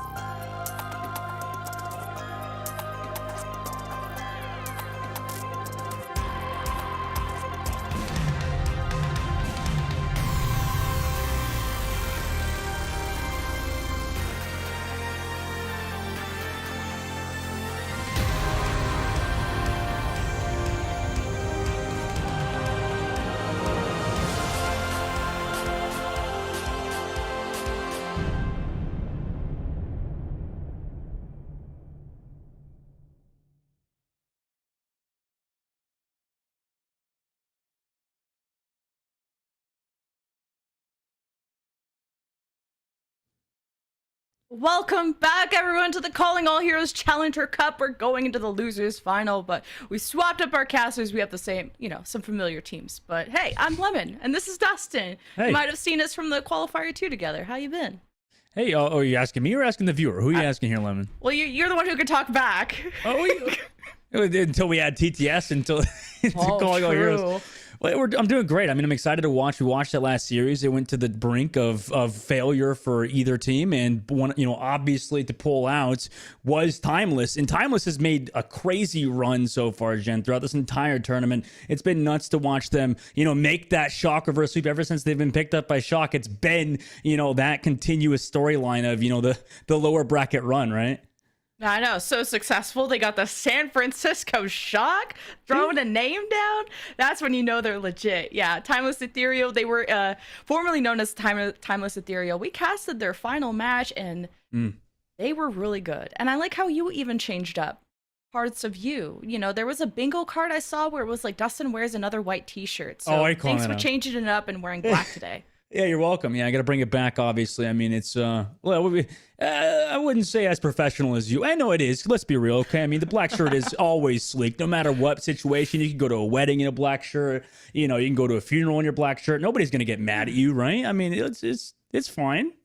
You got the Wednesday vibes. I like it. Our match for losers final is Shock Timeless versus Dart Monkeys. This is a rematch of the Qualifier 2 final, where Dart Monkeys were ahead. They got first place, but they're both here ready to settle it out for the big bucks. I mean, that's kind of nuts. If we think about it, I mean, just both teams, at least Dart Monkeys to come through that second qualifiers and to be in a position right here when, before, like you mentioned, it was almost not like... It was possible from the beginning, but this team is kind of like a hero team put together. You got all these streamers, you got Aspen, you got SK, you got Barcode, right? You would think that this team, maybe out of pure talent alone, at least from the viewer's perspective, these guys are amazing. They're an incredibly talented team. But at that same regard, you wouldn't expect maybe them to compete with a lot of those top 4 teams of the last qualifier, right? And on the opposite side, that's where Timeless came from.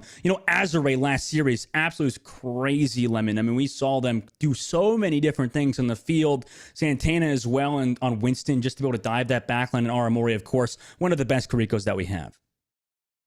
I mean, we were actually co-streaming right before this, and we got to kind of see how we got to this point. And Azure is getting clips on the Twitter sphere, hitting 5Ks on the Sojourn. Super excited to see what they can do. And of course, Jim Overwatch. You're not going to watch Calling All Heroes without seeing Jim Overwatch. They've been incredible on the Reaper. So all in all, Shock Timeless, big favorites coming into this lower bracket final, though, to see who goes and faces Altiora Artemis, who haven't dropped a game this entire tournament. And I know, Dustin, you were like, oh yeah, we had an Altiora versus Altiora final in qualifier 1, but I guess it's not happening today. I don't think so. I mean, not today. Maybe, unfortunately for them, obviously, for the other Altiora team, unfortunately, they fell to Timeless earlier on. I mean, that was an incredibly close series, like we mentioned. In the first map today, I mean, we're going to Oasis. Between these two teams, Dart Monkey, like we mentioned, a team that has also had to make their own run, throughout the entire tournament to actually be in the situation, got dropped down because of that undefeated Altiora team, like you mentioned, now has to actually go up against one of the best teams out of the first qualifier. So this really could go, either way, to be honest here, Lemon.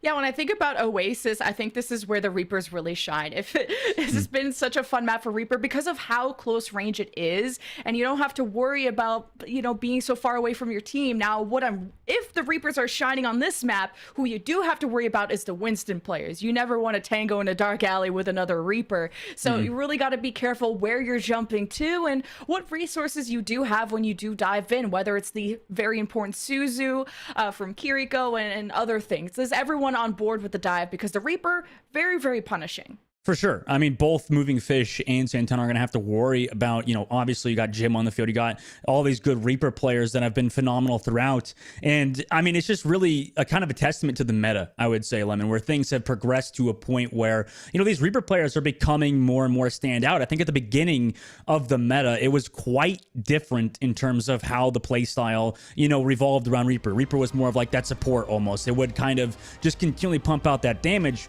but really wouldn't have a lot of individual impact, whereas nowadays it truly feels like the Reaper players have kind of come into their own form. It's just the way you said nowadays just made me giggle because you know. You talked about your retirement, and you're like, no, it's just the fact that you know that you talked about your retirement. You're like, now Reaper is good. Back in my day, it's been 6 years, Lemon. You know we're holy cow. We're older now. Crippled. We're older now. You said that so sad. Like it's older. okay, Dustin. We're casters now. We make money differently. Well, it's a lot, you know, actually this is a different topic, but I mean, obviously playing is incredibly stressful. There's money on the line for everybody here in this game, right? I mean, you're playing for a prize pool. You know, it's all about your performance. Not that ours is, Lemon, but in their case, right? You know, it's a matter of, can you get enough kills in game? Can you support your teammates well enough? And if you don't, you lose out on thousands of dollars. Well, losing this match a minimum of $3,000. If they go to the grand finals, a minimum of $5,000. Calling all heroes. We be calling all the big bucks too. We be calling the banks for this one. But Shock Timeless sitting on the point. Now they're very much exposed, while Dart Monkeys have some cover to deal with. So this is where someone like Barcode, a huge fan of her hit scan for so many years, she is the one to pop off for Dart Monkeys. Suzu already being used from Aspen, as you got a Reaper poking around from Zemrit through the bottom side. Shock Timeless have use their bubble, and this might expose some members once it's popped, but the first blood goes to Azura in gym. Yeah, I don't really like how Dart Monkeys want to take that fight down below. We don't really see too many teams, at least on University, try to take that fight. And like you mentioned, Timeless, the first ones to take that point. They're going to get some stagger kills on the moving fish, but usually, Lemon, we don't really see teams fight, you know, towards that left side, just because it's really an awkward angle for the team that has to come in secondary engage. Maybe because of that Reaper comps that we were messaging earlier. Maybe these Reapers just really want to fight towards these indoor areas, and that's why they fight there. But that was a very, you know, unique spot for that team fight to happen. But as I mentioned, that Parko got that first pick in open sync for Dart Monkeys. I like that Aramoria is going for those kind of cheeky peeks, because she is like was at 10 or 20% above Aspen because of that aggression, but finally it gets punished, and that's going to sacrifice that whole fight. But only losing Aramoria and Azure, you just back out for a small moment. If you're Shock Timeless, you can fight again faster. Yeah, and Timeless has already had to play today, like we mentioned. So maybe, you know, warmed up, sure, but also it's getting a bit late, so the time could potentially be impacting Azure there as they try to look for that opening pick. You know, Dart Monkeys, they're going to push him with this Kriko Rush, and they actually get counter Kriko Rush on both sides, Lemon. As Shock Timeless try to make their way in, but you don't want to be too aggressive against another Kitsune Rush. You got to make sure your Reapers are involved in this, and Jim tried it out. Barcode on fire in this match. 3 important kills, making a 4th. And at this point, Shock might get the trades, but now they're investing ultimates because they think it's winnable. Primal Rage from Moving Fish to get these last few members, and that's the backhand of the law that'll get Dart Monkeys the point. Yeah, I'm not a big fan of that ult usage, obviously, for Shock, because now at this point, right, they're going to go to 80% probably for Dart Monkeys, and on the opposite side, they've got no ultimates. It's going to take multiple fights. You know, the only thing you're going to rely on here is a pick off of Azure, right? Yeah, I think you don't peek that no more. I wouldn't peek Barcode or Azure. I ain't trying to test that out. Maybe on ladder you go for them Kiriko headshots, but not today. We learned our lesson. Barrier engaged from Dart Monkeys. They surge through the left side as Shock Timeless were split through both doorways. Thought they could get that pick, but again, it's Shock Timeless that are so good at punishing. They get off, they pick off SK, and now Shock Timeless only ahead by 1. But Dart Monkeys just could not escape fast enough. But getting to 80% plus is not too bad for them. I mean, the biggest mistake that Dart Monkeys made there was, as simple as it sounds, they didn't get any kills with that beat drop engage, right? The moment that beat drop wears off and they start taking damage is the moment that you realize, oh crap, you know, we screwed up here. We didn't get a single kill. And that's where Azure, you know, the win condition for Shock decided to actually come out and find that opening trade-off and get this point back up against all odds, basically. That'll be just one fight that Dart Monkeys needs, and the Kitsune Rush, one of the most powerful ones in the game. They're gonna pop it immediately, and Aramori not wanting to trade that immediately. It sounds like usually they did last time. We'll use it at the later stages of the fight, but Dart Monkeys already had the first blood. Almost going for a second. Moving Fish couldn't get the finishing blow. Decides to peel back for the rest of the team. Shock Timeless still have the point as... well, no other ultimates being invested because Dart Monkeys are pretty comfortable up until Santana wants to mess all of that up, tries to disrupt them, break up their structure, push them towards their own team until a sound barrier just kind of reinvigorates Shock Timeless to follow up with this dive from Santana, and reaching at 80% plus, this will be final fight. Yeah, I guess Jam, because of that beat drop, rather, or because of the Primal's Rage, rather, had to commit that beat drop, but a reroll immediately from Jim. We see Jim do this time and time again, but Zemrit shuts him out. Shock is only up by 1 after this, so Dart Monkeys want to collect all their supports, mainly SK and Aspen. You cannot fight this without them. They will be returning, but is anyone there to touch SK? I thought she had the rollout. Not today. Not today, indeed. I mean, the rollout, unfortunately, not fast enough. It's really hard to make it to that point fast enough when you only have like 4% to work with there. But obviously, you know, Shock Time was taking map 1 Lemon. I mean, they look really good. I mean, in terms of ult usage, right? That one fight where Dart Monkeys decided to go really aggressive and not getting out that beat drop, that really kind of costed them. And now coming into round number 2, Lemon, how does Dart Monkeys maybe regroup? I mean, it was a close map, right? But how do they regroup coming into this one, you think? It's tough. I think like they had a really good engage off of Moving Fish, and then they got randomly picked off by Azure, so they just gotta kind of don't lose that confidence if you just lose one person. 4v5s are very winnable, but this has been very back and forth. The fact that it was 99-99, it's still anyone's game. It really is. In Shock Timeless, they roll out down below. So Dart Monkeys actually get this high ground and set SK up above for that boost that potentially could come through onto Santana or the backline. Santana already got picked off. Yeah, Jim played just 2 center of this T-zone here and just couldn't drop off in time, and that's okay. Rest of Shock Timeless will fall as well, and the fact that Dart Monkeys got 3 or 4 kills is good ult charge for them. Usually it was Aramori that was ahead in terms of the Kitsune rush. That's the most important one over on Aspen, but now Aspen is ahead after that fight win. Yeah, I like that you mentioned Aramori, obviously, with some great Q9, potentially also heals, too. Really is one of the best Kurikos in terms of that support and that actual damage or that help that they could provide. And on the opposite side, you know, Azure has that blue railgun charge charged up. The boot from SK prevents any dive. And then already Kuriko Suzu popped in this fight as well. Santana and Jim are so low. Shock are trying to run and find the living arms of Aramori, but it's just simply not going to happen. So Shock Timeless deciding to abandon the objective. That'll be 2 fights in a row for Dart Monkeys, 2 neutral fight wins as well, as the next one will have to really focus on who's going to have better ult efficiency. Yeah, it seems right now for Shock Timeless, they keep relying on Santana to really create that space. The problem is SK is doing a great job just booping them back, and they can't really get anything done and give that space that Azure needs. Azure is taking these kunai from across the map as well. I mean, it's incredibly difficult for Shock Timeless to re-engage.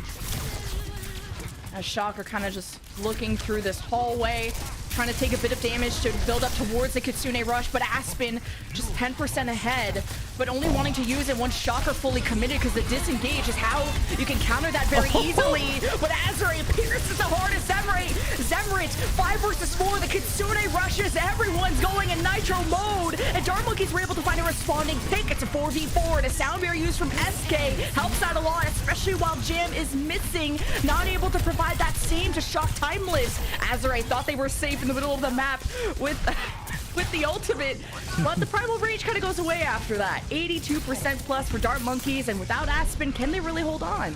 No, but they're going to delay for a little bit longer, but at the same time, you know, that was a risk. That was a gamble from Dart Monkeys. They decided to, you know, play back. They had the ult advantage. They didn't want to give any damage over to Dart Monkeys, who were trying to build up their ultimates. They were Shock Timeless, who were very close to ultimates. So the gamble was they backed up, didn't give any damage, and didn't get any ult charge to Shock Timeless. The problem was Azure has really been impactful with that railgun shots and just opened things up, as Dart Monkeys were not willing to engage, even though they had the ultimate advantage. This high ground is nice for Azure. Just to have a better angle to stay safe up here. Have to be wary of that upcoming dive from Moving Fish. And, well, it's the mid-map that strikes first. And picking off Aramori, that's what more could you ask from Barcode? Limited heals available from Shock Timeless, and Zemrit will make sure the damage is permanent. Shock Timeless will try and use their own ultimates, but just pure desperation. Shock Timeless might have a chance, obviously, to come back and use these ultimates. It's only 87 for Dart Monkeys, but Shock Timeless will have to move quickly. And we need to have a POV for these Sojourn players, Lemon. It just feels like every time, you know, they're finding these opening picks, and, you know, into this next fight, Barcode has that overclock, and with the point percentage down low, Shock are in a terrible spot. Is it ending now, Barcode? You're gonna have to tell us. The overclock from the high ground. Good jump from Santana to force him down, but you thought you were safe and you're not. Strikes through Azure, 5v4. So oh my God. Barcode truly says it ends now, and on my turn. going to round 3 potentially if Dart Monkeys can assure this round win. Shock Timeless, they scramble. They can't focus from all the bodies on the ground. And how can you focus when Barcode's on the field? USA, USA. Somebody get Barcode on the Team USA tryouts. We talked about this before in the coach streams, Lemon. We gotta see let Barcode in the I was gonna say Lemon Kiwi, but not you're obviously Canadian. No, you're Canadian. Her, sorry. yeah.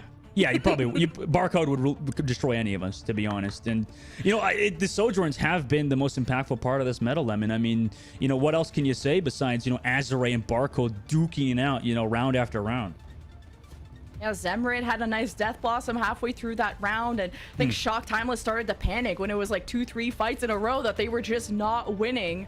And this is where Oasis really does test your efficiency of how you can kite away from dives. And Dart Monkey's just a little bit better on University, but now City Center. It's about that teleporter who's going to get there first. Yeah, this health pack on that right side.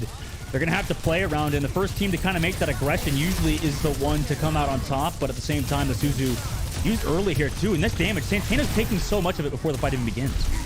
Yeah, first bubble shot from Santana, and that's good because I think the charge up shot from Barcode, that would have been toast. And again, the first blood. No! Oh, eat their own medicine. Oh but my it's God. Fine. Dart Monkeys with the first cap. Dude, that was so sick, Lemon. The mind game where SK tried to come over for the boop and then got brought there, and Aramori decided to teleport back, and Jam was through there. But Dart Monkey still win the fight, obviously. But that was pretty cool little, you know, tiny micro mechanics, I guess. It's also funny, good content when you can nice unboot the other Lucio. Well, Dart Monkey's just like last round. Deja vu. They're gonna try and hold onto this choke. You see moving on through with Shock Timeless just forcing out the jump from Moving Fish. Kitsune rush from Aspen, 30% ahead from Aramori, gonna unleash it as Dart Monkeys jump in. Shock Timeless back away, they're half health, they lost Jam, they have no speed to escape the death that could be coming their way, and Dart Monkeys aren't stopping, they're going to farm more. And then Jim around the corner is like, we're fighting this, right? Like, guys, anyone? And late to the party. Shock Timeless now going to have to reset, sadly, and, you know, Aramori not going to live with their lives either. Dart Monkeys, again, off to a blazing fast start. They've been doing this in the beginning, it feels like, all the time, Mox. I mean, Lemon, sorry if I cast him and mocked you too much. At the same time, you know, it's, yeah, we're here together, you know, now for Shock Timeless to maybe potentially make a recontest. Dart Monkeys still flawless. They barely lost any fights the last 2 rounds. Just needed a bit warm up after that first one. Here's the Kitsune rush from Shock Timeless. Dart Monkeys holding on to the sound barrier very patiently. And maybe Zemra wishes SK popped it a bit earlier. Must have been out of range. But Dart Monkeys decide to just kite the Kitsune rush and maybe decide to sound barrier engage after this. But Dart Monkeys are kind of waiting a bit too long for this re-engage because now Shock Timeless have completely surrounded them. Deciding to maybe give this up. No, Santana goes back in because they have the Primal Rage and they forced out Azure's jump and there's no way to escape. The Primal Rage is now in the back line and Dart Monkeys are in trouble. They really are, but at the same time, you know, as long as we get to 99, they'll be in a fine position. The Suzu's actually committed on both sides and a reap-roll, but Dart Monkeys, you know, 99% here, Lemon. I mean, this is a great spot for them to potentially recontest and trigger that, like, overtime new change to Overwatch 2. You gotta do the 0 to 100 comeback though. I'm nervous for them. You'll start with the Azure overclock from beyond the grave, and just on the other side of the map, the giant pillar blocked most of the LOS. As Dart Monkeys jump in, Azure has to hold the jump, and not enough pressure came her way, so she continues to lay on the damage. Dart Monkeys kind of overstayed their welcome, lost their tank, and Dart Monkeys can play Ring Around the Rosie forever until Moving Fish gets back. Yeah, I mean, they're going to have to back out of there now. And on both sides, for both Santana and Moving Fish, they got to maybe slow it down a bit here to enable their team time to catch up. Because if you dive too deep, obviously, past that choke, you're going to leave your team behind and you're not going to have any support on your dives. At first bubble from Moving Fish, just to give kind of a zone, some zoning potential, as they just were trying to force out Santana's jump. And then the Kitsune rush happened from Shock Timeless, and Dart Monkeys just ran away instantly. So yeah, then they just pick off Barcode, which just buys them more time. Yeah, I mean, that's just more time in the clock for Shock Timeless. And now coming to the next fight, they're going to have be down that ultimate, that Kiriko rush, however, as Aspen's going to build up onto hers as well. Dart Monkeys, they have some ults here, but they're going to have to go incredibly hard onto Shock Timeless in this last fight if they want to get another one. Ooh, good patience for moving fish. Got down to half health because of that Reaper of Jim just on that staircase. Didn't want to use the Primal Rage yet. As Dart Monkey's getting so close to that Kitsune Rush, that's gonna be, it feels like the guaranteed fight winner unless you just drop all the spaghetti on the floor. But Jam is ready with his sound barrier and Shock Timeless. Wait for the call. Aspen unleashes the Kitsune Rush. A barrier from Jam. Dart Monkeys have a few more tools. Their own sound barrier as moving fish will conserve their Primal Rage until the second life is needed. And the dives are so clean from Dart Monkeys. And especially if Barcode has all the space to fire through Shock Timeless again. And in a round 3, 99-99, Dart Monkeys will start our losers finals up 1-0. Wow. What a win from Dart Monkeys. Dang. Off the back of, like you mentioned, that railgun shots and those shots out of Barcode, and really the overall team, right? Moving Fish to create that space to dive deep and really enable Barcode to do whatever they want. And, obviously they're going to get play of the game, Lemon. You have to, especially on University. She got like a 3 or 4K and got a lot of first bloods on City Center, and I think that's really tough for Azure because, like I said, on Oasis, it's not a map that you can sit so comfortably back on. There's not the amazing sightlines if you do want to play that far back. You saw it on City Center with a giant pillar. University has that small doorway. It's very precarious for the Sojourn players, and where the Reaper players I thought were going to shine more. And I think the main objective for both teams were to force out the Winston jump. That's step 1 of the other team, and then you can kind of build that space for the Sojourn. And it felt like Barcode and the Friends of Dart Monkeys did that a lot, or at least were able to achieve that goal a lot more consistently. It felt like Shock Timeless were starting to do exactly what you mentioned a bit better towards the end. However, at the end of the day, Dart Monkeys had that big time bank, and it's hard, like you mentioned, to make that recontest when you're down 99%. What are you going to do? How are you going to play perfect for that long of a time? You got to win like 5 fights in a row to potentially come back there, and it's incredibly hard to do so versus a team like Dart Monkeys, who's really leveled up since the qualifiers. And we're awaiting the map pick from Shock Timeless. So during that time, we can kind of look back at the map set. The last time these two teams faced in the qualifier 2, when it went all the way to a game 5, we were screaming our lungs out. We got everyone super hyped about Calling All Heroes, and it was Dart Monkeys that went all the way and won in the game 5. But it did start out Timeless Ethereal's way, formerly known, with the control map win. And ended up being a draw on hybrid after that. So these teams really went back and forth, and you could tell it's that same fashion. The fact you went to 99-99 round 3 control, and it looks like we have our map choice, Dustin. Ooh, maybe. What is that? King's Row. Oh my God! Of course. Why would it not be, right? They tied on this in that grand final, as I was just mentioning, which was crazy. I never get to cast ties, so we'll have to see how that's going to go. We've seen a lot of mirrors. I think the only composition swaps we saw were on circuits. So I think at least on King's Row, there's a lot more space for Sojourns. So maybe this is where like Azure can shine a little bit better without always a Winston on their face, Well, this is tough because, Lemon, as you mentioned, this last time they played on King's Row, Barcode was insane. That was like the map where Barcode really, obviously she's made a name for herself already, but to come back in here and just do what she does even to a higher level, I really feel like Barcode's leveled up in the Calling All Heroes Cup and Challengers Cup in general. So, King's Row to make their name, it's going to be hard for Azure. Azure's been playing amazing, like you mentioned. Maybe this is a map where she can come back. But at the same time, how are you going to deal with Barcode when she's playing as well as she is? Yeah, it's tough. Like, just the raw mechanics, I'm giving Barcode like A+, S+, if that's even a letter grade I could give them. And Azure, like, obviously not shining as bright, but I'm kind of contributing other factors to smaller map, a lot more difficult to play any range characters. As an Ana main myself, like, I hate playing control maps, especially Oasis, because as soon as you see anyone, you're probably getting dove on top of. But then there's also the comparisons of Kiriko efficiency, where it felt like Aramori was a little ahead in round 1 by 10 or 20% ult charge generation, but then the last 2 rounds Aspen was ahead by 10-20%, and that was because of kind of that consistent fight win. Dart Monkeys were winning first and second fight, so it was putting them ahead in that snowball race that control game types are known for. Yeah, it really is off the back of Aspen in that last map, like you mentioned. And, you know, to go up a map for Dart Monkeys is amazing. I like how you mentioned, by the way, I want to touch on this real quick. Let me what you mentioned on Oasis. I remember I had to try out for Atlanta Reign the first time. And because I had to try out twice for Atlanta Reign. The first try I didn't make it through. The first time, though, I had to play Ann on Oasis. And they were like, yes, we need you to heal more. Stop DPSing. So then I just like full only heal. Didn't do any damage. And I was just sitting in that main point of...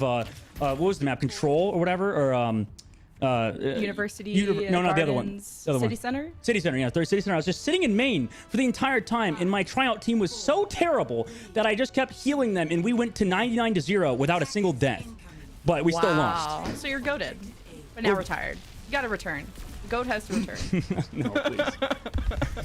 Well, Dart Monkeys are the goats, at least in this series. Up 1-0. They go through Hotel, try to come up from behind. They almost snuck up on Jim.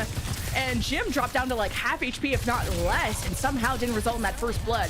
And that's giving maybe a bit more space for Barcode if she wants to play all the way in that archway, but she's kind of following along with the team. Being able to sit in that Winston bubble is great. And this is kind of a cat and mouse game, but Dart Monkeys have the first pick. And they've rotated all the way around, but now they're going back into the hotel. I mean, that is very unique in terms of the rotations from them. No deaths yet, Lemon. I mean, this is unbelievable. Era Murray's already having that Kariko rush as well, and Dart Monkeys, they're not even close. And because they've healed all this on Shock Timeless, they know that this Kitsune rush is about to pop. Yeah, it's kind of like during the bat meta. You just wait for the amplification matrix, or you wait for the Kitsune rush. The support ultimates are usually coming online first, unless your DPS are absolutely carrying. And Dart Monkeys, through kind of this ring around the rosy we did for the first minute or so, they got themselves the first tick, but not the whole thing. Yeah, not great, honestly, for Dart Monkeys. I mean, it seems like that rotation around the backside and maybe to commit back towards the hotel wasn't really the play. They kind of split up there, too, and went back archway. Shock Timeless now on the opposite side. You know, they have so many ultimates. It's so daunting now for Dart Monkeys to come back in. But with the Kitsune Rush, they might be close to even. However, with the overclock out of Azure, I'm imagining that's going to pop off this fight. Like ASK is doing a bit of scouting. This is my statue, okay? No, do not touch it. Or that's sorry, that was Jam, wrong color. But either way, Dart Monkeys, Kitsune Rush, not met by Aeromoris, but the sound bear from Jam in response as they disengage, use that jump from the Sojourn to get back into Archway. Ooh. As Zembra's trying to deal with the Winston from Santana that jumped in, and Dart Monkeys come out ahead. Jim, Death Blossom ain't gonna do much, but Dart Monkeys also have respawn advantage through the offense. How is this a comeback? Santana just killed like 3 people. What the heck? A Primal Rage now required for Moving Fish. What the heck? How did they do this? Moving Fish did get Santana. If they could pick off the Lucio here, but Zemra in the last, or Jim rather, is still in this fight as well. I mean, Dart Monkeys, they're not out of it, or Shock Timeless is not out of it yet. This ends now. Sending now, Barcode. Using the overclock ultimate on the point just to really zone off and ensure they can get the final take, but Shock Timeless jump in, more focused on the front line, and even Jim, or sorry, even Barcode, as she's able to back away, and Shock Timeless not able to keep touching. Oh, that's terrible. Jim traded back SK, but you know, you thought you win this fight. Jim did get Zemrit too. However, you know, Constellation Prize, they did hold for a bit. They're sure to get delayed here by Moving Fish and the healing that they have as well. But Jim, you know, really wants to live towards this back end area. They may not lose anybody as they fall back. Not a bad contest, yeah, but Dart Monkeys got that done pretty quickly. When it comes to King's Row, though, it's about that snowball. You can win the first, second, third fight. You can go all the way and have these crazy time banks at the end. So Dart Monkeys want to keep up this momentum. They do not want to return to fight at that chokeway. Barcode starts off with dealing with Azure, free space, but it's Jim that sneaks into the back with the Death Blossom and goes after this Kiriko of Aspen and gets help from Santana. Shock Timeless are missing Aramori, so as long as they aren't too crazy, they should be okay. But Moving Fish realizes the low amount of resources that Shock Timeless has, commits the Primal Rage to help Dart Monkeys finish off the fight. Yeah, I mean, that's pretty worth it, I think, for their aspect. Now they can get some delayed kills potentially, or at least take some pressure here to build up into the Primal Rage punch. It was looking a little bit dicey there, and with how close the fights have been, oh my god. You know, I'm a little worried every time that a Winston almost misses that jump and could fall into that lava pit, but you know, Shock Timeless on the opposite side, Lemon, I mean, they're going to have that Primal Rage that Moving Fish just committed. So they're going to have a little bit more of a better engage, I guess, versus Dart Monkeys. But these Reaper ultimates have been huge. Ooh, no Suzu from Dart Monkeys as Zemrit used the Death Blossom, but Shock Timeless tried to come through and it forced out the Sound Barrier of Jam, and the rest of Shock Timeless surged forward off of the Kitsune Rush. So a heavy investment from Shock Timeless, but most importantly, if you just stop the momentum from Dart Monkeys, that's really rewarding in itself. I mean, exactly. It's on Dart Monkeys to keep trying to come towards this payload. Maybe if they get down, you know, a minute left on the clock, it'll be a bit more worrisome. But Azure actually decides to pop the overclock in this fight against the beat drop. I mean, this is a great position.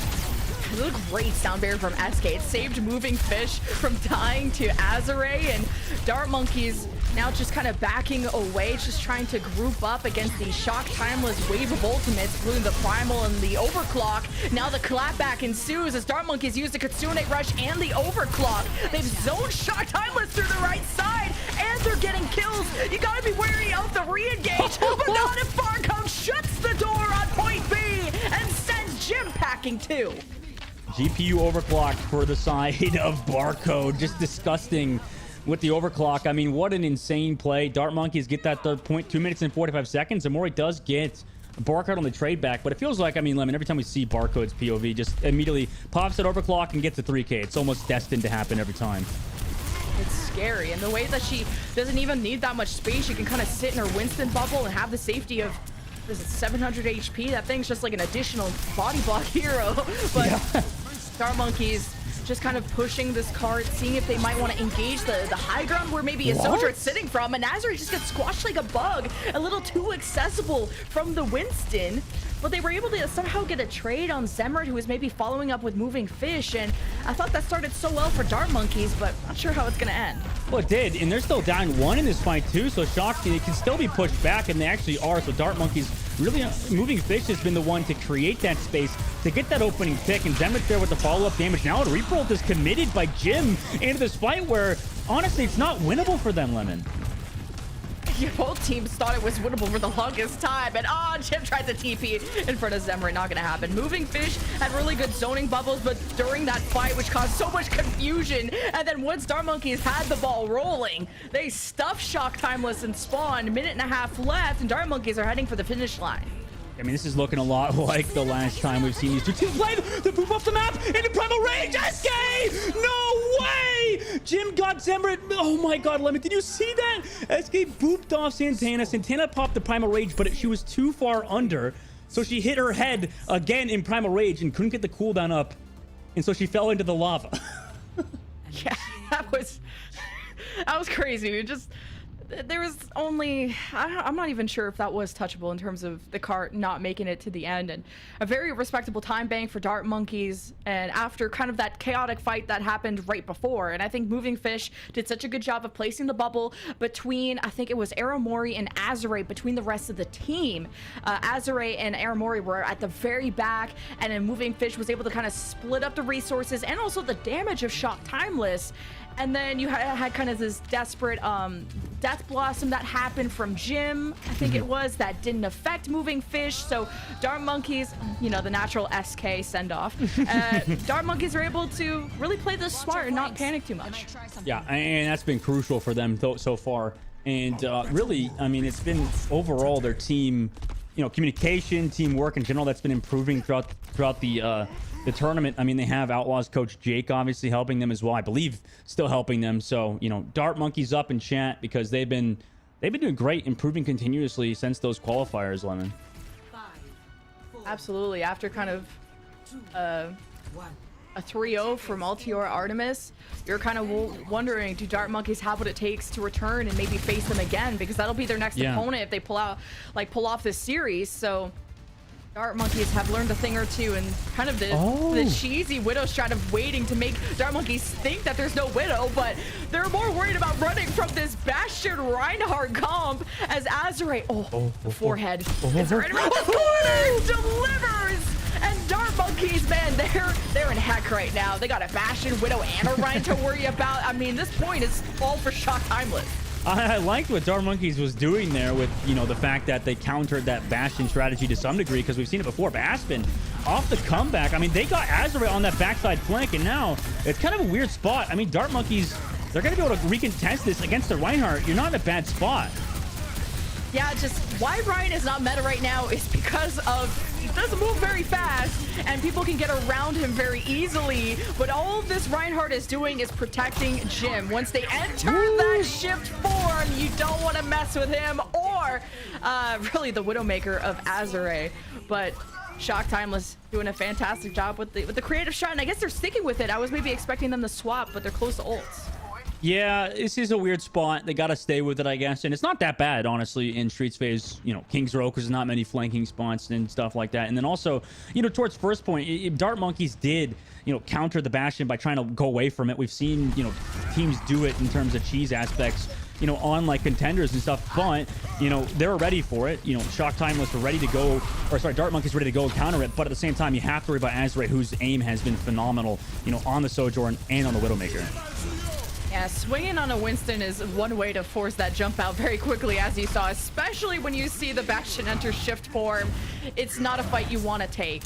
And as long as the Bastion is not in that form, they have a chance. And Dart Monkey sneaked through the alleyway, but Moving Fish almost died on impact, dropping down to 2 HP, but keeping them alive. Kitsune Rush from Aspen helping out, but Jim stays in the corner and has the immortality fail, no stopping him as Santana lines up the pins for the rest of Shock Timeless to knock them down, or I guess blow them up. Either way, Shock Timeless are scary. It opened up that Azure pick at the same time. Moving Fish took that damage from Aramori over the top side. Took about 5 different shots, but on the backside, you know, 1 kill for Barkout. However, they're a weird spot. They decided to commit beat drop actually here, Lemon, but is this a good position? Azure gets Barcode as well. I mean, Dart Monkeys is not in a great spot. They have to commit the beat drop because they lost Moving Fish, but they're not going to be able to win the fight. And now you don't have beat drop coming in the next one. Yeah, that was like a risky investment for Dart Monkeys, right? Because they were 3v4, 4 being Shock Timeless, and really thought if they can just slow them down, they thought it was winnable. I think they might have had Zemrit up either way. Dart Monkeys are going to wish they had that one back. They'll have the Primal Rage to sustain if they can get Zemrit in a good position. There's the initial jump by Moving Fish, and really it just forces Shock Timeless back. Amp Matrix plus Bastion. Dart Monkeys are trying to hide, and man, they're actually getting shoved out of their cover. So this is scary. Shock Timeless are about to cap, and this timing is going to be out of control. Sound Bear from Jam, and that barely saves Azure. Zemrit tries to go through all of those shields with the Death Blossom, and it's not enough. You're just going to shatter Aspen because you're just a mean person trying to stop her before the teleport happens. And Dart Monkey somehow pulled out ahead in this fight. I mean, 2 things, obviously. There. Azure just went aggressive. Unfortunately, couldn't find those kills. That's number 1, right? You want your Sojourn to find those kills, but also, you know, because they had Santana on Reinhardt, they didn't have any follow-up from that Winston dive to be able to find those low HP targets. You know, that just puts so much pressure on Azure, who has to hit those headshots, and if they don't, you know, they don't have the consistency of that Winston to follow up on those body shots. So Azure, unfortunately, not able to find anything on that overclock, and now Dart Monkeys are in a great spot with 2 ultimates. Stopping that momentum again. Shock Timeless used so much this last fight. You gotta hope that get a good eco push going. Build up towards some ultimates, and I guess catch the forehead of Barcode. 5v4 for Shock Timeless, which starts the Kitsune Rush from the defense to use on the 4v4. But we have a disconnect from Shock Timeless, and we'll have to call for a pause after this fight, but Dart Monkeys also hold them at bay. Yeah, I mean, that's a good hold for Dart Monkeys so far. Shock Timeless, at least, you know, consolation prize, they have some time on the clock, so it's not entirely over for them just yet, especially since they are a great team. And, you know, for Shock Timeless in general, Lemon, I mean, they've been doing a great job in general, like throughout the entire tournament. So to actually follow through with what just happened, guys, we did have a DC on the side of Shock Timeless, and, you know, they do have 2 minutes on the clock. On the opposite side, Dart Monkeys steamrolled on their offensive side, right? So you gotta come up with time here now coming into 3rd phase. This is gonna put more pressure on Shock Timeless, don't you think, Lemon? Yeah, at least you got the Kitsune Rush from Dart Monkeys out, and that was, you know, their golden egg. That was a very important ultimate to get out. And the fact that Shock Timeless don't have any ults, trying to bait out ults from the other team and then build up to your own is kind of the win condition for point B. I mean, unless you just send Azure or Barcode to kill everybody without ultimates, that's great too. Glad we got Jim back, so that'll reset their ult charge to 0, which not like the most impactful ultimate, but still one that can sometimes win fights. Yeah, and it really can. Off the back of, you know, Dart Monkeys on this defensive side now with 1:30 left. And Shock Timeless have to really set up here towards this fight to maybe get in with the fast Kitsune rush and then build up beat during that. And then maybe... what do you do about that? What do you do about that, Lemon? Yeah, Aramori had to make the quickest decision. Do we pop Kitsune Rush in a 4v5 and try to turn it? But before they could really make up their mind, Dart Monkeys just jumped on top of them. And that's kind of the decision that Aspen made a lot quicker. When they lost Barcode to Azure, they popped Kitsune Rush in a 4v5 and ended up winning. So you have to be quick on those decisions and can't hesitate. Yeah, and they really can't. Now they're in a situation where they've built up ults. Dart Monkeys have built up ults on the defensive side. You've dug yourself a hole, and it might just be your grave coming next fight. I mean, you're not going to have a Reaper ult. That's the only thing they maybe could use to capitalize on this fight. With Dart Monkeys, you know, they're going to have 4 ults as well to be able to hold in the defense, but they have to go against an overclock that's very early. Overclock from Azure will force Dart Monkeys to, I thought, back away, but they said, all right, bring it on. Use the Salvador Primal Rage and only sets up Zemrit with the Death Blossom.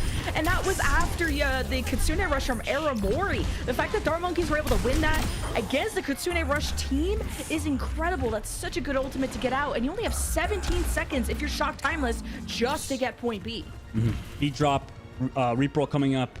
Primal Rage. Santana this time is going to have to touch the cart. At least they don't have to worry about SK moving them off the map this time. Santana actually goes for early.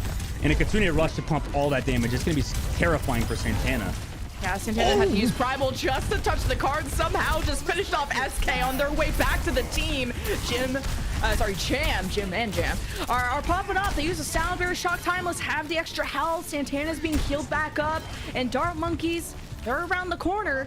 Shock Timeless, though, it's overtime. A lost fight here would put Dart Monkeys up to match point. Shock Timeless jump in. They place the bubble at the choke just to zone the mob to own some of the real estate as Moving Fish presents themselves. You gotta have that Gym Reaper really step up and force that monkey away so that your Sojourn of Azure can feel more comfortable. And now you're seeing Santana own more of that space. Shock Timeless send it on the Death Blossom. The bubble from Moving Fish breaks up some of that damage as Shock Timeless are just meters away. They're not going to get a ton of kills until they finish them off just now, and that'll assure their point B success. Yeah, what a great work or great teamwork from them on Shock Timeless's offense. Now Dart Monkeys, you know, they didn't unfortunately have a big enough time bank to stop Shock Timeless pushing in, but they still have the third phase to work with. They have about 2 fight territory here on the defensive third point, and you know, it is pretty defensive favorite unless Shock Timeless control this high ground. Dart Monkeys actually opt to push them off of it, and everybody's actually slow to get healed from Aramori on the opposite side. So Dart Monkeys, they're going to be in a great position with 5 ults. Yeah, Jim was still on the high ground. Santana had to jump back up, and now kind of Shocked missed the kind of mixed up positioning, allowed Dart Monkeys to jump in between them, use the Sound Barrier, get a pick on the Azure who dropped off that high ground, or at least was left behind by the dive team. And Dart Monkeys, I mean, they're still in a great spot. You lose SK from just being a little bit over aggro, but other than that, Dart Monkeys can just kind of play chill here. Yeah, they can, and that they are, but they can actually commit that Reaper ult and the Primal Rage over the top side from that railing. Moving Fish looking for a kill, but I don't think they'll be able to find it. They may actually go down here. They go low. Yep, they're actually taking out. The counter engage comes through from Shock Timeless.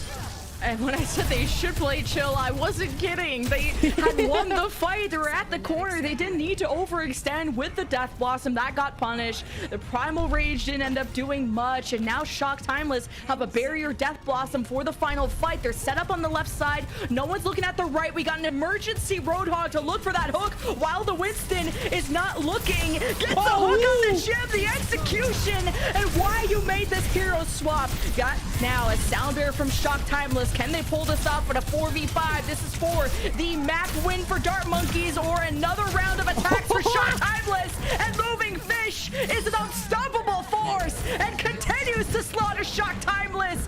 Dart Monkeys have stopped them once and for all, and they go to match point. Oh my Dart Monkeys and Moving Fish. Unbelievable hold in that third point. I mean, to have the presence of mind to swap to Roadhog and think that it's a good play, first of all. I mean, it is. We talked about it, Lemon, before, how the meta has been so diverse in terms of, seeing Roadhog, seeing Winston work in general. And to make that last second swap in a different composition almost entirely, it's a risky play to pull off on third point King's Row. But obviously it works out if you get that hook, and especially even on a target that's 250 HP, it's just such good play for Moving Fish.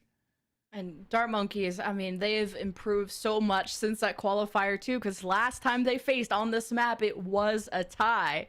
And we got all types of creative strategies. We got Bastion, Reinhardt, Widowmakers just for the attack, to swapping now a defensive Roadhog.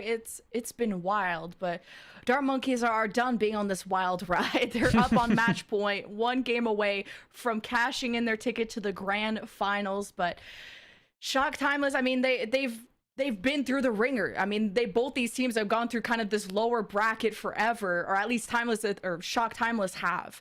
And they don't want to go out this way. They've been 3-0ing everyone up until this point. They really have. It's terrifying to really go against. Like I said, a daunting task. But, against Shock Timeless, if you get in that 3-0 Lemon, I mean, they're in a great spot to actually make it to that grand finals and actually go against their victorious members on the opposite side. Well, speaking of other side, we're going to send y'all to a quick break so we can make sure our teams are ready to go for maybe the final map of our Losers Final Calling All Heroes Challenger Cup. So we'll see you in a bit.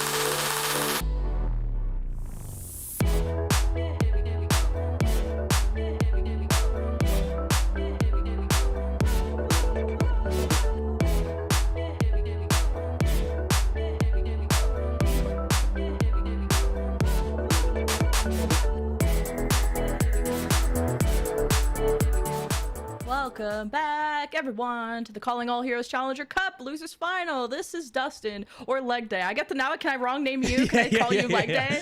And you call me Moxie? Is that fine? We look the same. You know, all guys look the same, obviously, right? It's just Not all men. Hashtag, okay? We got maybe one more map to go. We're already losing ourselves. Dart Monkeys are ahead. They haven't lost themselves, though. They're rolling. Mm-hmm. I mean, they are rolling. It's disgusting how well they've played so far in the tournament. I mean, you know, Dart Monkeys in the last qualifiers, obviously, like you mentioned, with Shock, with Timeless, I guess, to actually have to deal with that time with the close series, to now come in and have a statement win on Kings Row and on Oasis. Yes, it was semi-close. I think this bodes well for them if they can win the next map, which is going to be Dorado. I mean, that'll set them up, I think, versus Altiora in the finals. Yeah, no Reinhardt, Bastion, whatever that was on this map. There are so many annoying high grounds that there's no shot you can play any hero that can't dive on this map. I mean, point A is like the only exception, but point B, point C, it's all about them high grounds and getting to it. So we'll see. This will be a true test of, I think, the dive coordination. I kind of talked about how Oasis really, because of how close it is, it really tests out your Reapers and how scared your Sojourns are going to be. But Dorado is all about those rotations to those power positions of the map. Right. And yeah, just rotating between those top of the buildings. You can always see, like you said, no Bastion and no Reinhardt, no non-dive characters. But, you know, on the opposite side, you could see Echo every now and again, which is kind of different in terms of tempo. You can always see so many different characters that will not only be, I guess they'll be the same in terms of the play style, but in terms of the tempo of the game, the pacing of the game, that can really change a lot of things, right? A lot of metas are dependent not only on how, you know, each character plays. You could have two different metas. If you compared, say we had this meta now, and then we have a meta that's the same heroes, but in, let's say, 2 years, the compositions are going to be the same, but the play style is going to be completely different because of, you know, obviously stats and health pools and stuff like that. So it can really offer a lot of different ways that you have to play the game. Now, obviously, I mean, you're probably thinking, we're in the now. Why are you thinking about 5 years from now, dude? What are you on about here? But, you know, it kind of, at least in Overwatch 1, if you were to compare two metas to each other, you kind of play entirely different. If we see a Farrakhan, for example, in Overwatch 2, it's going to be so different than we would have seen with a Farrakhan in Overwatch 1. So in that in terms of play style, leading into Dorado, where you could just play those high grounds, play in that verticality, that should allow, you know, the like of either Shock or Dart Monkeys to take advantage. Yeah, and speaking of that future, I mean, we're not even playing on the live patch, because you'd be like, see, Doomfist didn't get that much love on the patch, and etc. Roadhogs aren't here, and we did see a little bit of a Roadhog from Moving Fish, but either way, this is on the Grand Finals patch, hence why you're seeing a lot of Reaper, Sojourn, stuff like that. Winton still wins, and yeah, we'll kind of maybe focus more on Shock Timeless coming out of the gates with the Echo that you talked about.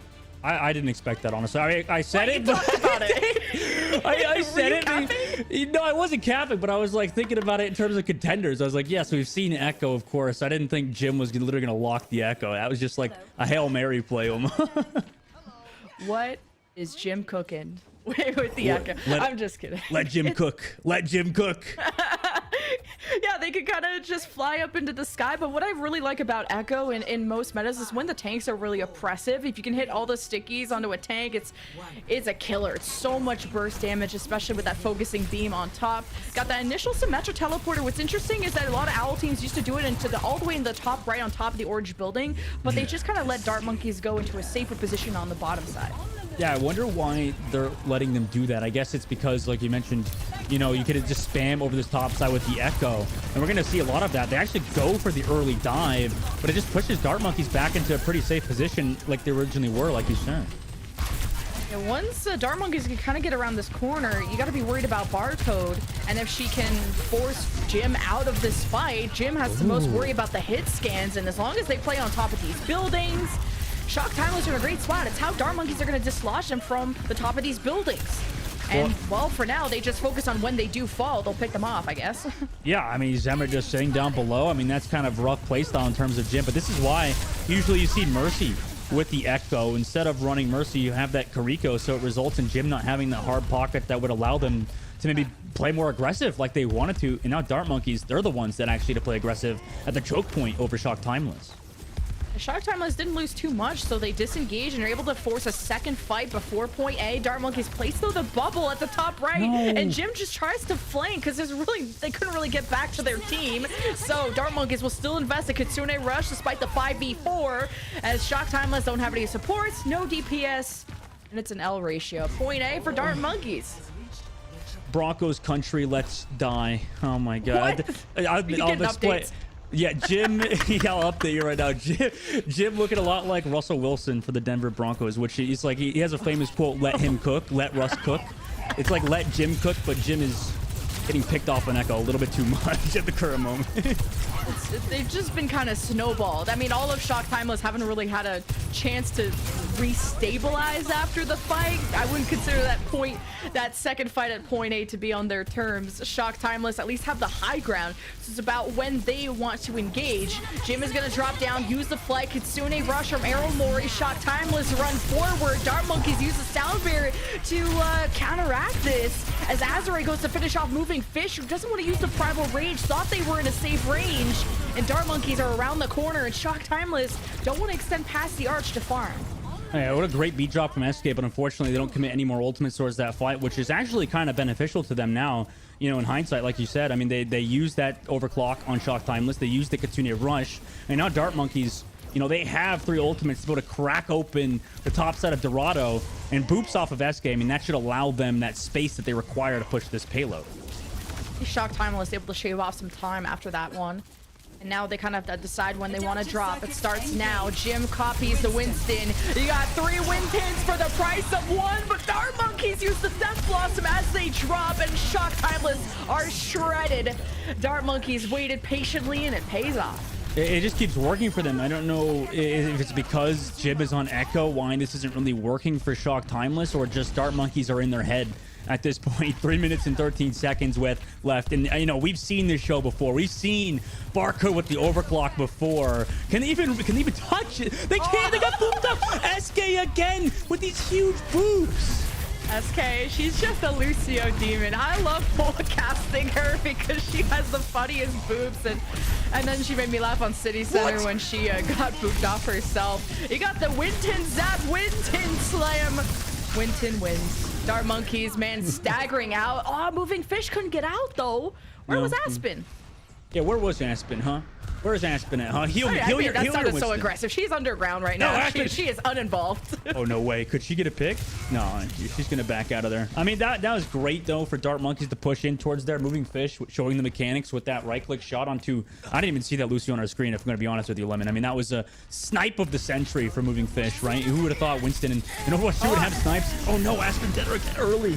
Dude, Aspen's voice line didn't even finish. It was like halfway through. And Kitsune Rush still stays online, though. It doesn't get canceled no matter what. So Dart Monkeys kind of use this moment to send Zemrit, make sure they go farming. But Moving Fish is the one whose primal is popping off. Remember, you have haste, which means your cooldowns are reduced during that Kitsune Rush. You get to jump, you get to slap, and you get to win. Dart Monkeys take that fight. Pretty easy for them as well, coming now with 4 ultimate. Shock Timeless, they'll be down in 1 ultimate with Santana using that Primal Rage in that last fight to try to deal with Moving Fish. And we've seen Moving Fish yet again before deal so much damage with that Primal Rage. And same with Barcode, actually sticks down lower for an engage, but the Kitsune Rush committed for Memorial on this defense. You need to win this fight if you're Shock Timeless, and I don't see how you don't.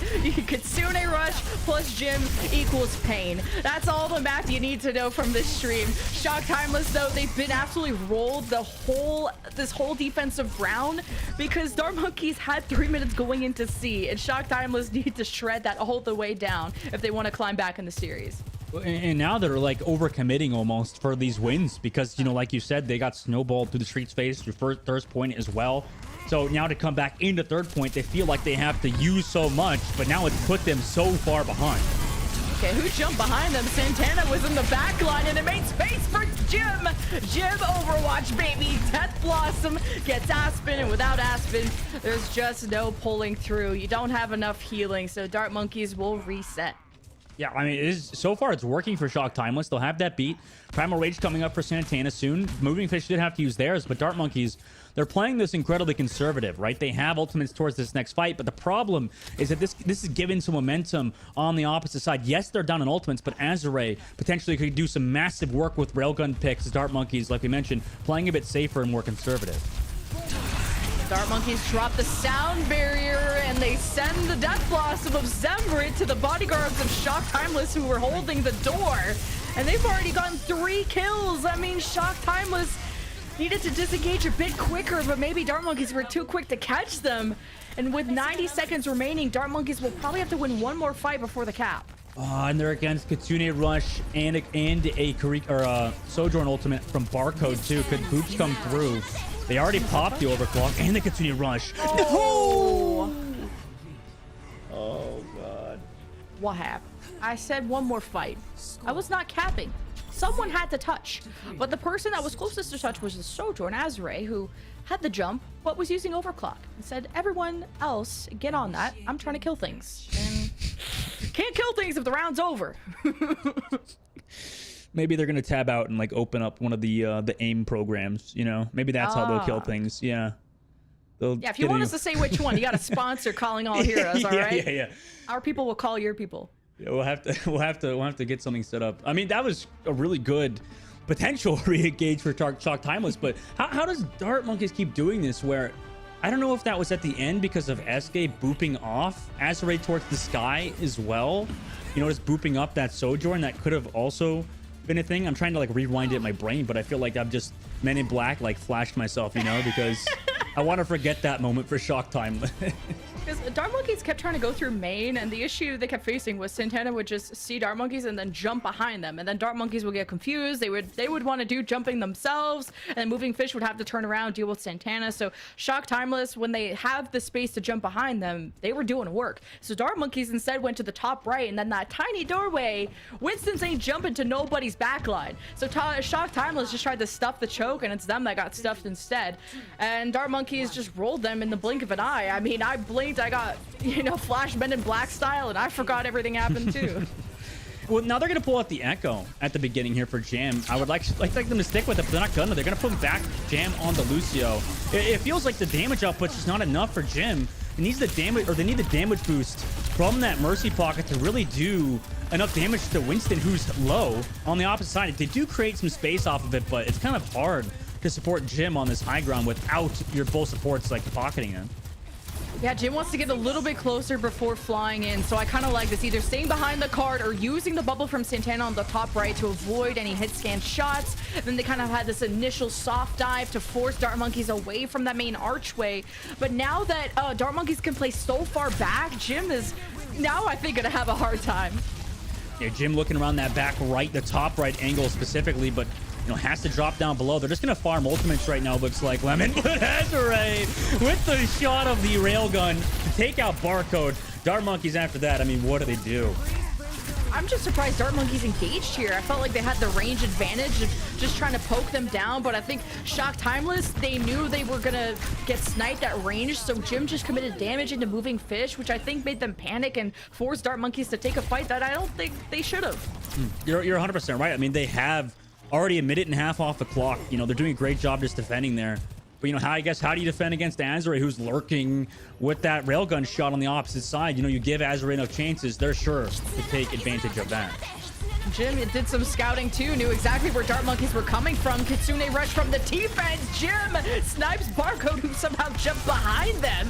You ain't getting past this wall. Shock Timeless so close to point A, and half their time bank is gone. Dart Monkeys still invested ultimates, even a Primal Rage on top of the Kitsune Rush. And Shock Timeless, they stay vigilant. They really haven't used much besides their own Kitsune Rush. And with everything they've banked back up, this could be a snowball for Poi B if they do this right. I'm gonna take a little bit of analysis from chat. I saw that comment earlier I told you about where, you know, one person in chat said all Altiora has to do is not choke. You know, maybe all Dart Monkeys have to do is not choke. Yeah, tell that to literally the San Francisco Shock. I mean, it's tough. Everyone's trying to take that lesson, but Barcode snipes Jim, and finally they get punished. They were flying a little too free at this point. Shock Timeless, this was kind of their momentum push. I talked about this bank of ultimates they had, and they'll have to do it without Jim, and Soundbearer drops. Azure's 1 HP. Shock Timeless are still uncomfortable, but they'll keep this going because they killed the supports of Dart Monkeys, so as long as Shock Timeless don't feed, you know, some advice from chat there, then all damage is permanent. Yeah, all damage is permanent. Now they have to fall back low on ultimates as well. You know, Shock Timeless, they're in a great position with no beat drop, even though that doesn't really matter because Dart Monkeys on the other side, Moving Fish has been doing work against no beat drop, or against beat drop rather. Same with Barcode. So now they don't have either ultimate. Zemrit, they're gonna have to go huge with the Reaper ultimate. But on Dorado, I mean, the map's so open, especially if you know where he's coming from, towards that bank side. It's gonna be tough to deal with Dart Monkeys. Azure knows maybe someone could come through the top bank side, so they're respecting that space. Kitsune rush from Aramori, countered by the sound barrier of SK. Aspen gets low. Azure hits the final shot. It's a double kill, and she doesn't stop here. Shock Timeless need to finish this fight and make up for really the lack of time bank to see if they can do better than Dart Monkeys and climb back in the series. I think they can, honestly. I mean, SK just used that B drop. Aspen gonna have a Kitsune rush. They're gonna touch last second. They used the Suzu already. And down in that fight, Jin uses the copy too. So you're just dealing against moving fish. The delay though, Dart Monkeys has the ultimate, but SK gets picked. Ooh, Death Blossom out of nowhere. Good boot from Jam. Shock Timeless. Just have a few more meters to go, and Moving Fish is buying time for Dart Monkeys to get back. You don't have Aspen, you have limited heals, but if Aspen gets back, can teleport in time, the Kitsune rush would be a win condition, but Shock Timeless are killing too quickly, so Dart Monkeys will not be holding this. And looking at this time bank now, 3.5 is pretty good for Shock Timeless. It is. I mean, 3.5 minutes to capture out third point Dorado. This map is not... I mean, it is pretty defensive-sided on third point, but, you know, it gets a bit easier for the defense or for the offense compared to a map like Kings Row, you know, where the spawns are that close. They're so close on Dorado. It's still really hard to cap out on third point, but with 3 minutes and 12 seconds, I mean, Shock, don't choke. Shock, don't choke. We'll see. If they can finish faster, they'll give them an advantage. There's the initial jump there. And jumping back as Santana didn't want to use the Primal Rage, wants to get more free space. Now Dart Monkeys are contesting. They'll have to force them out, but it's almost like Santana should have stayed there with the Primal, because then Jin didn't have any space. Must have used Flight already. And Shock don't want to have to fight their way through this choke. You saw how kind of awkward it was for Dart Monkeys on the last round, and every second counts for Shock Timeless. Every second is ticking now for Shock Timeless, and 2 minutes and 30 seconds left. You know, they're going to have to really recoup together and maybe pop this Kitsune rush on the engage, maybe get an overclock there as well. I mean, they're up in terms of ults, but the cart, it's so far away. Dart Monkeys could take a dry fight if they wanted. Both Kitsune rushes, but one sound barrier for Shock Timeless. SK 20% behind. As Shock Timeless are now getting sniped as they're disengaging. Barcode jumped away from the initial dive and punishes them for even approaching. And Shock Timeless has been multiple fights lost. His point C has just been a struggle. My jaw is dropped. I don't know how the heck Barcode hit that second shot onto Jim. Jim wasn't even on our screen when we saw Jim get taken out. Like, I don't even know what happened. Is Sojourn, does she like shoot curved railgun shots? Has Barcode found some sort of new tech that Angelina we had no Jolie idea? style? Yeah, exactly. The bullet? Yeah, she really did. Oh no, you lost Aramori! We haven't even figured out where this fight is taking place, and somehow Aramori, I mean, must have taken either a body shot from the Sojourn and zapped by the Winston. I have no idea. Then you trade this out, so both teams are kind of scratching their heads like, well, do we go in without them? Well, Dart Monkeys will have their Kitsune back a little bit faster, but Shock Timeless round the corner, and you got to worry about Azure, what she can find with the overclock. She almost got that pick onto someone in spawn room doors, but good headway for Shock Timeless. Yeah, I mean, both Primal Rages are available. It's going to be on either Winston or Railgun shot out of both Sojourns towards this fight. So pay attention to Santana, Moving Fish, Barcode, and Azure leading into next fight. Okay, whose Reaper is teleporting up there is Zemrit. You really got to make sure that no Sojourn or Reaper is comfortable up there. It's how you can access either team's backline. Speaking of backline, Santana is making room. A setup camp and almost killed SK. Just couldn't get the juggle right off the wall. And a great boot to send away Zemrit. Everyone from Shock Timeless focused them down. And Dart Monkeys, though, they're only ahead by one person. And a Death Blossom from Jim as there's a Winston right there. But the Suzu saved Dart Monkeys, and that was a great call by Aspen. 20 seconds left. No ultimates on the board besides one support out for Shock Timeless on Aramori. So that should allow maybe Azure to build up that ult. Same with Jam. And on Dart Monkey's side, I mean, Barcode with an overclock. Up 2-0 over Shock Timeless with a Primal Rage. They're in a fantastic spot to end it now. Will this be Dart Monkeys going to the grand finals? They have to hold one final time. Moving Fish has already killed Santana. Shock Timeless have the Kitsune Rush advantage, but they gotta send the Reaper of Jim to do the work. We gotta worry about Barcode behind. Can she hit the snipe? Well, Azure's dead either way. It doesn't matter. Dart Monkeys don't have their supports though, so Shock Timeless, they have to finish this off quickly while they're lacking the resources. The box is right at the end, and Shock Timeless clutched it after starting the fight 4v5. Unbelievable closeout from them. I mean, what a great push at the very end to come back, like you mentioned, down 2. I mean, how do you do it? I don't know. I mean, they just pulled it out towards the end. They get those picks. They regroup together towards that point. Still have Jim there, and we know Jim's one of the best Reapers in the entirety of Overwatch 2. So off the back of that, I mean, they just stay there on that point, set up camp, and, you know, Dart Monkeys, they kind of maybe got a little flustered towards the end, you think, Lemon? I mean, it seemed like they were in full control.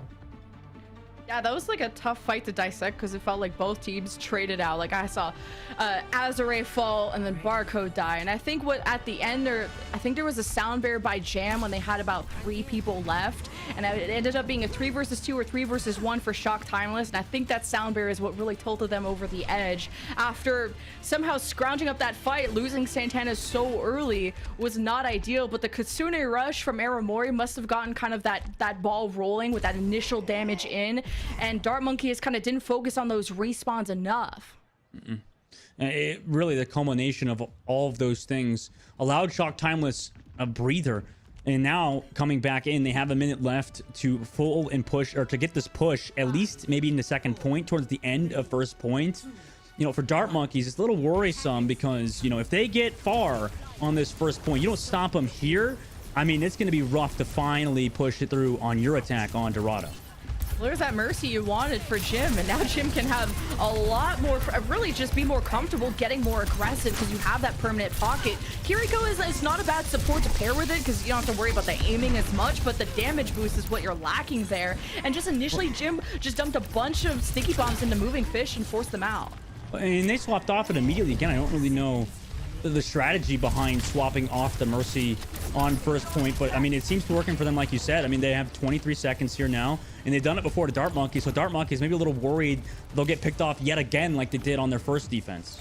I'm just sure you have no room or time for res, and Soundbear is just a better ultimate if I had to just give you the cliff notes on that. But Barco with the first blood, the Shock Timeless, they don't have many seconds remaining. They got to stay on the cart on top of that while hoping to dislodge Dart Monkeys from the high ground, and they just collapse onto them. But it's Shock Timeless with the better punish, and the burst from the Echo is just too much. Jim Overwatch has woken up, and they're coming for your backline. Dart Monkeys better run, because Shock Timeless are coming for point A.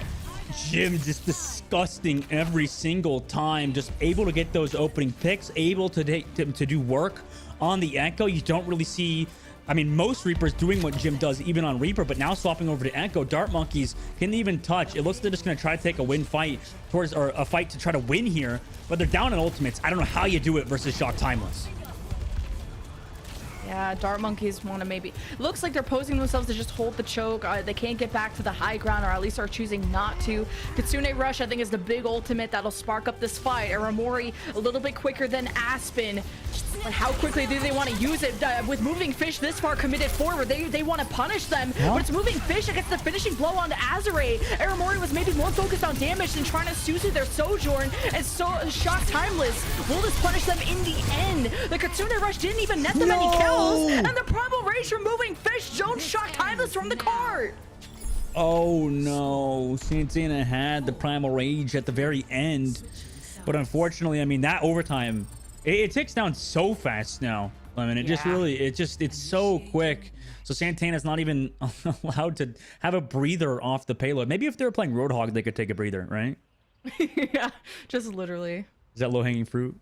Yeah, that's okay. Moving Fish heard you, and they're probably laughing. Yeah, thank you, Moving Fish. I mean, they're laughing at what just happened too. I mean, Shock Timeless should have stayed on the payload there at the end, but you know, Shock Timeless at the same time laughing all the way to the bank, in which they're going to respawn to the bank now. Is that also low-hanging fruit? But they're going to also spawn at the bank now and come towards this point in which Dart Monkeys, you know, 2 minutes and 16 seconds. It's a good time bank, but on the side of Shock Timeless, you pushed it into this second phase, which you got to feel good with that.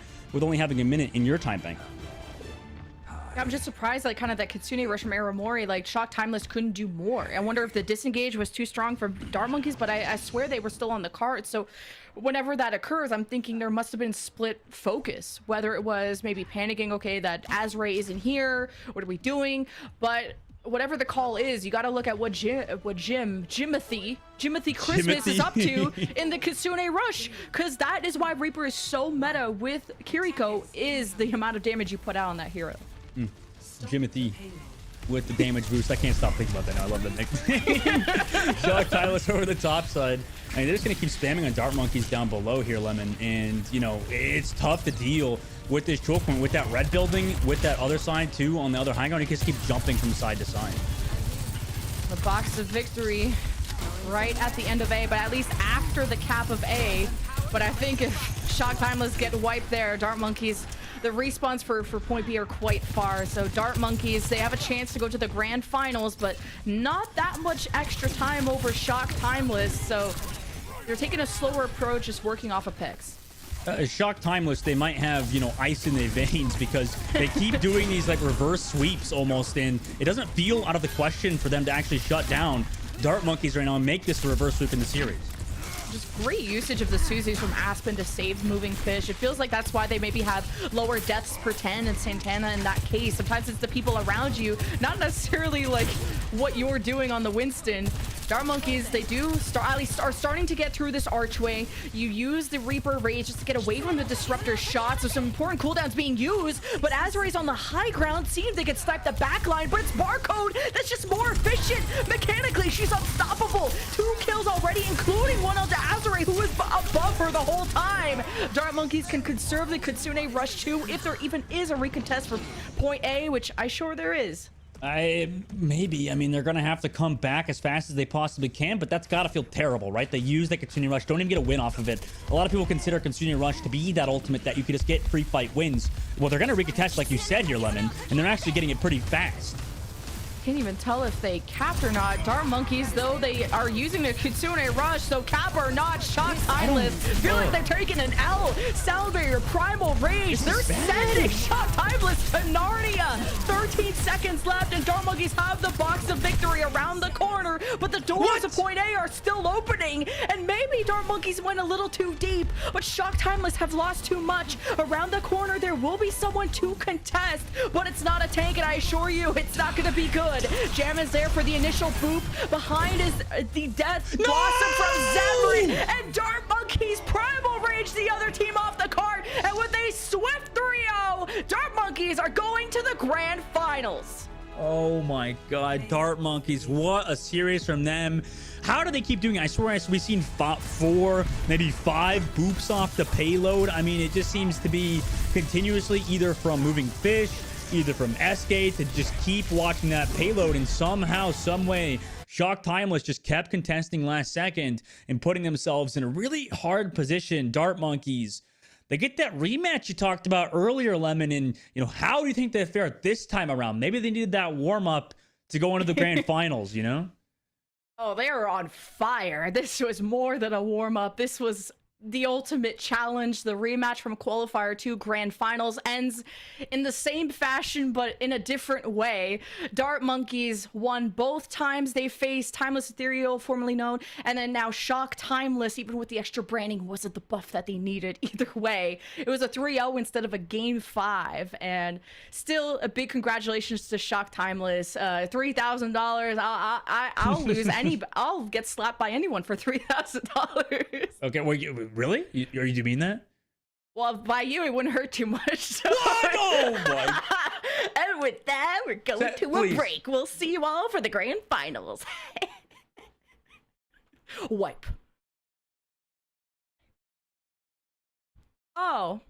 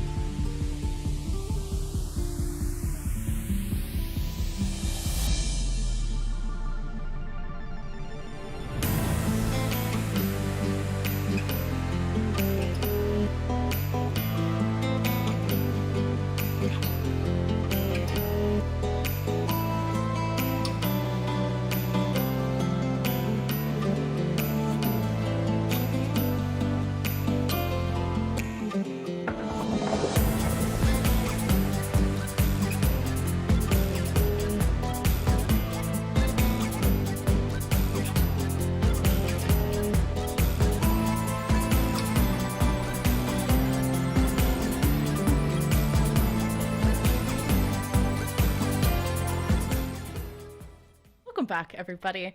Me and Dustin has settled it behind closed doors. I'm now $3,000 richer, and look, no mark on my face. But I have brought someone very important, the Lucio Demon herself. SK is on the line for our winner's interview. Congratulations! How's the tournament been so far? Hello, I missed you. I missed you too. It's been great. It's been good. We have been playing Overwatch for sure. SK, Overwatch no did love, occur. no love for me, man. Or do you? What the heck? Where's my love? I missed y'all. Sorry. Excuse Thank me. you. Thank you. Yeah, Of course. that's my SK, bad. but I wanted to bring it back, honestly, real quick. To just a real question for you. When you were booping, I mean, how many times you booped Santana off the map? First of all, on Kings Row, can we talk about that one? That was insane. That was What'd you feel sick. after you booped off Santana? That was crazy. I was just laughing. I thought they were definitely gonna jump back Such a on. gremlin. You got Uno reversed, then you got booped off the map. That was pretty funny. Yeah, I was didn't like oh, laugh on at you. It was with Oasis, you. I was trying Yeah. to head stomp the Kiriko on her wall climb back up, but she just teleported and then I got pooped. Oh no. Oh jeez. Well, yeah, that was like an out or like a mind play, I guess, or like a mind game. But it's hard to head stomp, right? How often do you actually can you stop people from climbing back up walls like a Genji or Kiriko? Do you consistently actually stop them from getting off on those crazy comeback plays? Yes, if they don't have abilities, but if they just wall climb, it's really easy. You just Goomba stomp them. You step on their head. You were in Goomba stomp position so many times. I saw you on like King's Row. You and Jam fighting for the statue. It's pretty funny, but it's not the first time y'all have faced Shock Timeless or Timeless Ethereal. Like the last, we actually casted your final against them, and it went all the that way was to a good game game. 5, and now it was a 3-0. So what was different between y'all, like from the qualifier 2 to now? Because y'all look so much stronger. Oh, we scrimmed this week. That's the difference. Is that I all guess. it takes? Yeah, last tournament we didn't have any practice at all. It was our first time playing together. And then this week we got to work. We did like 3 or 4 scrims. Jake was there helping us out, and we've improved a lot for sure. Yeah, it really looks like that. I mean, like generally it seemed like they have so much, or you guys, I guess, Dart Monkeys in general have really improved since that first qualifier because of the scrims like you mentioned. And I mean, to actually close it out with so many times, to really have a lot of, pressure on you guys, obviously, to make it to those grand finals and finally shut out at the end. How are you feeling, I guess, going into those grand finals? How are you feeling at the end of the day coming into the matchup versus Altiora yet again? We're excited. We want revenge. Timeless was in our way. Sorry, Timeless, but we're gonna get our grudge match now. Ooh. Okay. So what kind of glow up from y'all has to happen to make this a different result against Altiora Artemis? Any wisdom to share? We were furiously typing in the group chat for like an hour and a half between our 2 matches, so we're gonna see what happens. Okay. Thanks so much for the interview. Oh, I know you did. I saw you just fired up on there, getting the boops. Congratulations on this win. Grand finals up next, so we'll let you go. Thank you so much for the interview. Good luck. Thank you. Well, I mean, Lemon, a great interview with the with the homie over SK. I mean, getting that boop off the map, really playing as well as they had the entire tournament. Dart Monkeys, that 1 week of scrim, it was enough, right? I mean, it was enough to get them towards that grand finals of the Challenger Cup after qualifying through the second qualifiers, not even the first one. I mean, to be one of the underdog seeds, it's a crazy storyline for them. Just the brainiac answer from SK. All it takes, y'all asking in chat, how do I become pro in Overwatch? You can hear from Dusty, you can hear it from SK. Practice makes perfect. And typing in a group chat and being cooler than other players, according to SK from her interview earlier. But we're gonna take a for real break. No slapping break, just a normal break this time for y'all to get your popcorn, because on the other side we have the grand final for the Calling All Heroes Challenger Cup. For a minimum of $5,000, the winner gets $10,000. You won't want to miss it.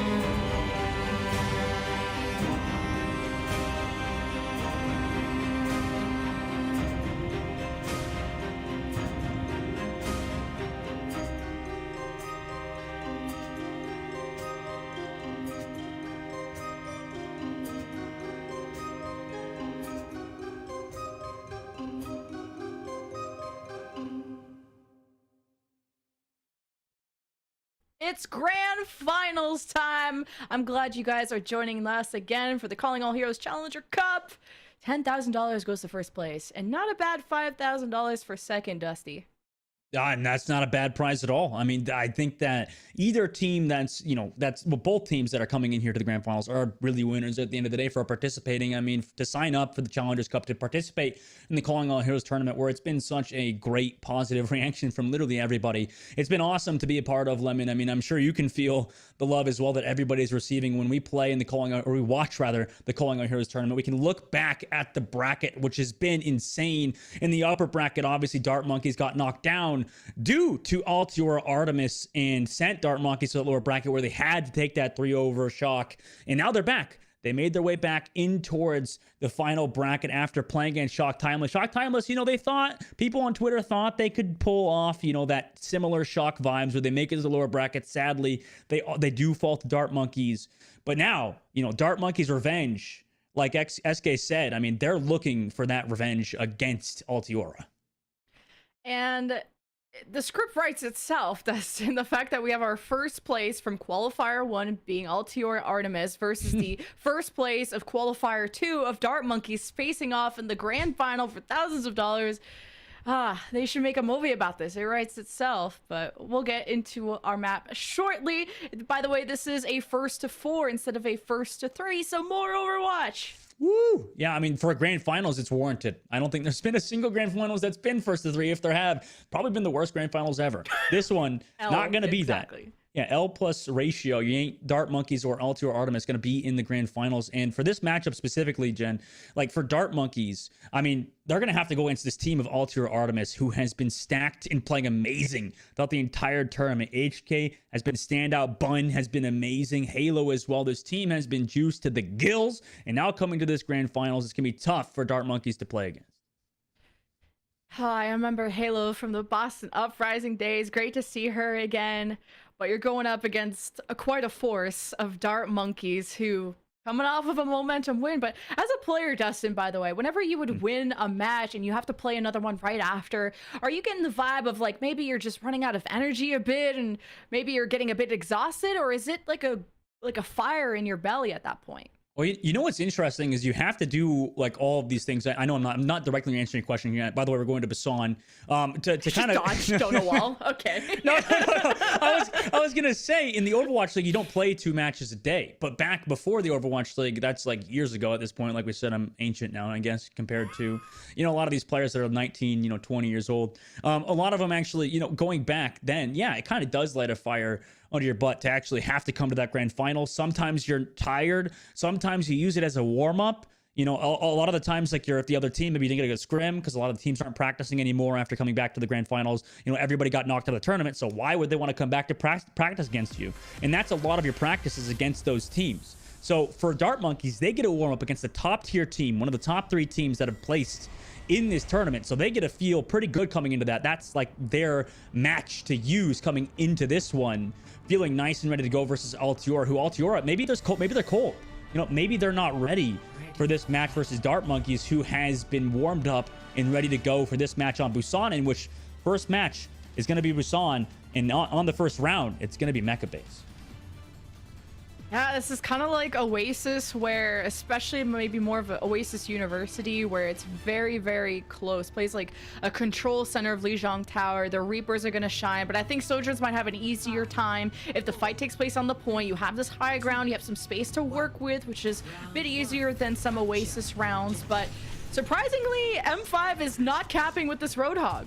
Huh, interesting to run off on the Roadhog with the Genji specifically. I mean, kind of don't know if that's trolling or if that's a serious pick, but it could be very serious because we've seen Genji be picked before, but they're just going for that counter kind of play style, it looks like, Leonard.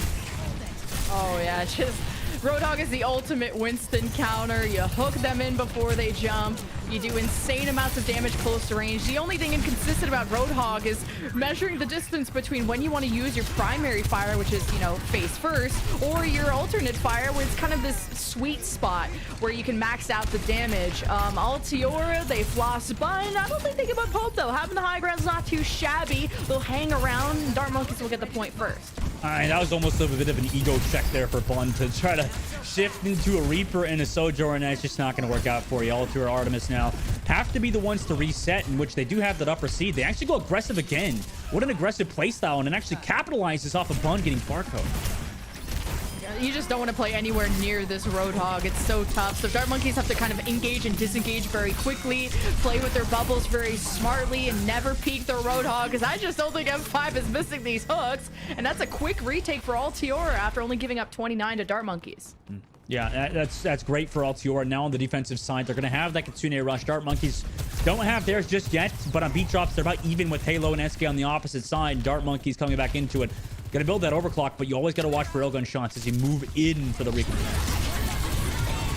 Now it starts with the Kitsune Rush from Wicca versus Aspen. You got the whole hog, though, and in Overwatch 2, it sure bangs. It's not cancelable, and Dart Monkeys just get sent away physically. Come back with vengeance. They have not been slain. A sound re-engage is called by SK as the rest of Dart Monkeys just try to coalesce on a single target, but it was a little bit tough against the Halo sound barrier. But as the dust settles, Altior Artemis are on top. I feel like Dart Monkeys still played that pretty well in the re-engage. Unfortunately, didn't work out for them, but Altiora Artemis looked like one well-oiled machine, just be able to counter dive that Dart Monkeys push and then re-engage it. Now, of course, is moving Fish over to the Roadhog on that re-engage, so maybe a bit of change up in terms of the comp. A Dragon Blade. I just can't even believe I'm casting Genji in the year of our Lord after all the changes we've been through. But HK proves to me it works. It'd be too easy saying SK, you say HK. I know, there's SK and HK. My brain can only handle so much. That was great from Altiora on this defensive side, that blade. And then also the disengage of what it looked to be Barco got split off from Dart Monkeys, you know, push inwards. And now 20% left on the board now for Artemis to actually fully cap out. Dart Monkeys with no ultimates, it's looking rough for them. Right, my bad, Mari, aka M5. I just kind of wanted to call you some kind of gun name, like just like we did to poor old Sam when we called him the S9mm. It's because you're good at, man, you shoot your shot, you almost hooked in the other hog. Moving Fish had to swap just to try and match you, and Bun gets to come alive on the Sojourn, the double kill with the overclock, as you had SK just try to bait some attention, keep that overtime wick burning, but Altiora Artemis with a dominant first round. Yeah, pretty strong start from them. I mean, 100% to 29. They did lose the point first, but that was really because Bun kind of, well, you know, put it in layman's terms, inted, right? I mean, just kind of ran towards. Gotta call him a feeder, Dustin style. Well, they're the ones here in the grand finals, and I'm sitting here casting, so I don't think. I think they're winning. Bun is crazy. I mean, just the fantastic Sojourn. And I mean, to be honest with you, Lemon, I switched off of Flex Support onto full-time DPS gameplay because it is, gotta be honest, way more fun than playing Flex Support right now in Overwatch 2 for me, because I always just get dove and destroyed by Sojourns with railguns. So I said, why can't I do that? Why can't I be the Sojourn that railgun shots? You know? Why can't you ever not lose a map the way Altiora Artemis is doing right now in playoffs, huh? Like, Altiora Artemis are unstoppable, and Dart Monkeys, they thought that they think they're cooking up a glow up. I mean, SK had the wisdom to share. It's all about scrimming, which sounds really simple. But two Roadhogs face off, Mari versus Moving Fish. And you don't really have like an Ana, that instant kind of kryptonite to either anti or sleep to stop the healing. So much sustain is available for a Roadhog. And he's going to actually move forward towards that other side. The Hog pushes back now towards the backside of the point, and it's pretty much a stalemate here with Altiora actually the ones in charge of this point and with the point first in their control. But Moving Fish doesn't decide to hook first and actually gets the kill on Damari. Now it's the first couple of picks, and Moving Fish, it's like, okay, I'm gonna swap to Roadhog, and I'm gonna teach you how it's done. Mari has already conceded and has swapped to the Sigma. Literally L ratioed at this point. You bring the Sigma out to just have that flexible shield to block some of these hooks. Yeah, I mean, that's fine on a map like this too, where you can spam and get away with it as well. I mean, so Sigma specifically has been a great hero, where Mari, you know, she's decided to actually swap over to it. And really, a lot of teams in contenders and calling all heroes have made the Sigma work just to run at this hog with that shield up. Sigma's such a good brawler too, but Moving Fish snuck into the backline and just hooks the Kiriko. And Mari just has to be so careful of that, but you just always have to be front-facing your Hog, or the Hog is just going to get around you, because the Hog does not want to brawl a Sigma. You know, so far so good for Dart Monkeys. They're gonna have to win this map to make a statement to Artemis to come back in the series, and with HK onto that Genji as well, maybe gonna get a big play. There's no support ultimates to negate it, but with how large this map is, you know, it wouldn't be a surprise to see Dart Monkeys speed boost away and disengage the blade with relative ease. So, but HK is super good at just closing distance with that blade as well. So, okay, as I say that, Moving Fish gets the hook.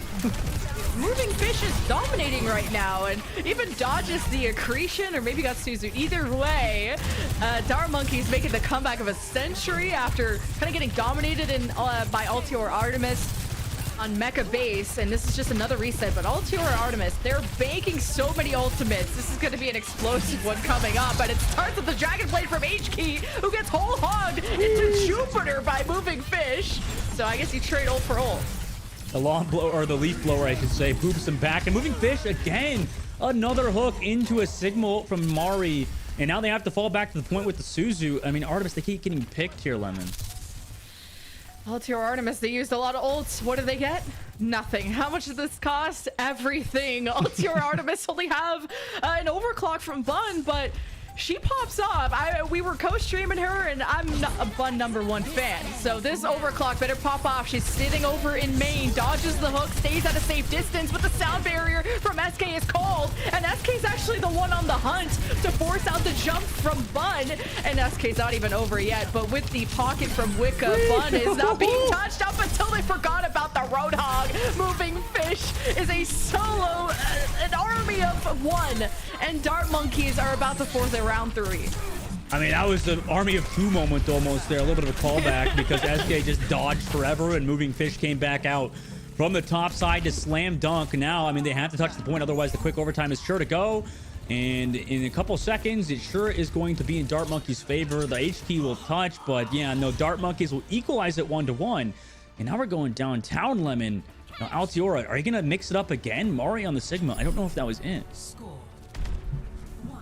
Yeah, I just don't think they have the space to play Sigma. The only times you ever see Sigma being played these days is like on Circuit Royale, where you want to just have that flexible shield and enable your DPS. But playing Sigma as a brawler, it's a little bit tough when you just don't have the sustain that a Roadhog does. Because as you're just exchanging damage, the Roadhog can just walk away, heal, and the Sigma just sits there like a duck and has to wait for heals. So I almost would prefer the Hog mirror, but Mari just doesn't seem confident in that, hence the swap. And you think that they would be as well, because I mean they started off with the Hog as well, so I wonder if that's a team call from Artemis to make that swap as well. I mean, it's really up to them and what they practiced. Maybe they decided Sigma is better on that map than Hog, but really it's resulted in, like you said, Moving Fish being a ton of value. I think Mari is going to give this Hog a try and almost got a great hook onto Aspen or even Zemrit. With the Wraith being popped, Dart Monkeys have to play a bit safe, but the boop wasn't enough to stop Mari. Got an amazing hook on the Barcode, and Dart Monkeys are down 2, so just needing a full reset here. Zemrit must not have Wraith to go back to safety, so Altior Artemis will be capping first. Pretty quick, pretty good fight from them. Mari on the Hog. I mean, we've seen a lot of teams run the Winston comp, and we talked about the better teams being able to do it, easily versus Roadhog, but it feels like it's still, in my opinion, not that off in terms of how strong the compositions are. The Roadhog itself, obviously, proving to be incredibly effective to find that first hook. An easy, quick, high percentage hook from Mari to open it up for Artemis. And now, on the defensive side, they just have to do the Moving Fish. The honest Winston is back. Mari drops so low too, but the take a breather is so powerful along with the damage mitigation you get from it. But Dart Monkeys should be just trying to farm ults off of them if they can. For now, Dart Monkeys are getting hit by a whole hog by Mari, and this is just splitting Dart Monkeys all from each other. SK was in the middle of popping sound barrier, I guess. It still hits only 3 of her team. Dart Monkeys are now faced with the Kitsune rush of Wicca, and without Aspen, who somehow flew off the map, you don't have the heals to fight this. Well, was that the leaf blower or what? I mean, HK also gets on to Moving Fish and SK without having to use a blade. It might have been off the back of Mari with that ultimate. I thought SK was going to fly into Thomas at the end there. I mean, that was just kind of scary for Dart Monkeys. And now coming to this next fight, they're down that beat drop versus both a Blade and a Sojourn ultimate overclock. But the beat drop coming up for Halo, it's scary, so they rotate to coast. In round 3, it's coming down to the last fight for Altiora Artemis to win, to go up in the series. It's a Dragon Blade from HK, who finds the Dart Monkeys backline before they were even ready to take the fight. There was a death blossom to try and zone them off, but the damage had been done. Altiora Artemis just have to clean up, but Moving Fish has isolated a few targets and maybe makes this winnable. At some point, though, Dart Monkeys have to think about touching the point because it's 94 for Altiora. Moving Fish, though, with some great movement over the top side. They actually come back, cap this point, because Moving Fish jumped towards the point with the Primal cooldown, got the jump back out of Primal cooldown. So now into regular Winston, got that pick, but now SK's the one picked by Mari. That's terrible for Dart Monkeys, who had such a crazy comeback potential. The 0 to 100 comeback. Dart Monkeys have done it before without Moving Fish, though. We'll have to see. It's a Soundwave from Altiora while Dart Monkeys' backs were against the wall. They all implode, and Bun is just untouchable at a distance. That's a clean fight win and a swift one. Moving Fish is back, just a touch on the Doomfist, and he's got the nice schmoves, but all they got is an L at the end. Altiora Artemis walking away quite literally with a game 1 win. Wow. I mean, just clean from them. Overall, a little bit of emo at the end, huh? Mari really flexing on us, but I mean, great work from them towards the end of Busan, where, you know, it's hard to actually, you know, fully 99 somebody. You see so many recontests, you know, eventually the wall, the dam is bound to be broken. However, the defense was too strong. I mean, this is why Altiora is such a dominant team and has been in calling out heroes, because they bend, but they just don't break. Yeah. Well, Altiora are going to keep banging on this door, man, because they continue to have a flawless run through this playoff bracket. They haven't dropped a game once. And now this is a rematch of what was it, the previous winner's final, where that was also a 3-0. So Dart Monkeys, you got to wonder, is the glow up there or not? It might be. I mean, at the same time, like for Dart Monkeys, I don't know. I don't know if it's there or not. They're going to have to win this next map to try to prove something. But really, I mean, it's going to be off the back of Barcode doing as well as she did the first time. Maybe Altiora Artemis has figured kind of something out to counter Barcode even, right? Maybe they're just shutting her down. Maybe not even allowing her that space with the Hog. It's been super difficult for Barcode to come online for Dart Monkeys and really the entire team. They won a map off the back of Moving Fish, but how many more maps can they win with a consistent Winston playstyle?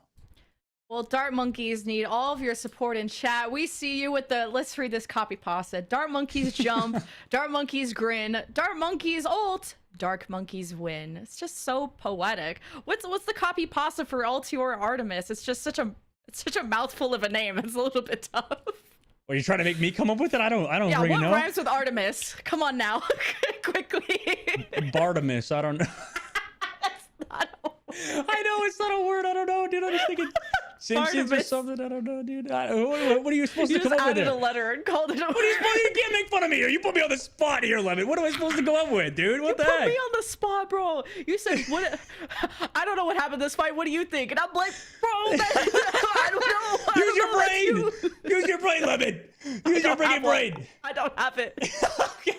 Sorry, we're turning this into a bullying session of, well, honestly, both sides. But Artemis, I mean, they're going to have to do something here. They're going to have to come with some copy pasta because we're not going to do it. So, I mean, it's on them. It's on their social media managers, not on us, right? Yeah, well, Dart Monkeys have the map choice, all right? So hopefully they have a brain compared to us to figure out what their strengths are. Whether it's going to a Dorado or I don't know what the game type is or whatever, but they got to pick one that they can win on. That's all that matters, okay? Just go to Dorado. That would be my Fiverr advice of the day. But Or hire the Lemon coach is on Fiverr. Oh, we're going to get, what are we going to see? Oh, ooh. King's Row. You know, that's not Dorado like you predicted, sadly, but it's not even the same game type, so it's fine. It's fine. I think King's Row is a great map for Dart Monkeys. Obviously, on that last one, you know, versus Shock. I mean, they did a great job stunting their attacks. They held quite well with that Winston composition. Now, for Artemis, I mean, Artemis has proven to be a contender on every comp. On the Roadhog, on, you know, when they run the Winston as well. They've been such a phenomenal team all around. Dart Monkeys, they've really proven good on that Winston comp. They had a good map with the Hog versus a Sigma, but that's not a mirror matchup. So don't know how directly that translates for them specifically. And Dart Monkeys on King's Row, I imagine they're going to run against that Winston mirror. And I don't know how they're going to do versus Altiora, who has been dominant so far. But Dart Monkeys did win King's Row against Shock Timeless, and they rolled. They had a pretty good time bank of like 1.5 to 2 minutes, and we cooked up some creative stuff on that map. We had some Reinhardt, Bastion, Widowmaker, but what did LTR Artemis study the VODs? Did they go back through the tape, or were they snacking before the grand finals? Because I know which one you would have picked. What? Whoa, whoa, whoa, whoa, whoa, whoa, whoa, whoa, whoa, whoa, whoa, whoa, whoa, my God. You got to energize before a match. Lemon You look like much more of a snacker than a studier. Is that really that bad of an insult? Yes. You're just part of two camps. Yes. Yes, that is an insult, Lemon. That is Oh my God, I just got called fat by Lemon Kiwi on broadcast. Jesus. Anyway, I guess I have. This is why I'm out of Overwatch League. I'm too busy snacking instead of studying. You're right. You're right. God. You're right. You're right. 100%. Dart Monkey's doing our typical SK rollout into the pit. You know, just a little bit of analysis for you guys there for Dart Monkey. Every time she does that, she grows stronger. Yeah, she just does the hitbox get bigger too? You think she's snacking? Yeah. A good players snack, okay? I'm trying to rewind. Okay. Somehow you made snacking fat phobic, okay? I'm just saying. You don't look like you study. It's okay. I'm only digging further. Both are worse, honestly. But Dart Monkeys, yes, for SK to actually, you know, get stronger. That's what they need right now. Dart Monkeys needs SK to get the boops that she had previously on King's Row, right? That's where SK had a lot of, you know, prevalent work, is where she booped off the map so many players. Same with Moving Fish on both sides. But I don't know if Altiora are going to fall into those same pitfalls that Shock Timeless fell into earlier. Well, wow. Evie just fell over. So substitution 2, Evie over in for Mari, who, welcome to Overwatch. You're dead already. We got to bring the Roadhog back in. But I want to see Evie's Roadhog if this Winston shenanigans keeps dominating. But Dart Monkeys, do not touch the spawn room doors, okay? This ain't that kind of match. Yeah, honestly, they just have to keep backing up here at the choke point. You know, obviously, it's not a showdown. It's for a lot of money, like you said. I mean, that's a huge amount on the line. 10,000 for the winner. So for Altiora, I mean, they got to kind of focus up here at this choke point and take Dart Monkeys around this outside towards that statue. Gotta be careful of the burst. Look, Evie is so low, and you just need Wicca to also be on the ball of Suzu. Your Winston dying is not just all of your Winston's fault, but everyone around them to enable them. And H-Key, as soon as kind of the cards fall, they're finishing off every kill. That's a 3K for H-Key, make it a 4th. So Altiora cap. H-Key is just a standout player, really, just off the back of a teleport. You don't really see a lot of fight wins just off the back of Reaper play like you do with H-Key there. And Dart Monkeys now on the opposite side. They're going to build that Kitsune Rush. They're not going to get a recontest. They know that. So they're going to just set up at this choke point, pressure out Altiora, and try to take control for the counter engage by Altiora. It's so smart. There's a primal. Yeah, they forced the there primal. it is. It's gone. Come back. Oh, it's back. Ah, jump scare. Oh, they're gone. Well, they forced it out. I mean, that was so smart from Altiora Artemis, because they just pressured Moving Fish, scared them to flop out of the water there and just keep, you know, going back and forth between the archway. Now they're down in ultimate because of it. Gonna wish you had that back, yeah, for the choke hold. And Aspen will pop the Kitsune Rush second after Wicca throws theirs down. But as the Dart Monkeys went through the choke, they just walked into HK's Death Blossom. 3K, 4K. Man, HK is a monster. Really is. I mean, just dominant. Kariko Rush there.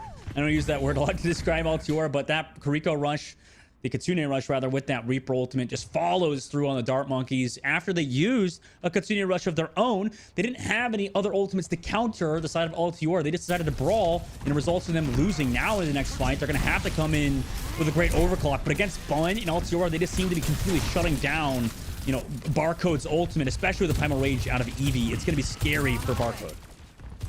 All right, Altior, they have so many ultimates. They're actually going through the back alley side, trying to sneak up on Dart Monkeys, and See Moving Fish found them, but no. they're the only ones that got support. Moving Fish falls over. The sound barriers are exchanged, but Dart Monkeys in a 4v5. This is going to be tough for them to turn around. They used the Death Blossom to maybe try and catch some trades, but Altior were smart and booped it away, and that was a great shot by Halo, so Altior are in a position to cap B.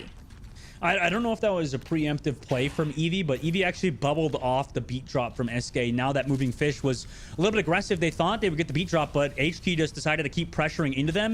And they're going to get this point, by the way, moving forward in the third phase with 4 minutes and 32 seconds off the back of a great bubble and great plays from HK and a simple overclock and beat drop.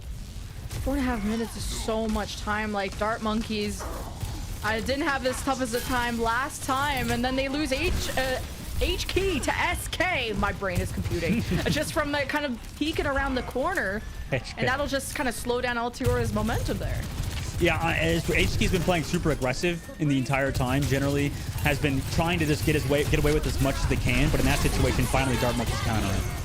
Kitsune Rush exchange, and Altior were first to fall. Great focus from Dart Monkeys, and it's not even over yet. Moving Fish jumps in, gets the targets low. Wicca is so hurt, and somehow Altior are still living. The support play of Altior just seems unmatched as HK gets involved, gets another multi-kill. HK will probably get a montage, like a full-length movie after this tournament. They're popping off. They really are. And now they go for the spawn camp close towards where Moving Fish is to maybe force that Primo Witch early. They might have to. Moving Fish jumped away, but luckily they didn't have to follow through. They come to the other side, so now Ultior ignore that. They actually jump back towards the payload. Early aggression onto the Sojourn on the opposite side and pop Primal Rage too. Moving Fish told Bun, "You're not getting out of here alive," and just popped the Primal just to get the extra jump. But Altior had amazing feel, whether it was a Suzu from Wicca or, well, I guess a dead Wicca now after Barcode shoots her in the face. So Altior with a quick reset. And there we go. That's exactly what you need for Dart Monkeys, to find those picks through Barcode. That Barcode has been a factor, a massive factor in Dart Monkey's success thus far in the tournament. So Barcode really needs to come online and continually find picks like that. And with an overclock coming up, no, really? Yeah, we're gonna have to call a pause, make sure everyone gets back. That's so unlucky. I'm not sure how far along they were on Kitsune Rush, but that is a tough one to race. I'm okay with Reapers losing their ults, because Reaper Death Blossoms are like, unless you're HK, then it's pretty good. But so you're biased then, right? I mean, you're biased towards Kitsune's and Kariko's. Oh yes. Okay. I see where your heart lies. But on the opposite side, I mean, Dart Monkeys, that's good for them, right? To be down that Kitsune Rush, like you said. And I know why you like Kitsune Rush so much, because it's such a strong ultimate, right? I mean, that ultimate is so crazy that people consider it team fight winning. Like, at any time, people pop it, right? I mean, it's just so hard to play against the Kitsune Rush when everybody's just pumping in that damage, has that attack speed increase, has, the reduced cooldowns as well. There's so many factors that lead Kitsune Rush to be one of the best ultimates in the game compared to Reaper Ultimate. And now that you're down that coming in next fight, Dart Monkeys still have an ultimate lead. It's got to be scary for Altiora now to cap out in third point.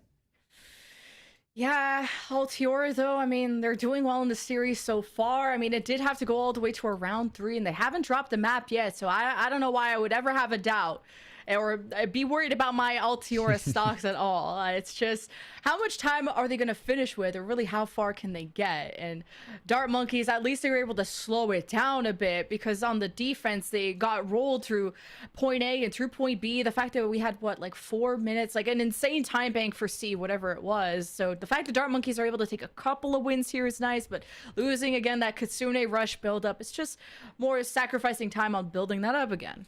Yeah, and that's going to be good for Dart Monkeys for sure on this defensive side.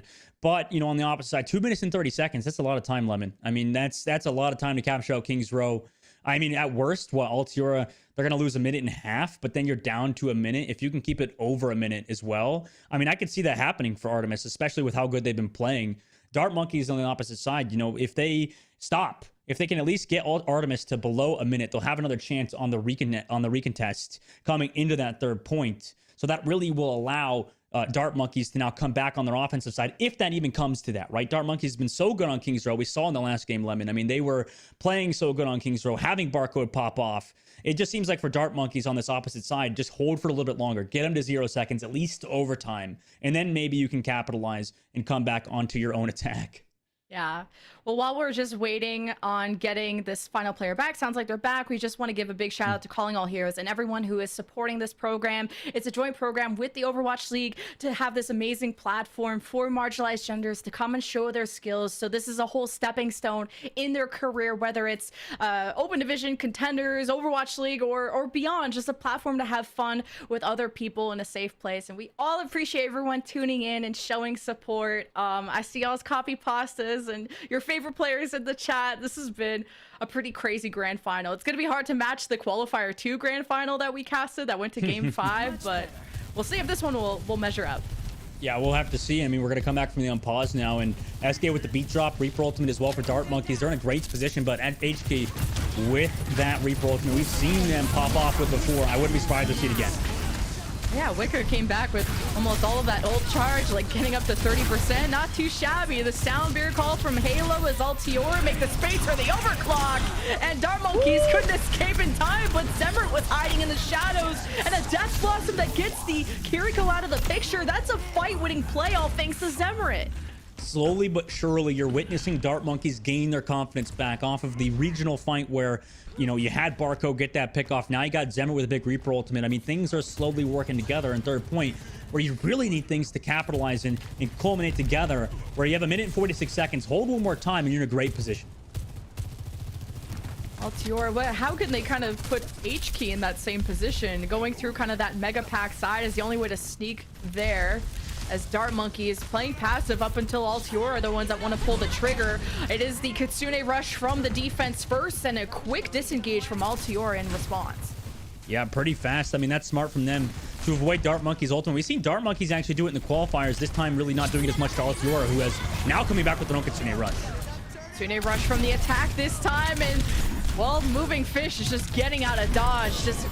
Did not want to be overwhelmed by all of that damage. Trying to heal them back up, but Altiora, they decide to jump in and just Goomba stomp Barcode. So Altiora can start that snowball. They're so close to capping with 55 seconds left. Can Dart Monkeys get their stuff together? Barcode's back on the Bastion, but someone has to touch the card, and everyone's getting shredded by this Reaper until the Bastion of Barcode is finally here, but it's too late.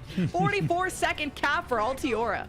And Eevee killed Barcode before the timer clocked, so I mean, they get to add that to the kill confirm as well. And I mean, this is exactly what we talked about towards the break, right? Altiora just, you know, sure, they lost a player, they lost Wick, I believe, there with that Kitsune rush, like you said, but you know, coming back into here, you still have 2 minutes and 36 seconds on that time bank, and it's not over for Dart Monkeys just yet, right? In this situation, they did fall below 1 minute on the clock before Altiora capped out, but on their offensive side, if they now cap out with 0 seconds, then they have another chance to recontest towards first point Kings Row and can maybe come back towards the series, but it's all contingent on them capping out the entire map. So they're still going to have to get through Kings Row, but that should be doable for Dart Monkeys, who have proven to be a force on this map.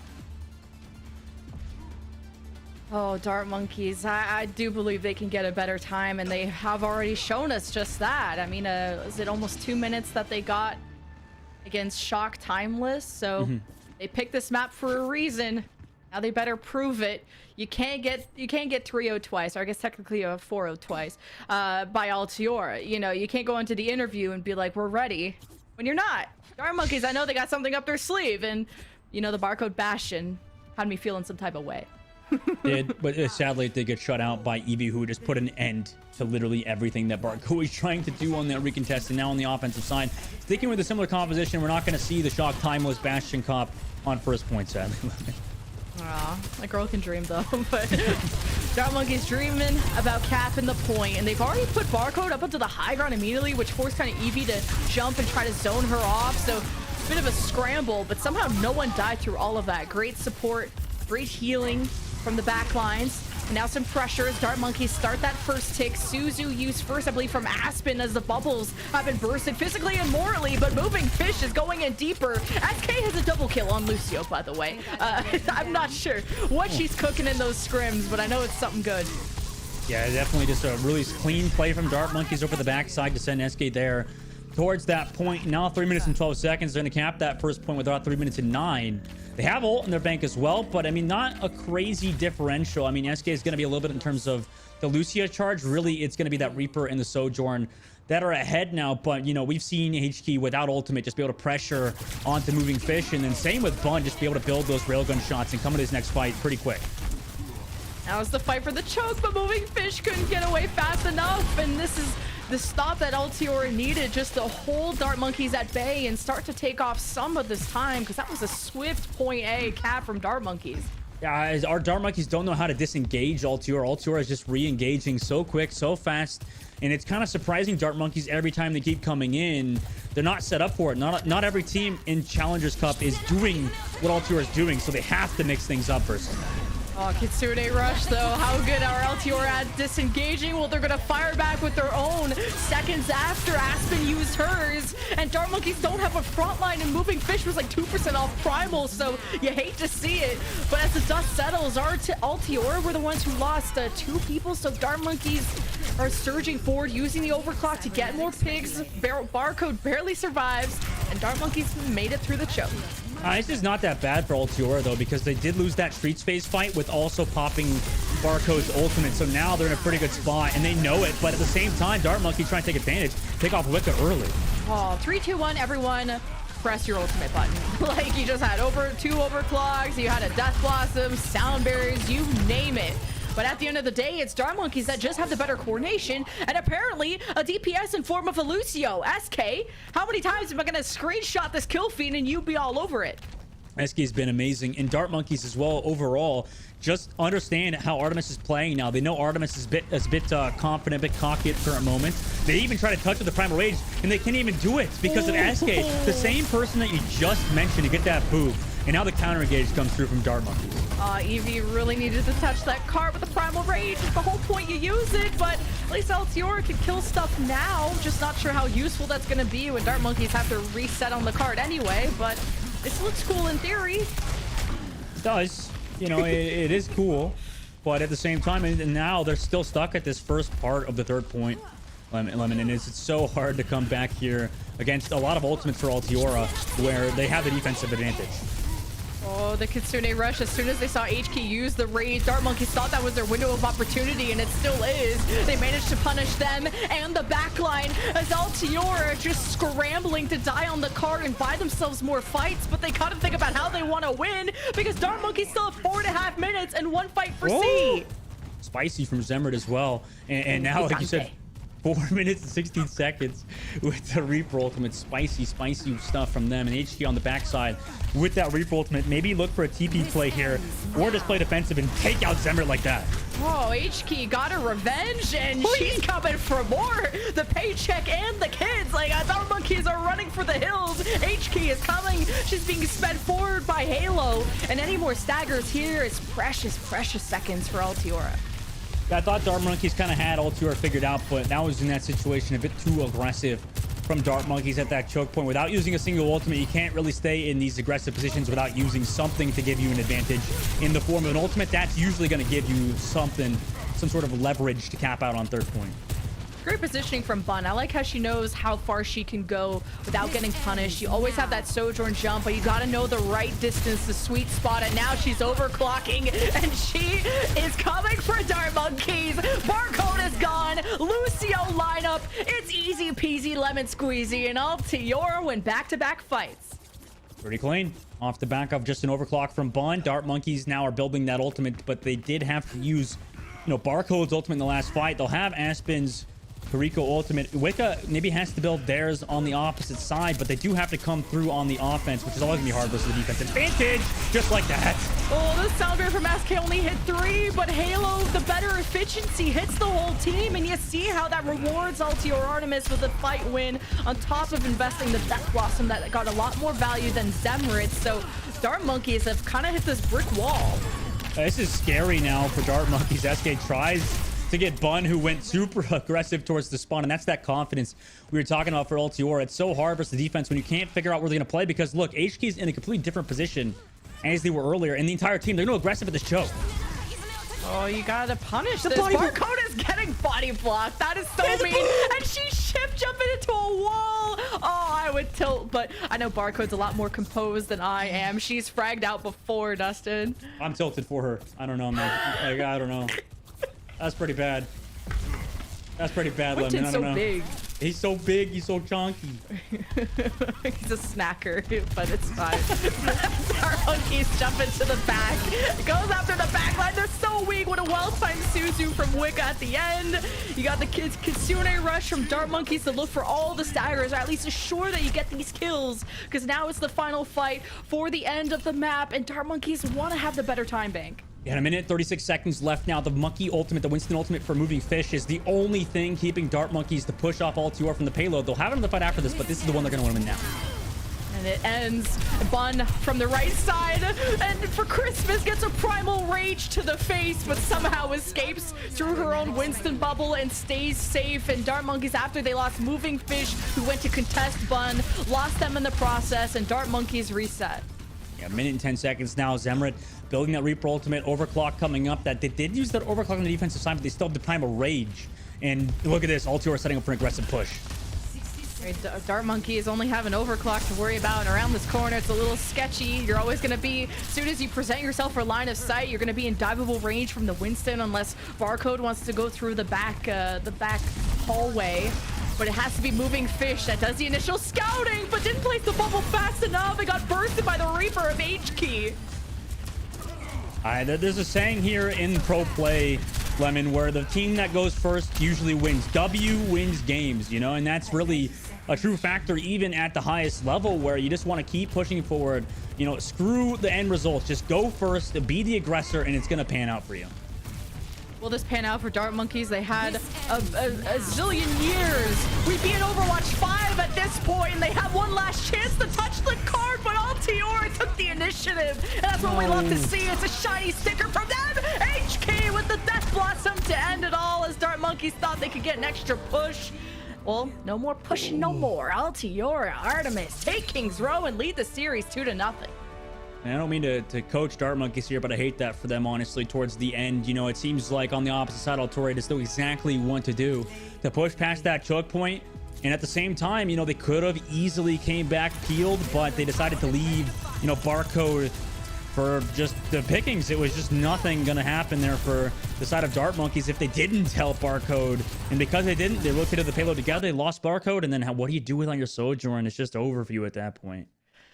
And when the sun's out, Bun's out too, because she popped off on Sojourn, but not just like in terms of getting 4 or 5Ks. That's maybe more of Barcode's alley, but when it comes to Bun, her positioning is so smart. You're never going to see her die first in a fight. She's always like getting her ults very fast because of how far forward she goes, but not in an inty way, as you would call it, but more always far forward enough where she can be valuable and then get out in time with her shift jump. So Bun's a very smart player that I can appreciate. Yeah, Bun's been amazing and also very, like we mentioned, confident. They've been going forward.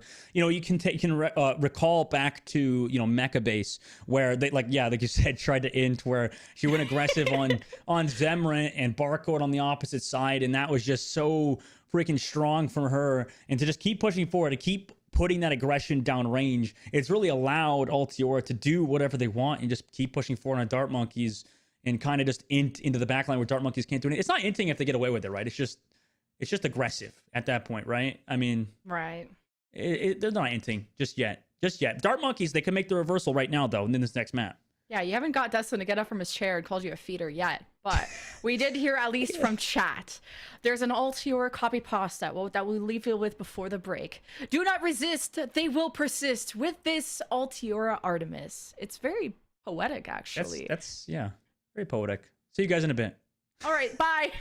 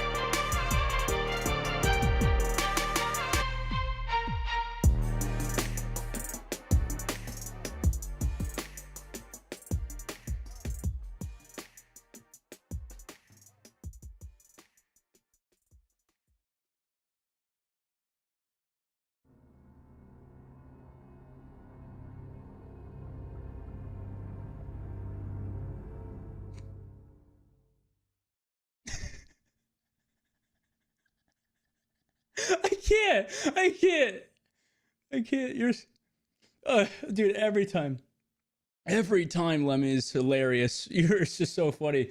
Before we get back from break. Oh yeah.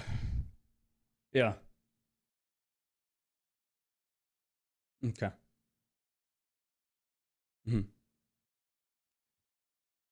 Oh, okay. So apparently we have Lemon muted. So the entire time while I was laughing at this hilarious joke, Jen just said some hilarious things, by the way, guys. You're not going to believe it. Literally, I'm not even kidding. Every time I go to break, I'm just laughing my my head off because this... Back? Because she just right before we get back from broadcast. Hopefully she unmutes soon. Okay.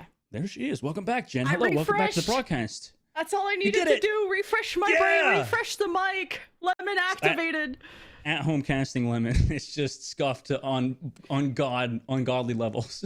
This has been okay. I guess we could just like do the animation all over, kind of re-intro this whole thing. But either way, what I was saying is we're in the grand final for a lot of money. So yes. Altior Artemis are looking pretty undefeated. Yeah, they are. I mean, they look so good. There's a reason they've been dominant throughout the entire tournament because, you know, something I was talking about during the game, Lemon, but I did want to kind of touch on it, I guess. First of all, I mean, like everybody knows, I feel like Overwatch players in general, it's said, you know, the team to go first was going to win most of the time, right? This has been always like a general play style from Overwatch players. It's just kind of a confidence thing. It's to gain confidence, but also to continue going forward. It's just a good feeling, right? This is why you play Overwatch. It's just snowball to be able to get that damage down range, to be able to get those team fight wins. And really, when you're the one to go first, to make those plays first, to know that your entire team is on the same page, that's why we play Overwatch. And Artemis, playing together, playing as unit, you could tell they're feeling good. I mean, they've gotten some baggage online, you know, in the actual game. So together as a unit, they just keep pushing forward, going first. And Dart Monkeys, you know, all they could do is play balloon. I can't. Route 66. There we go. Route 66. You saved me there from saying a copywritten game. they'll play Route 66. They're at least all on the same page when it comes to the map. And it's got to be heartbreaking for Dart Monkeys. They looked really good on King's Row. I mean, they had, what, 4 or 5, a zillion years for point C. It's just the initiative that Altiora Artemis was taking. Like, it felt like Dart Monkeys couldn't get their stuff together before just dying. Yeah, and I don't know what they're going to do differently on route, if I'm going to be honest here. Like, it seems like Altior are in a great spot. I guess to maybe think about it from their perspective, they need to do a bit of a better job to disengage, right? I think they got to do a good job peeling those dives from Artemis, because Artemis, you know exactly what they're going to do. They're just going to keep going forward, keep going first. And if you're the one to actually back up, or, you know, vice versa, you got to be the ones to go first, go immediately on Artemis, and maybe they're not going to expect it either. So really, it's on that decision. You just got to make one. You can't be split. At least there's microscopic glow-ups happening, because the last time these two teams faced was in the winners final. It was a 3-0 for Altiora Artemis. They went to King's Row, and Altiora won 3-1, so they stopped them before point B. And guess what map they played third? Guess what map Dart Monkeys wanted to go to? Route 66. And it was a nail-biter 3-2. But Dart Monkeys, I'm surprised you keep wanting to go to the same maps they lost on. Yeah, I've got to feel like on this map for Dart Monkeys, they're going to have to maybe come together and like you said, I mean, they're going to figure something out here. Maybe it's a change of composition. You could put Zemrod on something like a Tracer. You could change some things up in terms of just like their overall play style, like I mentioned earlier, right? There's a little bit of avenues you can go. But the problem is in Overwatch, right? You can't really coach your team mid-series, right? It's incredibly hard to. You can say some things as a coach, but really your team is only going to play 1% better or 1% worse based on decisions you make. And sometimes teams will overreact. So a lot of what you have to do comes in the preparation for games and not direct coaching during the games. So really on Dart Monkeys, they have to get fired up. They have to feel better. Really, all you can do is change emotionally right now. In Altior Artemis, I mean, maybe they're not expecting Dart Monkeys to go for this aggressive hold. This could be a game changer for Dart Monkeys if they successfully pull off one fight.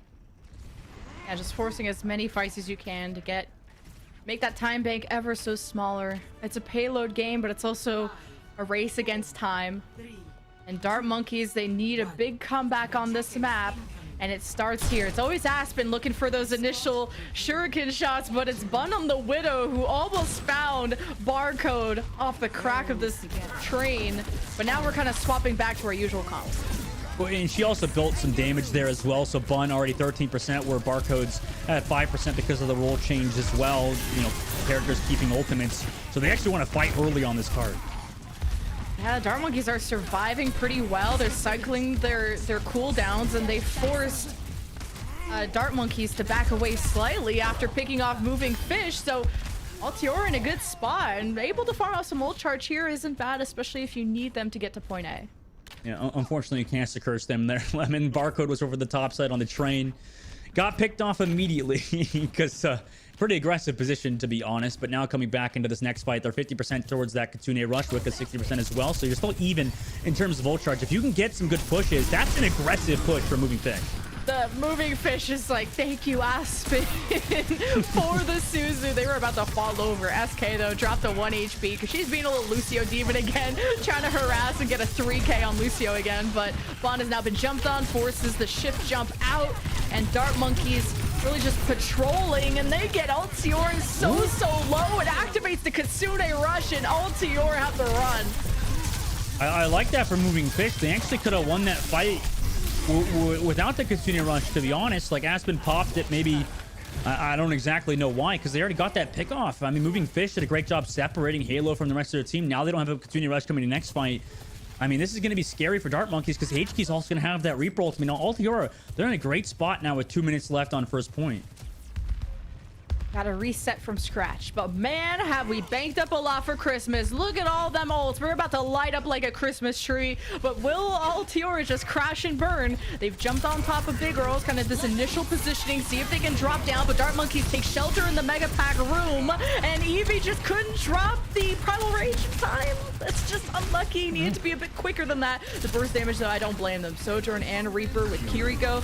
It's hard to keep track. But we look back at HK with the Death Blossom, but it's countered by the sound barrier of SK, and a ton of ultimates later, and Altiora didn't make any progress. Yeah, Altiora still have that beat drop though in this fight, and they actually commit the overclock as well. Moving Fish committed to this choke and not gonna escape with their lives. They figured they would get some help, and Bun over the top gets Aspen as well. Maybe one more on this Reaper. I mean, that was a bit of an aggressive push, Moving Fish. I like the idea, but the execution just wasn't there for Dart Monkeys. And now leading the next fight, they're gonna have the overclock, they'll have a Reaper ultimate, they'll have a Kitsune Rush, but I mean, that commitment of the beat drop really allowed Altiora to capitalize and just push forward, knowing Moving Fish would have no support from their team. Just the fact that Dart Monkeys were able to bring down this time bank so much is a big advantage for them. And now they're holding the choke. Altiora forced to use the sound barrier and the primal just to break out. And Dart Monkeys are happy with this, but they actually choose to still keep fighting this. Kitsune Rush through the backline of Altiora while Eevee is still messing about. Manages to find Barcode, which is pretty much the primary goal you want to go for with the Primal Rage, is to lock down the Sojourn. Altiora, their spawns are really close, so they're fine. You know, every time I see a pro with Reaper ult real quick, it's shut down by Bun in that fight as well. But every time I see a Primal Rage, by the way, Dart Monkeys are for sure going to have to reset here as they just funnel towards this payload. Every time we see Primal Rage, Lemon, I just feel like so happy because I literally scream inside because I realize that's not me getting Primal Rage, you know? So yeah, I feel good about it. You know, every time there's a Primal on somebody else, oh, good. That's not me being Primaled. I'm glad I don't have to deal with that ridiculous ability. And that's why you got 2 support players casting instead of getting Primal Raged in the game. Yes. Thank God it's not us. Oh my God. That's just, it's horrific to watch, honestly, every time. It's like close, you know, blank the screen out. It's like a horror film almost. Rated R, please don't watch. Well, you're gonna have to watch this next fight. Dart Monkeys have made their way under the saloon, trying to creep up on someone who's on the payload. Kitsune Rush is activated from the attack of Altiora Artemis to sustain against this Dart Monkeys push, who escaped to the high ground because, of course, you don't want to fight a Kitsune Rush. They're just gonna be better. And Barcode trying to prove that she's better, strikes through Bun, and Altiora Artemis don't even want to keep staying here after that. Yep, nope, they're just going to have to back out of there. No ultimates committed. They're super good, Altiora is, at realizing when they're down and can't win a fight. They're not like the type of team to just try to clutch up and win last second. They know they're going to try to take the 100% fight wins, which is how, you know, you can kind of show you should play Overwatch. But minute and 36 seconds left. Dart Monkeys on the opposite side done a great job burning off time off the clock. You know, they've built Kitsune Rush too. If they use their support ults right here, they'll get a fight win. All right, the overclock from the attack. They're safely on the bridge, trying to dodge the dives from the defense. Moving Fish in the back line. Bun would love to maybe get on top of this Saloon. Just being on the ground, you're so vulnerable to the Winston. And it's HK that gets focused down first. So Altiora are scrambling just to respond with that damage. It's a fantastic Suzu from Wicca, but I just don't think they have the healing with Dart Monkeys completely surrounding them. So Altiora reset, and this huge time bank they got is almost gone.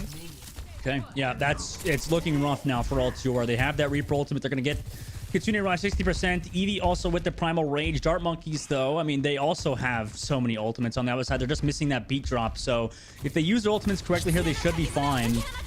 But the Kitsune Rush popped early for Dart Monkeys. Yeah, they try and cut off those rotations from Altiora going through their left side, and it's pretty successful. You squash Bun twice in a row. Those first bloods onto the Sojourn, I mean, she's kind of the most vulnerable hero you can go after, and the fact that Altiora are just not resetting quick enough, but you ward off Dart Monkeys, but Bun will be back soon. I guess Eevee thinks this is winnable. They're gonna commit the Primal Rage, go after Barcode the same way just to get revenge on Bun. Altiora lost their backline though, and without Wicca, this is so rough. Your win condition was off of that Kitsune Rush, and Dart Monkeys are seconds away from holding Altiora at point B.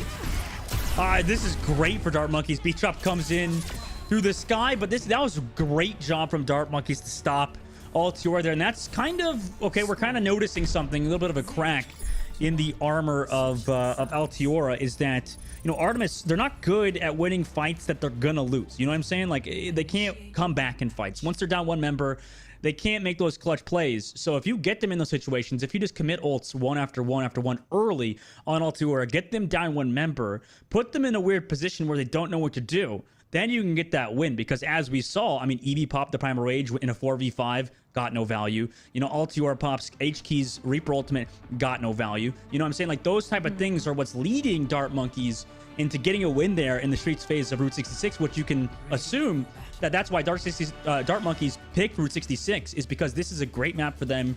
They're practiced on it against Altiora Artemis, whereas Artemis on the opposite side, you know, they really either need to shore up their offense, or they just got to win fight after fight after fight, or they got to get better in those clutch situations for them on this defense. I think Altiora, their best pushes were coming through the cave side in the top right. I think that was a safer position for Bun to be in, because when they went through main and tried to go through that mega pack room, it felt like Bun was always jumped on by Moving Fish, and Altiora were always starting these fights 4v5s, a little tough, but I felt like HK was still a star that Altiora can depend on, and even though they didn't get point B, you just have to have a better defense. Exactly. I mean, HK is crucial right now for Altiora to keep popping off as well on this offensive side, and Moving Fish with the hog hook immediately. There's no way they keep with it apparently though, right? Yeah, you go for that initial hook, and now that they know what you're up to, it's usually countered. I was gonna say, if HK would have got the hook there, that'd have been hilarious. Just the ultimate caster curse. But yeah, back to the tried and true. Yeah, quick little, you know, Symmetra TP hook, you know, never hurt nobody. But it does hurt your time bank. 30 seconds off the clock already for Dart Monkeys. Like this position Barcode is in too. You get great sight lines onto where Altiora's safe position is on the defense. You just have to worry about if Bun would be doing the same thing on the other side, and losing Barcode, not ideal. And the defense continues to thrive. I mean, you called it, Bun in a ridiculous position. Just getting these pickoffs after pickoffs, one after another. Uncontested in the background. This is where a Sojourn loves to live, and just play above as these train sides, as Altiora set up aggressively still on Dart Monkeys. It's rough. 1 minute off the clock. Just the fact you're winning a couple of fights off of this positioning is not ideal for Dart Monkeys, but they're forced to use the Kitsune Rush just to finally break out of spawn and start to make some progress over at A. And Barcode's gonna look good doing it. Yeah, Wicca got Eska on the trade back. I mean, I know I've been talking about it where it seems like Dart Monkeys are in a rough position every time they use ultimates early, but it actually could capitalize for them. This could work out for them if they get ults early, maybe with this Primal Rage for Moving Fish next fight and onto Altiora's backline. But Altiora had built up the time bank, and we talked about Altiora super good in these team fights where they just commit ultimates and understand what Dart Monkeys are trying to do.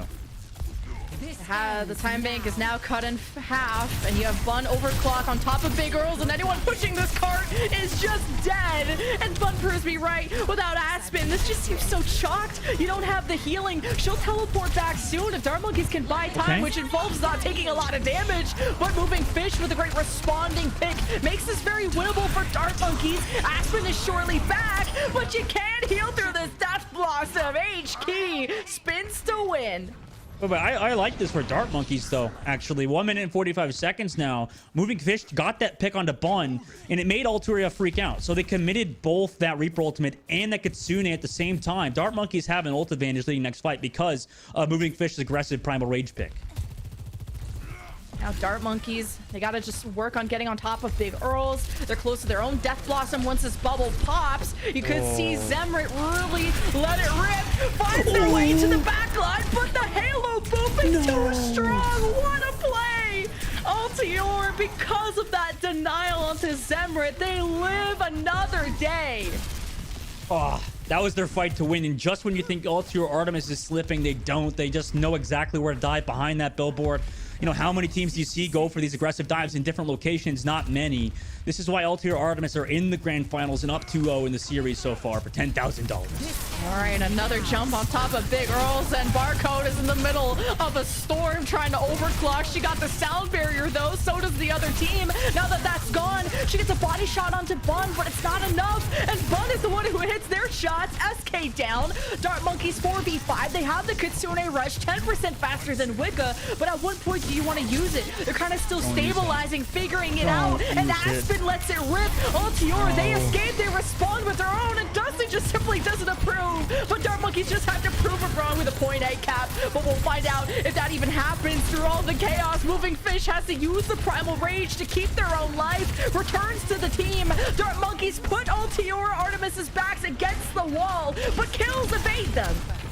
No kills either. Now they have that overclock he said, but Barcode on the opposite side got Wicca. Moving Fish does get Bun as well, and now in comes a Reaper with HK. Can it be big enough to shut out this attack? It is! Oh my god, HK and Eevee with the Primal Rage just shut down Dart Monkeys last second, and there's no opportunity to even push this in. 3-0 so far in the series, and now they're in a huge pit. SK did try to go for the boop off the payload just for some potential recuperation, but 3-0 now and moving into map number 4. They gotta make the reverse sweep, Dart Monkeys.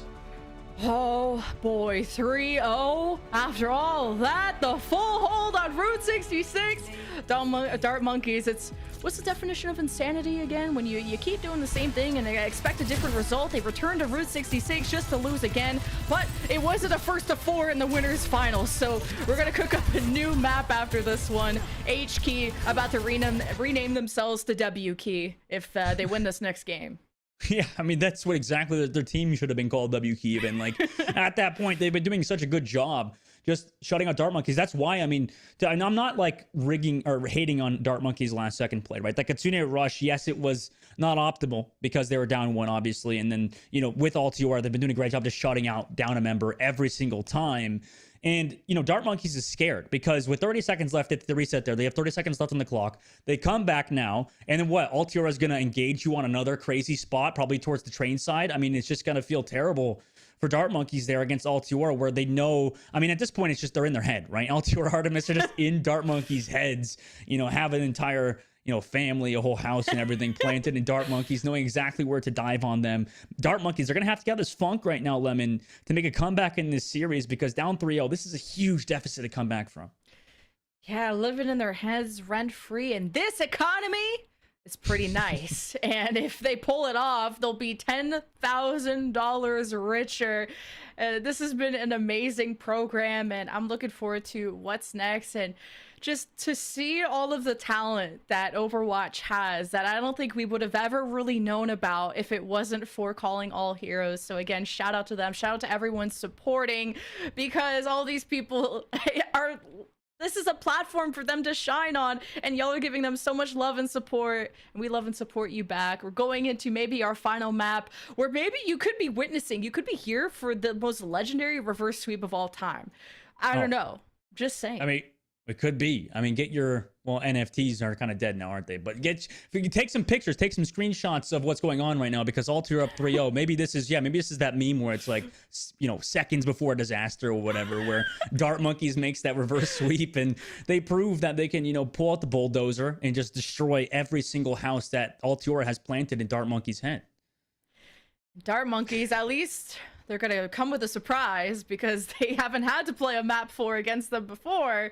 So the choice of map, Altair don't know what's coming, and we're cooking up our map set down below. We went to Busan, it was Altair. We went to King's Row, it was a W for them again. We went to Route 66, it was a full hold, and we could be ending it all on the new map, Esperanza. Okay, I had to think for a second. Esperanza.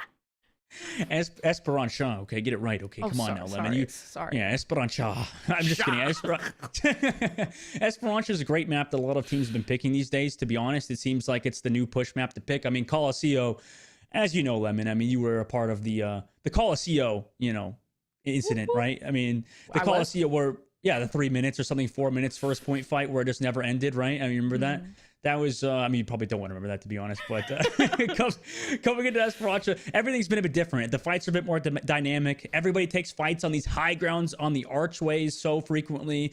It's so back and forth, especially since these two teams, I'm sure, have practiced on this map, nowhere to fight. There's a lot of areas where the team coming to recontest have an advantageous position. So realistically, I could see this actually favoring Dart Monkeys, especially if they're still practiced. And if they looked as good as they did at the beginning of Route 66, they could transfer that over to Esperanza with that aggressive offense. Yeah, just every push map has their own identity. I kind of say New Queen Street is very flank heavy. Colosseo is very long sightline heavy. And I would say Esperanza is kind of a mix of both, where it's very windy, so there's not a lot of long sight lines, but there's lots of little places to hide. I wouldn't say like very flank heavy as New Queen Street, where you can just cut through and get to spawn practically, but lots of little windows and areas to hide in. I mean, y'all got to see in the Overwatch League finals how to really play it, and this was Dart Monkey's choice of push maps, so we'll have to see what they're cooking. You know what I'd like to see, Lemon, is like a heat map eventually of like if there's some like analyst nerd out there or something that could like give us, like a heat map of where like pro players have been in the map to see where like the most frequently visited parts of the maps are. And that way you could find out, like you said, I mean, New Queen Street, like there's areas where they're pretty much not used, right? There's areas where like they avoid because there's not really any advantageous position. I mean, that'd be a cool idea. Not that it's going to happen. I just got our hopes up for literally no reason. People on that, like just having stats for calling all heroes has to be the next step. Because I'd love to compare someone like Bun and Barcode, where I feel like they both have their niches, where you'd expect Barcode when she overclocks gets 4 or 5k, but Bun I feel like has a lower deaths per 10, and that's more of like the Winstons and who they're prioritizing to go after. And we're seeing a lot of the Winstons use their primal rages to lock down these Sojourns, and I think that's why both of them both Sojourns look a lot quieter this series. Yeah, it really, I mean, yeah, you're right. The team play has been phenomenal at shutting down, both Sojourns. And for Dart Monkeys, unfortunately, as a team, they've been shutting down Bun in some locations. But like you said, doing a great job playing their lives. Or the top side of big Earls, for example, just understanding the angles to actually shoot and actually, move around and use the shift cooldown to avoid, Moving Fish. Because Moving Fish hasn't been doing a bad job. Moving Fish has been great so far in the series. But right at the same time, Bun just avoiding that primal rage, sliding away at the last second every single time. It's just, I mean, Moving Fish is shooting and moving, is trying to chase a moving fish, really. And if y'all are having some favorite plays, favorite moments from your players that you're supporting here, make sure you tweet it at us. And also Overwatch League is retweeting some awesome content from the Calling All Heroes tournament. So make sure you show them some love on socials. So, while they're playing, someone's clipping their cool moments and they can kind of just go and grab it from you, put it in the video. We're going into our final map shortly. Dart Monkeys are just brewing up their strategy, because getting full held, you kind of need to mental wipe everything. The Men in Black thing you brought up earlier, that needs to happen again. Yeah, I don't think they have that on standby, sadly. I don't think the technology's there for Dart Monkeys. They're going to have to evolve their tech tree to unlock that, right? That's a certain tower for Dart Monkeys, I think, to progress through. And there's the tower in the middle of the map, obviously. So, okay, maybe they can do it. Maybe they can erect that tower to come back in this series down 3-0. Yeah, it looks pretty sturdy. And this is the most annoying part of the map, honestly, for I mean, as a support player to fight, because you think you just want to go automatically left towards the bot, but the right side of that pillar is where a lot of Reapers like to flank from to access that backline. So you don't want to just automatically forehead go into the objective. You have to assess where's the best place to take that fight from. And it's, as much as Overwatch is about shooty bang bang, you're just like killing things all the time, it's also about information gathering. This is the map where it always attests to, you know, how synergized your team is in ranked, right? If you see your team, like you said, if you see your team and you go left, and then your other team goes right towards the bot, like, it's just over. Like, your team's on the same page, it's done. So, you know, the moment you see everybody go towards the same side, that's when, you know, the dopamine sets in. You're like, okay, yes, we're on the same page. We're gonna win. We're gonna win. This time, Dart Monkeys, you know, maybe they're gonna win if they go on the right side together. That's some cope. We'll have to see if they can prove you wrong. So that bridge too on each side is a good place to own. If you lose control initially of that bot, to fall back onto the high ground, but you lose control of your tank. Dart Monkeys aren't starting off on the best of foot. Barcode has to jump away, but took initial damage and was finished off before she could escape. And Aspen will teleport. Oh, I guess into her death. I thought I was gonna say back to someone safer, but all right, full wipe. Well, your spawn doors are pretty safe, and they can't kill you there. Bun can't rip your head off in the spawn doors, right? True. At this choke though, Moving Fish drops the bubble. Just like, did you see how Moving Fish thought they would have like a second to breathe there, but Altiora just decided to push forward and just like, no, you can't do that. I'm gonna farm ult charge off of you. Just no time, no downtime for Dart Monkeys to even think about, you know, life or, you know, anything outside of the game. Think about life sometimes. Some dark times when you're respawning, but taking control of the bridge is a good starting point for Dart Monkeys, but you lost some people on the way there. Halo besting SK in that moment, but not the end of the world. Dart Monkeys are still gonna maybe hope to get control of the top bridge. Moving Fish jumps back up there. That's why Bun doesn't want to stay too comfortable, but still good 25 meters for Altiora. Dart Monkeys are really just existing. I don't see like a really convincing push going in either direction. No, the wind, you know, it's being slowly taken out of their sails. I think that for Dart Monkey, they're gonna have to come in with this Primal Rage now and get something big. They'll have Kitsune Rush. I mean, as you mentioned earlier, this might be some cope, but Barcode's gonna have also that overclock. So Bun doesn't have that overclock, and you can find some big shots even through beat drop with overclock. Well, the Bun's positioning is so much better on top of the bridge, and Dart Monkeys will have to, they're more focused on just the low ground, and HK snakes up behind them with the Death Blossom. So Altiora taking back-to-back wins, and this is the snowball that push creates, and why some people get scared of just making mistakes early on, because if this lead gets to 70% plus, it's gonna be scary for Dart Monkeys fans. Yeah, it really is. I mean, once you get to that mark, like you said, I mean, Altiora, they're going to be terrifying, and Dart Monkeys, you know, they're going to have to get a solid fight win here, but especially since they use that Kitsune Rush, they're only 73 on the beat drop right now. SK needs to do a good job building that up. They'll have the reroll. Look, HK just used the reroll. He's already they're already 60% on another one. Ooh, Dart Monkeys, how much do they want to invest at this point? Whatever it is, you cannot afford to lose. This will just be insurmountable, but not with the time that they have left, I guess. It's still 7 minutes, what? but everybody's like stuck towards the pillar, and Bun, there's no pressure on the front line. What do they do? Just both teams seem to have this reactive play style of basically saying, no, you do something first, no, you, in order to kind of jump Winston-wise in the back second. But Dart Monkeys, yeah, they lost Barcode and a 5v4 happened. Altiora investing ultimates just to guarantee this fight win, and Altiora at a 62-meter start are only getting better. I mean, SK just a bit too far forward. At the end there, they had that fight under lock, but unfortunately, Altiora just able to clutch out towards the end there. SK just a little bit too past that archway, sadly, and this is kind of a test, not in terms of mechanics, but right now, Altiora Artemis, 70 meters. This is the danger zone that you mentioned earlier, Top Gun stuff right now. And Dart Monkeys, they're in a rough spot, you know, as a team. Maybe Altiora Artemis just practiced way more together and are ready in this grand finals. Yeah, oh, Halo dropped the sound barrier. Altiora lost H-key, so the Kitsune Rush might lose some value when you don't have all your DPS online. Dart Monkeys, this is how they clap back. Their Kitsune Rush obviously doing a lot more damage with Zemrit fully involved, and staggering out Altiora is only going to benefit Dart Monkeys, but you have to make that 0 to 81 meter comeback. All right, they're doing it. Well, this is step number 1. Push the robot into 1 meters. We're gonna have to celebrate in a second here. Okay, Lemon? Okay, I'm ready. Here it is. Here it is. Pause champ. I'm waiting. Wait. Yeah, look! They have a meter! Wow! Clap. Clap emojis in the chat. Dart Monkeys, though, they're going for more. They're going for the 100 meters. They're going all the way. Dart Monkeys, they're prowling off the bridge. I don't even know where Moving Fish went. They just escaped into the shadows, which gives Altiora control of the bridge. And, well, Barcode ain't gonna find nobody with the overclock after Altiora got scared and ran away. Well, they were running for Moving Fish, who came around that left side and then got picked off afterwards. Now Eevee has to deal with Zema on the payload, but HK yet again with these Reaper ultimates been so impactful, and they're just going to take control of the robot yet again. Bring it back around the entire map. 4 minutes, 50 seconds now. We are halfway through the map. And 32 meters for Dart Monkeys. They've banked some time, so that's something for them. And they're going to actually make a Hail Mary play here. They're swapping to Roadhog here, Lemon, to try to do something, try to shut down Eevee. But with the Primal Rage, Kitsune Rush, pretty much every ultimate, Altiora is scary to deal with this fight. I think this is a great way to make sure Altiora are not going to overstay their welcome when they do dive in. The Roadhog holds space a lot better than a Winston.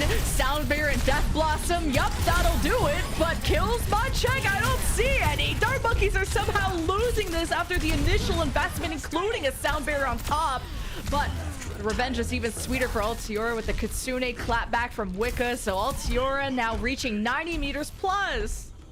Yeah, that's a lot of time or meters on the clock here for Altiora Artemis. They did use a lot of ultimates, though, and Dart Monkey's going to keep running this Roadhog composition. They're against the Beat Drop coming in next fight as well, so Altiora know that they're going to back up, have to farm some ultimates, play this choke point. It seems like every team likes to fight around this archway here, so we're going to see Dart Monkeys kind of group up together and they get ready for next fight as Altiora are looking for an opportunity to push with maybe a Beat Drop with Halo. Oh, Dart Monkeys have to make up for so much space, going all the way to 100 meters. It's a fantastic job from Altiora. Great hook. Okay, Halo's gone. No sound barrier from Altiora. You see how they're running away because of it. Not before Bun gets a revenge. Oh, the hook at point blank misses. You hate to see it, but a Suzu, I think, would have blocked it anyway. Moving Fish now gets to work with the Kitsune Rush of Aspen. See if they can find any other hooks. And hello there, Eevee. What's up? If I'm Moving Fish, I'm committing more. Yeah, throw the whole hog and the kitchen sink at him. Altiora getting physically zoned off, but not killed yet. Good rates from HK to avoid the hook. And here comes Altiora with their revenge. The sound bear to deal with Moving Fish. And Dart Monkeys really got to keep going. Their momentum just keeps being stifled every time. Oh, that's the problem with Roadhog. Oh my God, really? Really, HK? Oh, okay. All right, that's how it is. That's a bit dishonest gameplay right there. Okay, I mean, listen, just dropping the Reaper ultimate on top of a hopeless little SK on the payload. That's so mean. That's so brutal. But you know, Lemon on the opposite side, right? That's the problem with Roadhog, is you rely so heavily on these hooks to find anything. And if you don't find those hooks, it's over for you. Yeah, just Moving Fish needs to be a lot more aggro on the Roadhog, but Bun is now besting Barcode, so you're not winning that duel either, and Dart Monkeys get wiped again after they tried to go for a cheeky flank, but Altiora are just smarter than that. They are just truly looking like the best team in the Calling All Heroes tournament, and really they're 2 minutes away from proving that to be your undefeated champions, not dropping a single game, and Dart Monkeys have to make the most legendary comeback on this map just to begin. Well, now they're looking back at the 100 meters, like you said. Earlier in, you didn't expect to probably hit the 32 to 127 mark, and now towards the inside health pack, they just chase Moving Fish down. Again, around that backside, pop the overclock too, but they don't even need to use it. They're just going to wait around. They already got the pick off, but they do lose Halo on the opposite side. What a great shot from the overclock on the opposite side, but Eevee, now with the Primal Rage, I mean, you know where this is headed on the opposite side. It's going to be so hard for Barcode to stay alive.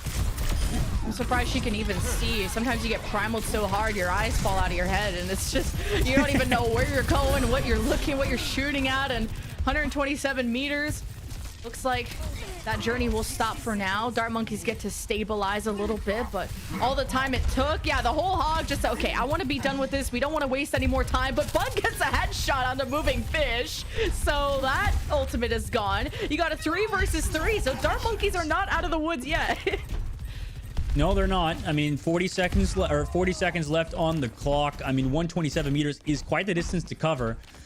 And especially on push, I mean, it's super hard to win multiple fights in a row because the spawns always get closer and closer to where the robot are. So Altiora on the opposite side now going to have that overclock. Also, a Reaper ultimate coming up, and we've seen HK pop off with that before as well. And Wicca's going to have like a Kitsune Rush. Dart Monkeys, all they have is Emirates Reaper ultimate. SK is going to be building that beach up, but it's not going to be here for this fight, which is coming up in 15 seconds left. I'm worried for Dart Monkeys. They don't only just have a Death Blossom, they have Hope and Cope on their side, okay? Dart Monkeys, they're just waiting for Altiora to jump on them so they can kind of be this anti-dive composition that they were trying to be. Someone has to stay on the cart, or on the bot though, and it's Zemmer popping the Death Blossom there. Altiora popped the Silent Barrier just to negate that, and Barcode doesn't have that much space to work with. Moving Fish is overwhelmed on the front line, and everyone in chat, you are looking at your Calling All Heroes Challenger Cup champions. It's Altiora Artemis, and they are undefeated and $10,000 richer. Altiora Artemis, insane games from them throughout the entire tournament. Not to drop a single map is crazy.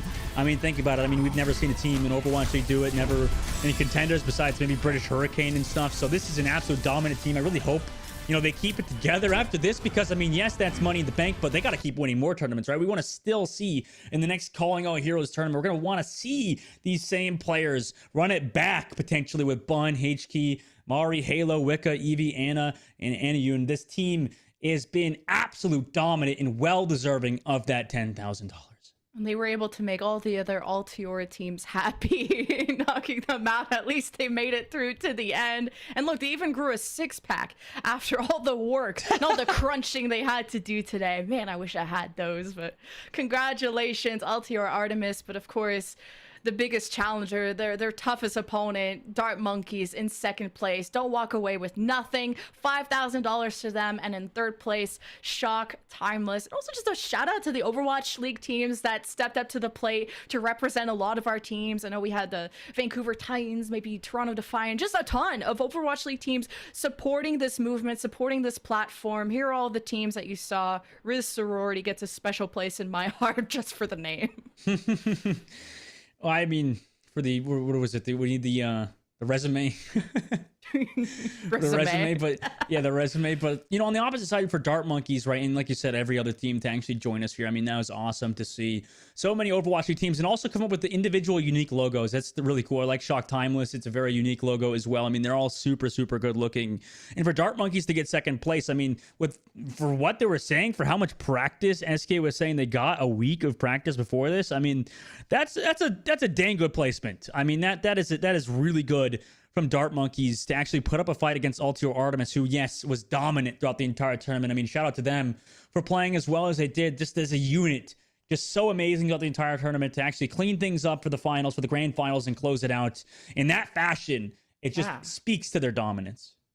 It's crazy how they just didn't drop a single game. Because I know there's a lot of discourse in the community of like, okay, like, who would you pick up from a marginalized gender? Like, and it's like, this is why this platform exists, so they can have a place where they can show off those skills, and there's no excuses of who else carried them or who else did what. This is all about them and their success, and Altiora Artemis prove that. I mean, I hadn't heard of them because of like maybe not competing in contenders and stuff like that, and for a platform like this, now everyone gets to know their name, look them up on socials, and keep track of their journey. And not only just Altiora Artemis, but everyone else that competed in Calling All Heroes.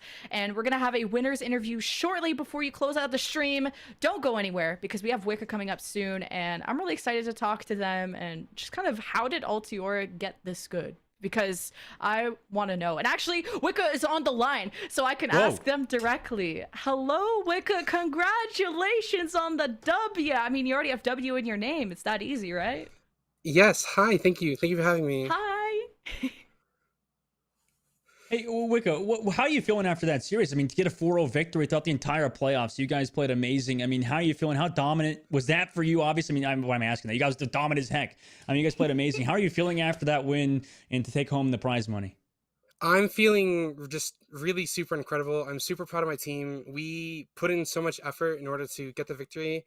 We've been like this past week, we've been scrimming double blocks every single day, et cetera, so forth. And I have a lot of respect for players on the other team, like SK Aspen and Moving Fish. So being able to beat them in such a good fashion for us, just I'm so proud.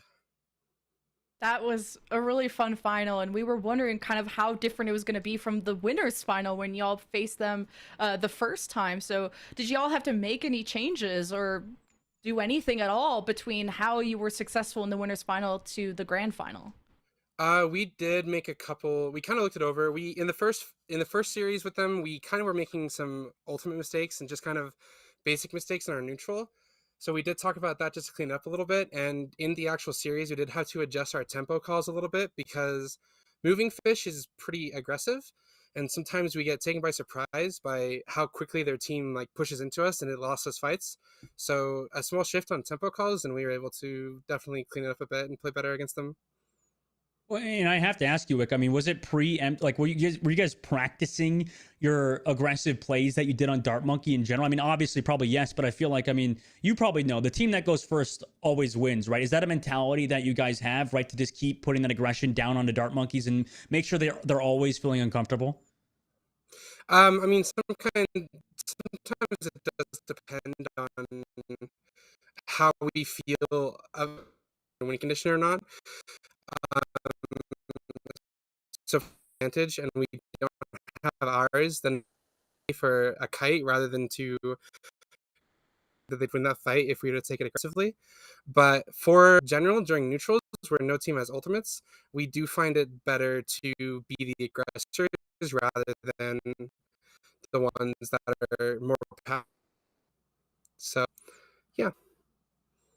It's been really cool to watch you and just all of the teams in this tournament as well. How does this, which is Overwatch has never had a platform like this where like marginalized genders can come and have this safe space to compete in and really put the spotlight on y'all to prove why you deserve to be on teams and climbing your career. So what has Calling All Heroes meant to you personally and to your team? Calling All Heroes has honestly been a super incredible experience.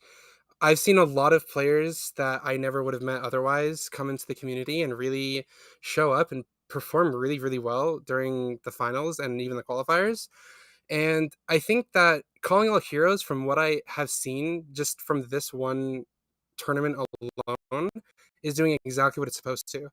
Because the amount of improvement of players that are marginalized genders has skyrocketed, even just from the qualifiers to the finals.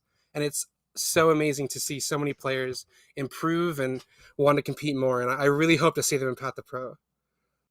Do you have any like shout outs, honestly? I mean, for anybody that you've seen so far or for your own team or anything you'd like to say, you know, before we let you go, Wicca? I think my shout outs are probably going to be Jim as a player really surprised me. They definitely played really well on the Reaper. And then also players like Sheep, I think improved a lot, and just the team coordination in general from all the teams really got better. As for call outs outside of that, I'd really like to shout out for my manager, Elijah, that I met through Calling All Heroes. He's absolutely incredible. He's amazing. I love him. He's fantastic. He manages my contenders team as well now. So Oh, cool. I was actually about to ask, like, where can we keep up with Altior Artemis? Like, whether or like for yourself, like, are y'all streaming? Are y'all competing in contenders? Where could we follow you more until the next Calling All Heroes? So we're all on Twitter, and then all of us are competing in the Path to Pro, so you can probably look to find us there. But we are a little bit split up on teams because we do play for separate teams other than Artemis in Path to Pro. But Okay, maybe we'll awesome. be Artemis again for the next season of Calling All Heroes if there Ooh. is another one. Heck yeah, there better be. We're gonna ride if there's not. Thank you so much for this awesome final, entertaining us and showing y'all really that you can play the game. That was sick. Congratulations again. Thank you so much. Thank you for having me. What a great interview. What a great interview, honestly, Lemon. I mean, this has been a fantastic finals, and for Altior to do it in that fashion, I mean, it could have ended. It couldn't have ended any other way for such a phenomenal team this year, honestly, Lemon. They've been so freaking good, so dominant. It can't. Like, you looked at any other team, any other series. I mean, there's not any team that would dominate as much as they did throughout the entire tournament. 3-0 versus Kaiju in the quarterfinals, come into semifinals against the just signed Washington Justice Red, then go on into the winners finals against Dart Monkey, win 3-0, and then come back into the grand finals to close it all out with another 4-0. I mean, that's flawless. It's just beautiful to look at. And the fact that they just didn't drop a single game in the main event is incredible. It's unheard of. They are going to be the team to beat in the next Calling All Heroes, whenever that will be. You'll have to stay tuned. Follow Calling All Heroes on socials. And of course, thank you for Overwatch League to have this on their platform, on their channel. If you want to catch more Overwatch League, just more Overwatch action, I should say, the Pacific Showdown for Contenders goes live tonight. That's going to be at 10 p.m. Pacific. But basically, go check out that schedule, Dustin. Where can we find you? What are you up to these days? Oh geez, oh god, I'm being a degenerate. That's all. I mean, it's just the same old. Just kind of just sitting here eating Cheetos all day. You know, that's me. That's me, Lemon. And he dabbles in studying every now and then. I'm just snacking over here. I'm just snacking. You can also, by the way, I'm glad you shouted out a Pacific Showdown. That there'll be 2 new skins as well, 2 new contender skins that you'll be able to get in terms of drops. I mean, everybody loves their drops, right? Yeah. You can't miss those. Well, if you're not catching Dustin Bowerman on Twitter or on his Twitch, you can catch Pacific Showdown tonight. Big Hungry Phil, Chef Billy, LaFawn, Paul, Pixie, and of course, Avril from the Overwatch League will be casting that. It's going to be a banger. We got O2 Blast and all types of awesome teams, including T1 playing tonight, so you won't want to miss it. That's all for Calling All Heroes, though. Thank you all for supporting this platform, Overwatch League, for the partnership, and the other casters, Moxie, Sid, and others who helped out. You're all incredible. I hope we can do this again. Let Overwatch know if you want this to happen again, okay? Let's write on socials. Thank you all so much. Have an amazing night.